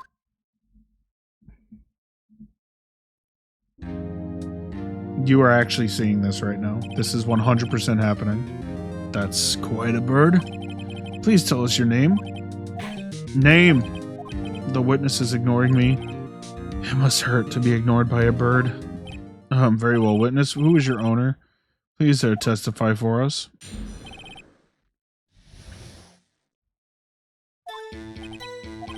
Hello. Hello. Squawk. Thank you. Certainly the most concise testimony we've had so far. Very well, begin your cross-examination. Right. What are you gonna do, Nick? I don't know. What do we even do, Maya?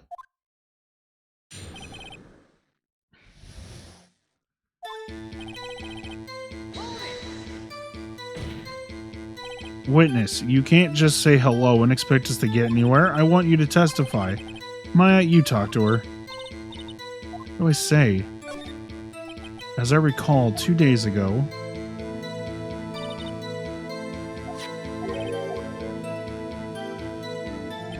If I can get Polly to say that here, that will prove that the caretaker had something to do with DL6. Polly, have we forgotten something? Hello, Squawk. That's not what you're supposed to say.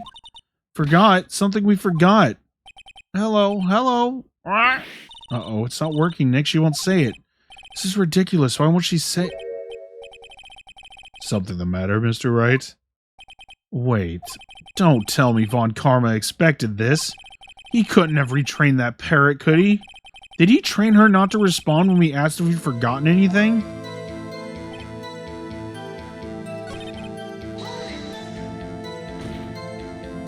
Witness. Okay, yeah. Maybe I should get her to say her name. Polly, what's your name? Polly, Squawk. Mr. Wright, I think we've established that this parrot's name is Polly. Does this have anything to do with your owner's identity? Yes, it does. Ha, fascinating. You claim that the parrot's name will prove her owner's identity? Then show us this proof. Nick, don't you think you're taking your bluffing a little too far? Listen, we're not here to answer the question of who is the caretaker. We're here to prove that he is Yanni Yogi. All we have to do is tie the name Polly to Yogi. Your Honor, the proof that the parrot's name reveals the caretaker's identity is...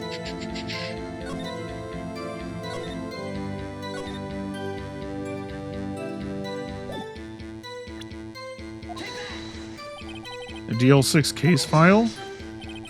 That's quite a large file you've got there. Which page is this proof on, then? Show us or stop wasting our time. Very well, Mr. Wright, please show us the page. Where in the file is the information?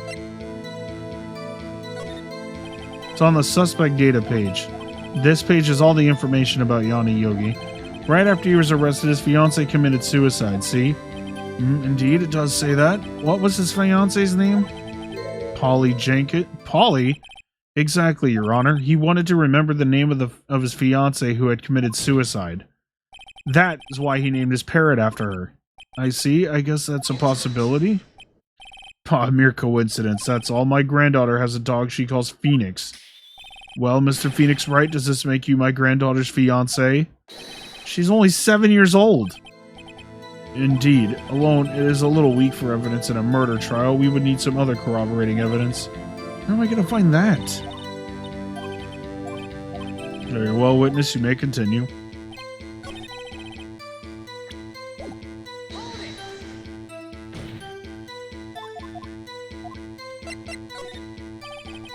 Maybe I'll get her to say the number of that safe. Huh? The safe? Why? Let's just try to get her to say anything, okay? Polly, what is the number of the safe in the shack? 1228, 1228. Hi, what a reckless parrot. Well, Mr. Wright, you aren't claiming that this number has something to do with the caretaker.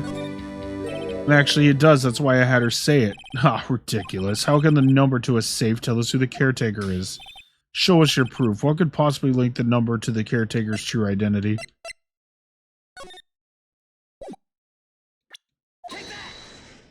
The DL6 case file? What is the obsession you have with that case? Mr. Wright, where in the file is something relating to the safe number? It's on the case summary page. The case summary? Specifically, the date on which the DL6 incident occurred. The date of the incident, December 28th? Why, that's today's date, 15 years ago. And the number on that safe is 1228. He used the date of the DL6 incident as the number for his safe, Your Honor. That's how important that date was to him. I see. It certainly is an interesting coincidence. People often do set their secret numbers to dates. Bah, this is not tangible proof. I set my ATM card's number to 0001 because I'm number 1. This has nothing to do with a date, nothing. That's enough. I think we've reached a conclusion here. This is some mere coincidence, that's all. True, that is a possibility. However, 2 coincidences at the same time seems more like a pattern to me. What are you saying? Summon the caretaker of the boat shop. Immediately. Witness, tell us your name. Wait, this witness, he doesn't remember. No, it's okay. I've accomplished what I wanted to do. I'm done. Nick, he looks totally different. This is the real Yogi, I think. Finally. He's been acting feeble to hide his true identity. Acting for 15 years. Well, let me ask you again. Please state your name for the court. My name is Yanni Yogi. 15 years ago, I served as a bailiff in this very court. Yanni Yogi, so was it you who killed Robert Hammond and tried to frame Miles Edgeworth for his death? Yes, it was me. I did it. They put me on the witness stand 15 years ago. Robert Hammond, he said I was mentally unsound. He told me it would make me innocent to get me off the hook. So, I pretended to have brain damage. I was innocent, really, but he didn't believe me. We won the trial, but I lost everything. I lost my job, my fiancé, my social standing. Then, this year, 15 years later, a package arrived. It was a letter and a pistol. The plan was written out in careful detail. It was a plan for me to take my revenge on the people who ruined my life. I didn't care who had sent it. I thought this was my chance after 15 years. This was it. Finally, a chance to have my revenge on Robert Hammond and Miles Edgeworth. I have no regrets. Wait a moment. Revenge against Miles Edgeworth? What do you mean? I am not at liberty to speak on that matter. Why don't you ask Mr. Edgeworth yourself? Anyway, I admit it, I was the one who killed Robert Hammond. Von Karma, where is Mr. Yogi? Under arrest, Your Honor. I saw no room for error in his confession. Then the defendant, Miles Edgeworth, is innocent, in this case at least. Very well. Will the defendant please take the stand?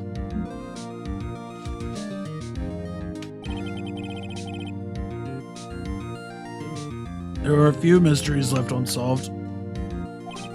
Still, you are clear of suspicion for this particular case. So I would like to pass judgment on the murder of Robert Hammond. Any objections? I don't believe it. Why isn't Von Karma saying anything?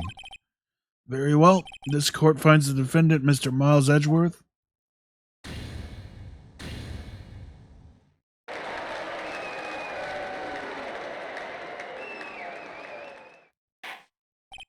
That is all. This court is adjourned.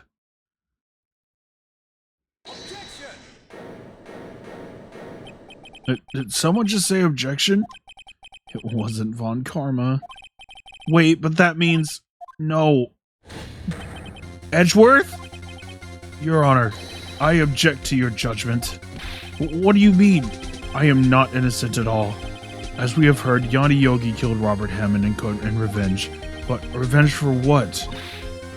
Nick, Edgeworth is trying to confess. He's gonna say he's guilty. He's gonna tell them he was the murderer in the DL6 incident. He's gonna tell them he killed his own dad. Oh, what do I do? Objection! The judgment has already been passed. I object to Edgeworth's outburst. Didn't something like this happen yesterday, too? I believe a certain witness raised an objection after a guilty verdict was passed. That would be Larry. We must hear this new statement. We must hear Miles Edgeworth. He's right. We have a duty to hear Mr. Edgeworth out. Yep. It's not over quite yet. For 15 years, I have had a recurring dream, a nightmare. It's only a nightmare, that's what I told myself, but now I know it wasn't a dream. Yanni Yogi wasn't the killer. You mean in the incident where your father died? From the distance of the shot, it wasn't suicide either. Everything was as clear as day. The murderer, the criminal in the DL6 incident, it was me. Your Honor, I confess my guilt. I am guilty for DL6, the statute of limitations of which ends today. The culprit is me. Order, order. This is certainly unexpected. The defendant declared innocent is confessing to a different crime. A crime for which the statute of limitations runs out today. I'm not really sure how I should deal with this. Bah, it's obvious. We hold a trial right here, right now. We try this man for his crime of 15 years ago. I think I would like to take a 5-minute recess. During this time, I will consider the appropriate course of action to take. Court is adjourned.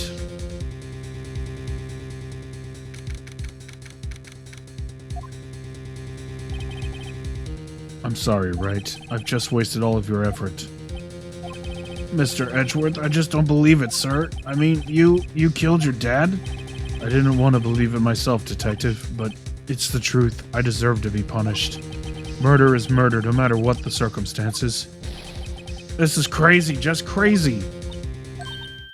Nick, what are you doing? Huh? Oh, I was just reading through the court record once more. Getting my case ready. Your case? For what? Huh? Isn't it obvious? I'm gonna prove that Miles Edgeworth is innocent. What are you talking about, pal? He just admitted to it. He confessed to that. He did it. In court. I'm sorry, Edgeworth, but I don't believe your nightmare. What? It's just a dream. It's not real. The truth is right here in this court record. In any case, tighten your belts. The real fight is just beginning. I'll prove you're innocent. Trust me. Right?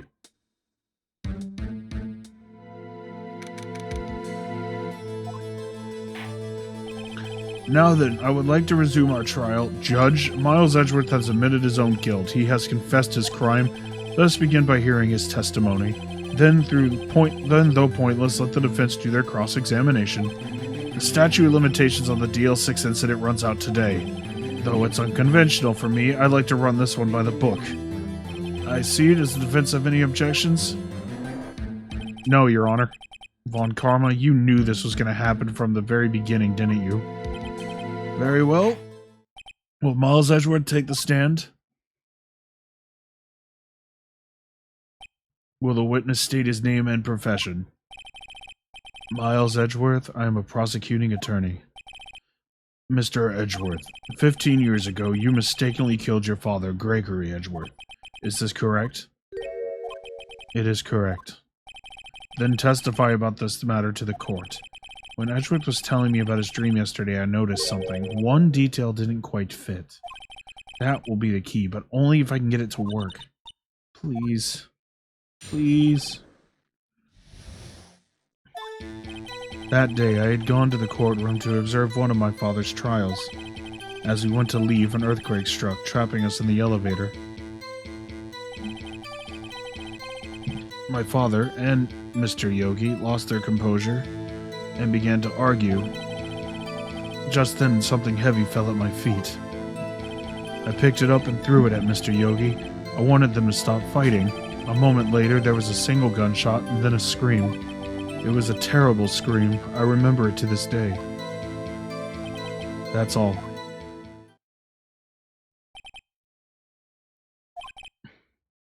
And until now, you thought this memory was a dream? We were stuck in that elevator for 5 hours. The oxygen in the elevator ran out, and I lost my memories of the event. Ah, the same claim Mr. Yogi has made. Very well, Mr. Wright, your cross-examination? Yes, Your Honor.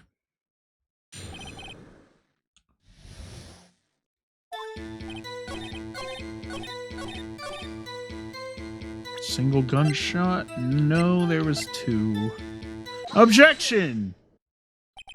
Are you sure you only heard 1 gunshot?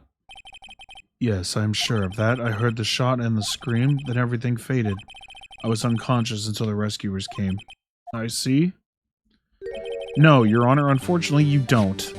Look at this file one more time. This plainly contradicts the witness's testimony.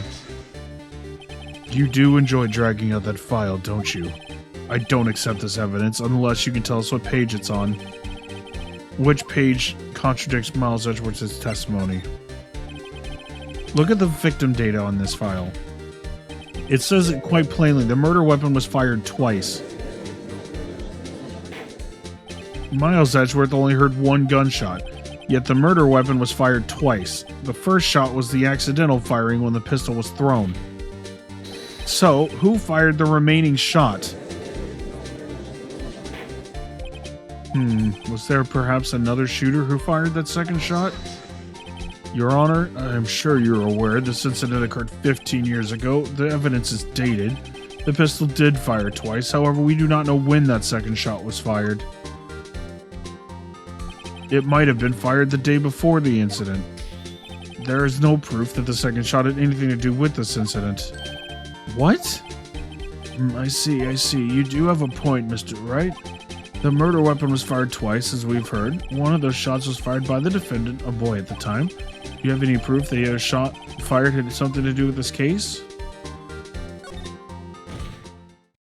Your Honor, I think I will be able to show you proof. What? Impossible. Now, Mr. Von Karma, save your surprise for after you've seen the evidence. Very well, Mr. Wright, show us your proof. Do you have evidence that the second firing of the pistol was related to this incident? Look at this photograph.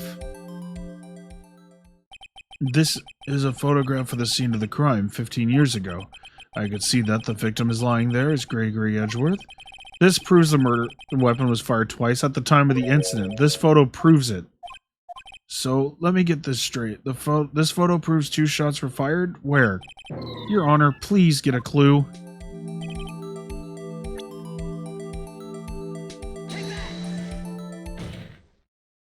As should be obvious, the contradiction is here. I see a bullet hole in the door. Your Honor, Gregory Edgeworth was killed by a shot from the pistol, yet there is also a bullet hole in the elevator door. We also know that the murder weapon was fired twice. Thus, someone other than Edgeworth fired that second shot. Order? Mr. Wright, what are you driving at? It's simple, Your Honor. At the time of the incident, 2 shots were fired. One went into Gregory Edgeworth's heart, the other hit the elevator door.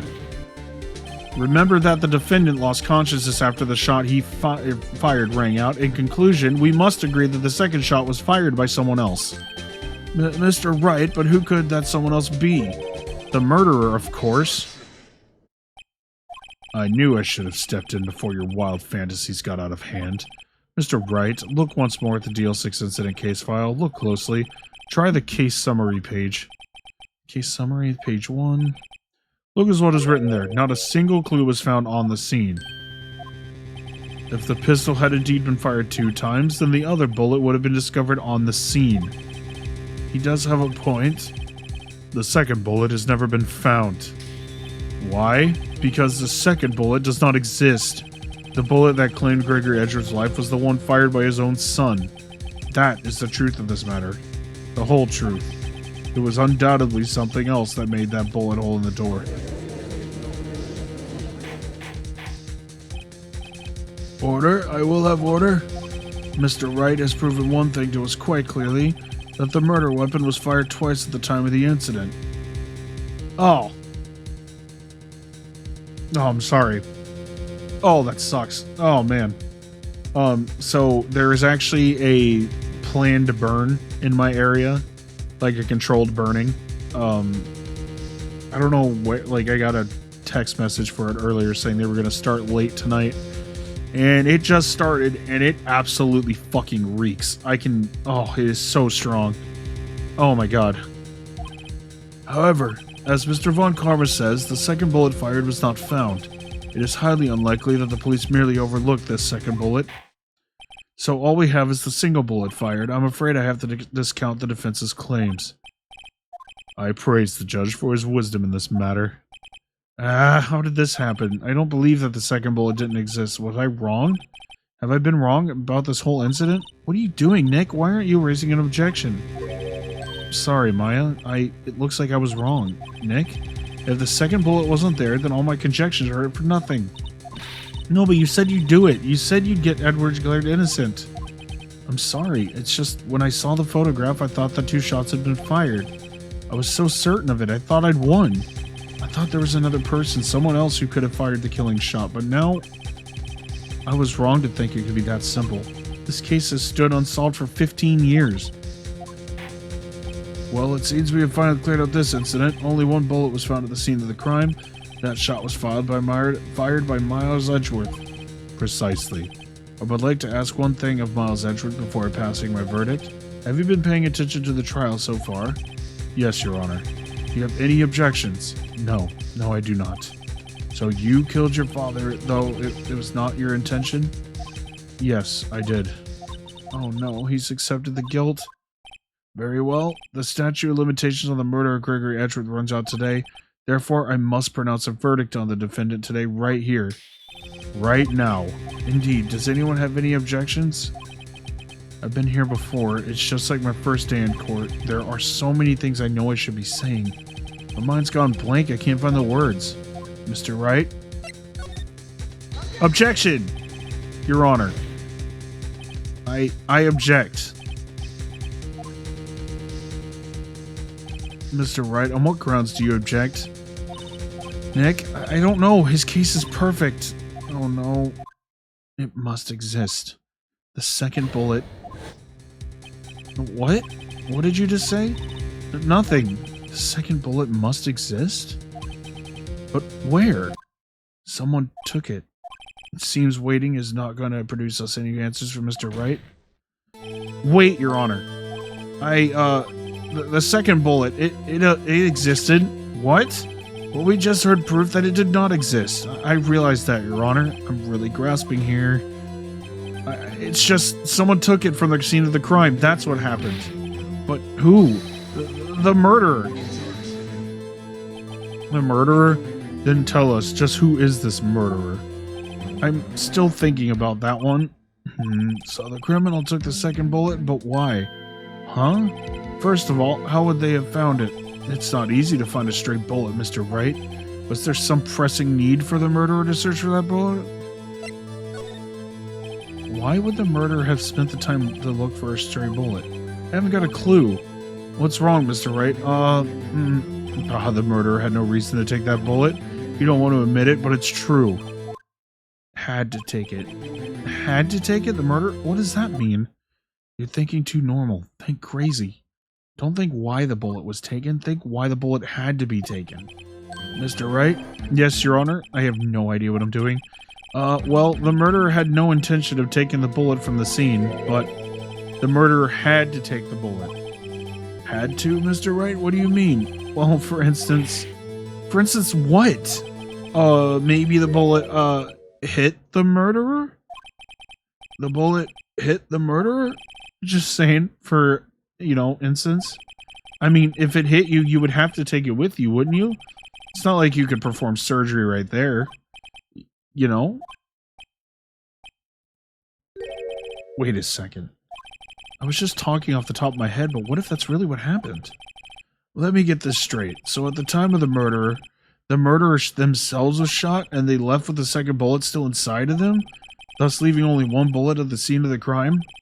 Yeah, I guess that's how it would work, yes. But there's a problem with that. The other two people rescued from that elevator, Miles Edgeworth and Yanni Yogi, were both unharmed. So that would mean the murderer came from outside, yes.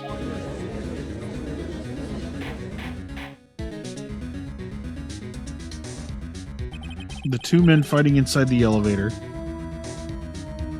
Trying to stop them, the boy picks up the pistol at his feet and throws it. The pistol discharges and the bullet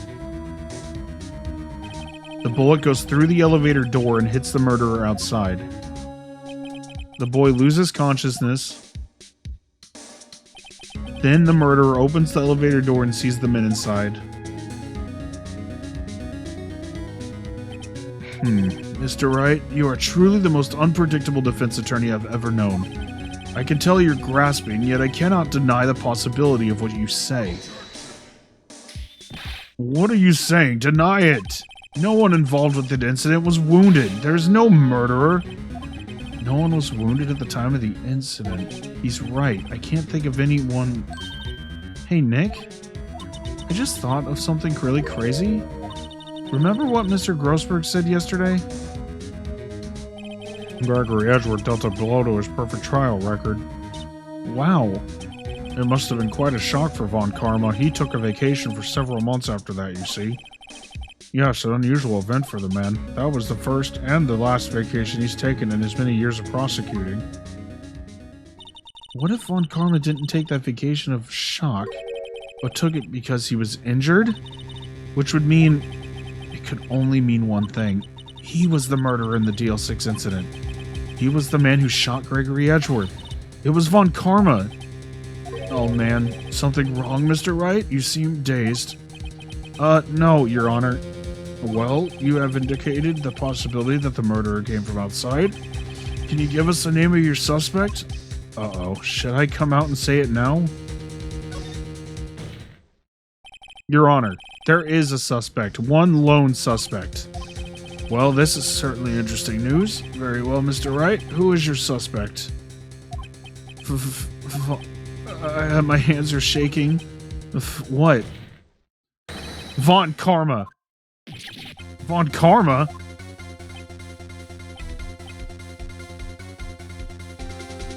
You mean the Von Karma? The prosecutor? The one standing right over there? You don't object? I see no need. Why honor this ridiculous outburst with my objection? Because you took a vacation for several months starting the day after the incident, yet you pride yourself on a perfect record. Why would you take such a long vacation without any reason? So you're claiming that I took a vacation to heal my injury from the incident? Fascinating. Prove it. I would need to have surgery, no? Where did I go under the knife at, Mr. Wright? Bring the doctor that operated on me. Have him testify. Nick, let's find out who his doctor is. It's no use. Edgeworth? I know Von Karma, perhaps too well. He's perfect. He wouldn't leave clues. He probably didn't undergo surgery. That would leave a doctor as a witness. Nobody's that perfect. So what, Nick? Did Von Karma pull the bullet out by himself? That's insane. No, he couldn't have. You can't just pull bullets out of yourself. Wait. What does that mean? That bullet has to be somewhere, but where? Well, Mr. Wright, can you produce evidence that proves that I was shot? Alright, Von Karma, I'll prove it. And I'll even use evidence. I know how you like it so much. What? The evidence that proves that Von Karma was shot is... Von Karma is perfect. He wouldn't risk surgery leaving an evidence trail. So then I ask, where is that bullet now? I think it's unlikely that Von Karma performed surgery on himself. You don't mean... I do. There is the possibility the bullet is still inside Von Karma. Is that even possible for all these years?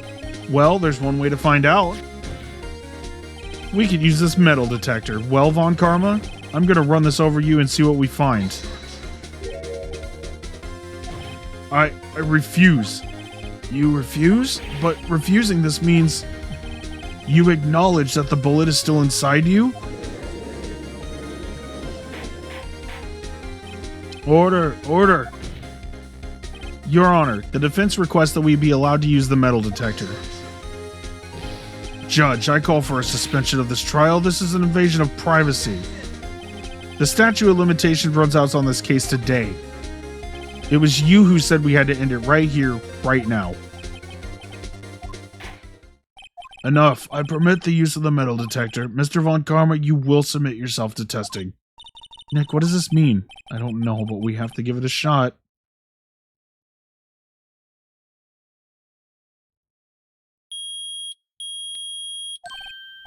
It reacted. Something's in his right shoulder. The bullet. Mr. Von Karma? You. It was you. I was afraid this would happen, and so I remained silent. Indeed, there was a bullet in my shoulder. However, it has nothing to do with this incident. What? I was shot in the shoulder long before the DL6 incident. I claim that the bullet in my shoulder has no relation to the DL6. But, Von Karma, can you prove that? Prove? I have no obligation to prove anything. It is Mr. Wright who must prove something here. Not I. Mr. Wright, well, can you prove it? Can you prove that the bullet in Von Karma's shoulder was from DL6? Of course he can't. You don't have any of the DL6 evidence. That's because you took it out of the records room yesterday. With no proof, you cannot convict me of any crime. So sorry, Mr. Wright. No, I'm the one who's sorry, Von Karma. What? You were close. 1 day away from freedom. But you see, I have proof. What? Who would have thought that you would dig your own grave trying to convict Edgeworth? I can link that bullet in your shoulder to the DL6 incident. And here's my final proof. That's a bullet? Where did you get that? This is the bullet that was used in the DL6 incident. This was taken from the heart of the victim, Mr. Gregory Edgeworth. The bullet is preserved quite nicely with all the ballistic markings intact. Ballistic markings. You may recall the term. It came up in the first trial 2 days ago. Fingerprints of the gun, blah, blah, blah. We know this. We have 2 bullets in our possession. One, the bullet removed from Mr. Gregory Edgeworth's heart. The other, Mr. Von Karma, is the bullet buried in your shoulder. We can analyze both bullets. Then, if the markings matched, we would know that both bullets had been fired from the same gun. The very same pistol, in other words, the murder weapon that killed Gregory Edgeworth. Mr. Von Karma, you will let us remove the bullet from your shoulder. Then we'll compare the ballistic markings to those on this bullet and solve this case once and for all. Well, Mr. Von Karma?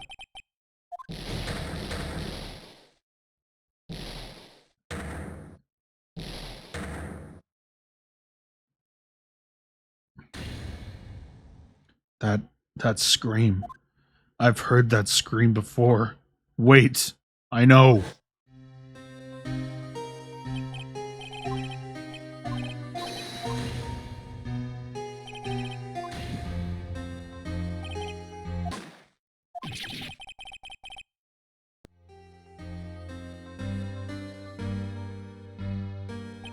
It's that scream I've heard in the elevator. 15 years ago. Von Karma, it was you who screamed. Mr. Von Karma? Edgeworth? Only you would dare defy me. So it was you. You and your father are my curse. Your father shamed me with a penalty on my record. And you left a scar on my shoulder that would never fade. I'll bury you. I'll bury you with my bare hands. Death. Death. Chief Prosecutor, I'm sorry. Von Karma, it's not like you to make this kind of error. I never would have thought that Edgeworth would be the one to catch you. I was careless. I'm sorry, but you will have to be penalized. I've covered for you in the past, but not this time. Edgeworth. It was a shock like none I have ever known. Me, penalized? It took hours for me to regain my composure. Suddenly, I found myself in the darkness. I was in the court records room. I must have wandered in there without thinking where I was going. The room was pitch black. The lights must have gone out. I went out into the hall and felt my way to the elevator. Pressed the button, but nothing happened. Then there was a noise. I was in pain, a horrible burning pain in my shoulder. Just then the lights came back on. The elevator door opened before my eyes. I saw 3 people inside, all lying unconscious from oxygen deprivation. Much to my surprise, a pistol lay at my feet. I knew then it was destiny.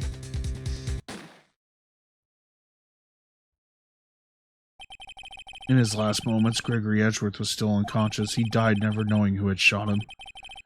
Later, he spoke through a medium blaming Mr. Yogi. He was fooled. It was the perfect crime.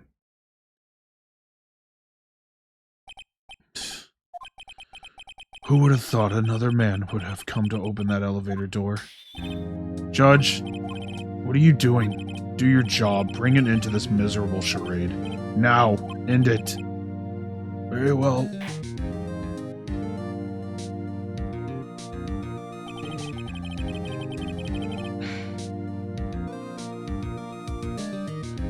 appears that we have come a very long way to the end of this maze. 15 years later, Mr. Miles Edgeworth? Yes, Your Honor. You were innocent. You are innocent. As you said, it was all a nightmare. Yes, Your Honor. This court finds the defendant, Mr. Miles Edgeworth.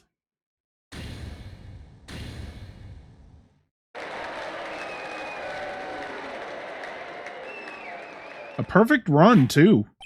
No mistakes made. Let's fucking go.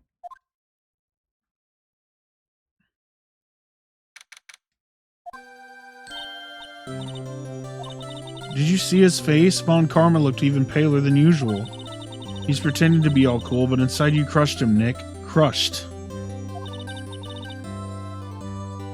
Gotta say I'm impressed. It was pretty close, though.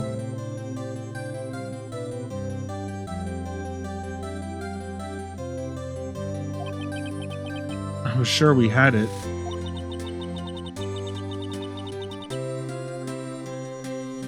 I know I was on the verge of tears the whole time myself, but now it's all just a good memory. So, it's finally over, Edgeworth. Right? Yeah. I'm not sure how to say this. I know. Try thank you. I see. Thank you, Wright. You're welcome. I think you could have done better than that. Sorry. I'm not good at this sort of thing. You got a lot to learn, Edgeworth. She's got you there. Whoop!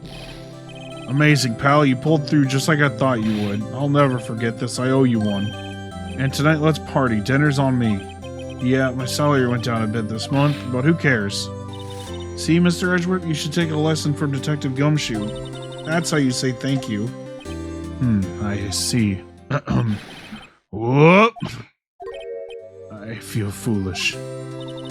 Don't worry, take it a little at a time. You'll get used to it. It's been 15 years since I've seen Edgeworth this unguarded. Hey, y'all! Y'all were great in there. Yo, Edgeworth, congrats! Thank you all very much. I knew you were innocent from the start, of course. Just look at you. You wouldn't stick your hand in the cookie jar even if no one was there. You were the witness on the first day of the trial, weren't you? Yeah, well, let bygones be bygones, eh? Speaking of which, what are you gonna do now, Lotta? Who, me? Oh, I went back to college. I gave up trying to be an investigative photographer pretty quick. Really? That's too bad. Huh? Isn't that the hot dog guy from the park? Huh? It's over, Nick. My life is over. Why the sad face, Larry? What happened now? Oh, Nick, I'm not long for this world. You don't look sick. It's Keonce. She's going to live in Paris, Nick. Paris. She's leaving me behind. Should have seen that coming. Yo, Edgy, there you are. Yes, here I am. Congrats, Edgy. Here, a little gift for me in celebration. Celebration? That's unusual for you. Airy Butts, you come along tonight too. My treat, pal. Huh? Thanks. Looking forward to it. Yo, Nick.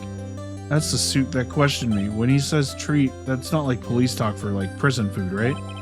I think you'll be fine, Larry. Right? Yeah, what's up? That envelope that Larry gave me? It's got money in it. Well, yeah, that's not that strange. People give money away to celebrate sometimes. It's $38, right? Huh? What a weird amount. I mean, it's not a little, but it's not a lot either. 38 exactly? Nick! Wasn't that exactly the amount of lunch money that was stolen from Edgeworth at school? $38? No. No, Larry, it was you? What are you so surprised about, right? Huh? Larry was absent from that day from school, right? But that doesn't automatically rule him out as a suspect. What? Think back to that day 15 years ago. Larry took the day off. Then he saw the money lying there, and the rest is history. I never was good at history. Edgeworth, you didn't know, did you? I suspected. I just couldn't picture Larry protecting you like he did that day. Everyone else was saying you did it. The whole class was against you, remember? Yeah, too well. Right, you may not know this, but we used to have a saying back in school. When something smells, it's usually the butts. I know. Really, right? I'm surprised you didn't figure it out. Well, this is an unexpected turn of events, eh? Edgeworth? You should have told me. No, Nick, it was 15 years ago. Don't you think the statute of limitations has run out, Mr. Edgeworth? I'd say so, yes. There you have it. Where does that leave me? I became a defense attorney because of what you two did. Well, you will have always been something of an insufferable emotionalist. Yeah, and you get worked up too easily, too. Death. The death sentence for both of you. Man, if only I'd known I'd become a prosecutor. Same goes for me, only the other way around. For the longest time, I thought I might have killed my own father. Thought I might have been a criminal. I became a prosecutor in part to punish myself. If I had known the truth, I might have become a defense attorney after all. Edgeworth. Want to switch, right? Hey, y'all, line up. I'll take a photo. Hey, photo time. Let's go. And after that, dinner on me.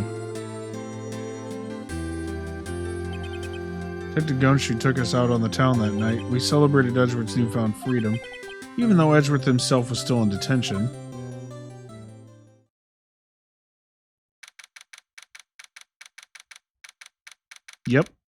Yep, that's exactly why. I told you they'd explain it, but it took all the way to the end for them to fully explain it. Oh, I went a little overboard yesterday. My head hurts. Huh? It's still only 5. Maybe I should go back to sleep. What's this? A letter? Good morning, Nick. You were really impressive yesterday. Seeing you, it made me think about what I'm doing here. I'm a spirit medium in training, of course. I wanted to help Mr. Edgeworth, too. I wanted to help you, but I couldn't. I was useless, so I've decided to go back to my training. I'll become a full-fledged spirit medium, for starters. I couldn't say it to you to your face, so I left this letter. Goodbye, Nick. Goodbye? What time is it? The first trains for the mountains have already left. I gotta get to the station.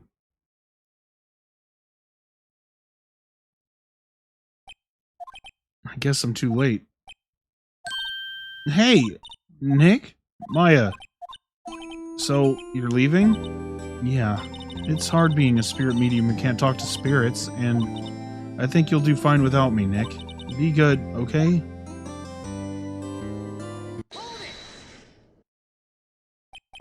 Wait! What? I never could have saved Edgeworth without your help. Huh? On the last day of the trial, I heard her. I heard Mia's voice. You heard my sister? Yes, only her voice, but still, it was at the very end when I thought we'd lost everything.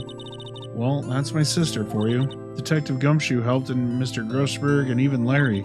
I'm the only one who couldn't help. I was useless, Nick. But you were the one who stopped Von Karma, Maya. Huh? I didn't do anything. All I did was wander around in a daze. Sorry, but I have evidence that you helped. Evidence? Show Maya some evidence.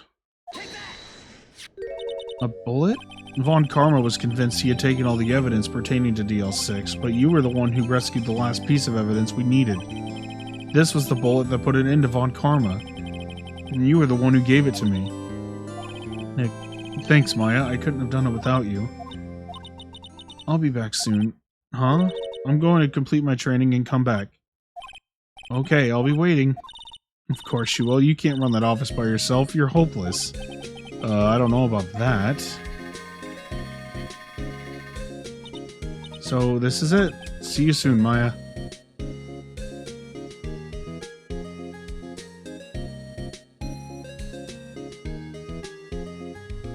Thanks, Nick.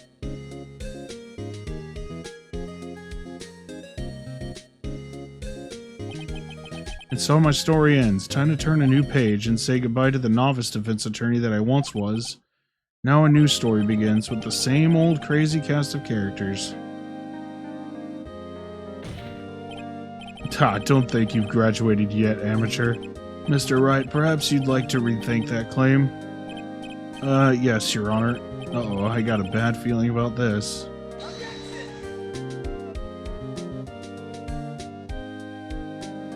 Okay, so the game isn't over. The first game isn't over. There's actually the bonus DLC case, but we're gonna let the credits roll here because this is technically where the game ends normally. But when the I think it was when the DS version got released or the 3DS version got released, they added a bonus case. and the bonus case is one of my favorite cases in the entire series. So that will, and it's actually so long, it will probably take an entire stream. So we're gonna let the credits roll. I want to thank everyone.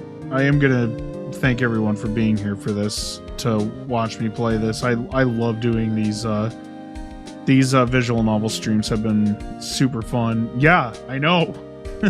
that's why when I said yesterday, I had to think really hard whether or not I wanted to do it yesterday or not.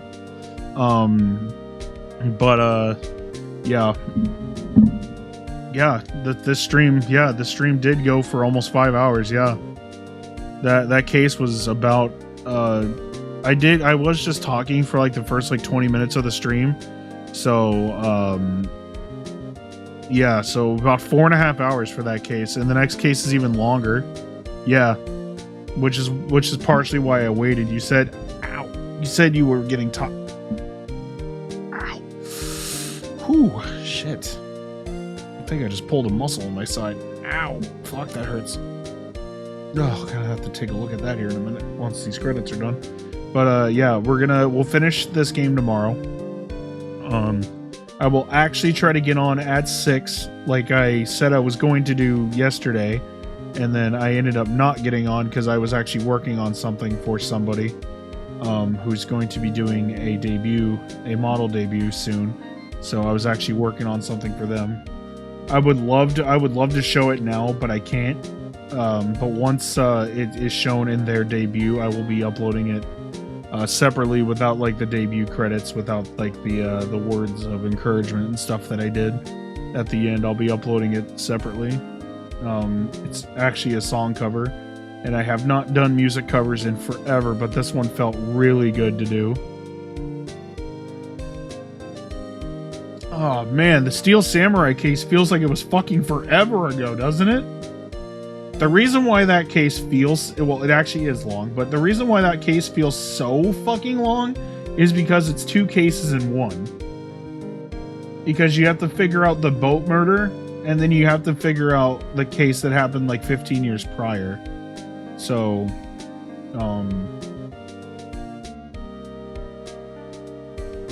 yeah, if we were gonna skip the bonus case, which I can't in good faith skip, I can't skip in good faith because it's so good and it's one of my favorites.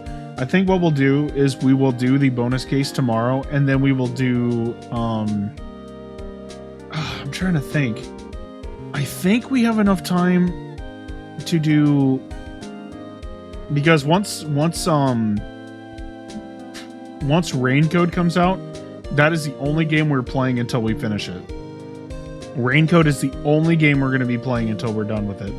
I am super excited for that game. It's from the creators of Danganronpa, so I am super fucking stoked to fucking play that game. It has a very similar art style to Danganronpa 2. Not Danganronpa number 2, but as well. So I am very, very excited for that, and I hope it's good. I really, really am hoping it's good, because I've been waiting fucking forever for that game. So 999 we should be able to finish in 2 streams. That's what it was called. It's another detective like murder mystery game. So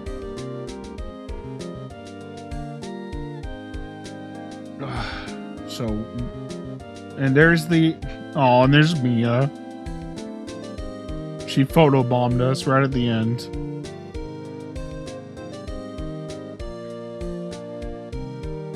Capcom, announce Ace Attorney 7, you assholes. Please. I'm so happy they announced the fucking Justice Collection, though. Alright, well, that's the end of Case 4.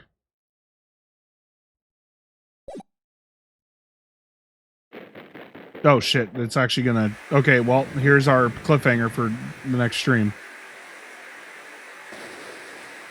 I wasn't expecting it to play the cutscene right away, so...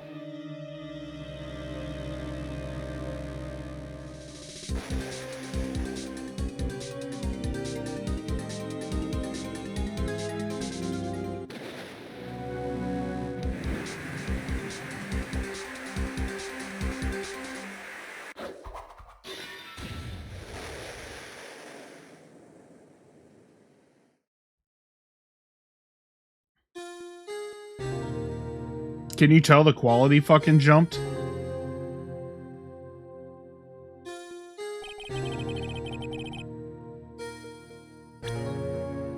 Yep, and there's our cliffhanger.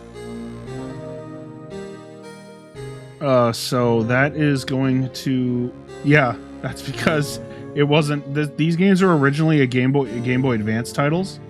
So yeah, so you could tell that jumped up to like the DS and stuff. So yeah, so let's take a look right now. 1 second here. I want to thank you guys so much for being here. It's been so much fun actually going through this again, and we're still not done. Ah, Thrill, you're getting here just as I'm getting off, but I thank you for stopping by. We were just Seabass is here too. Yeah, we were just finishing up. I thank you for stopping by though.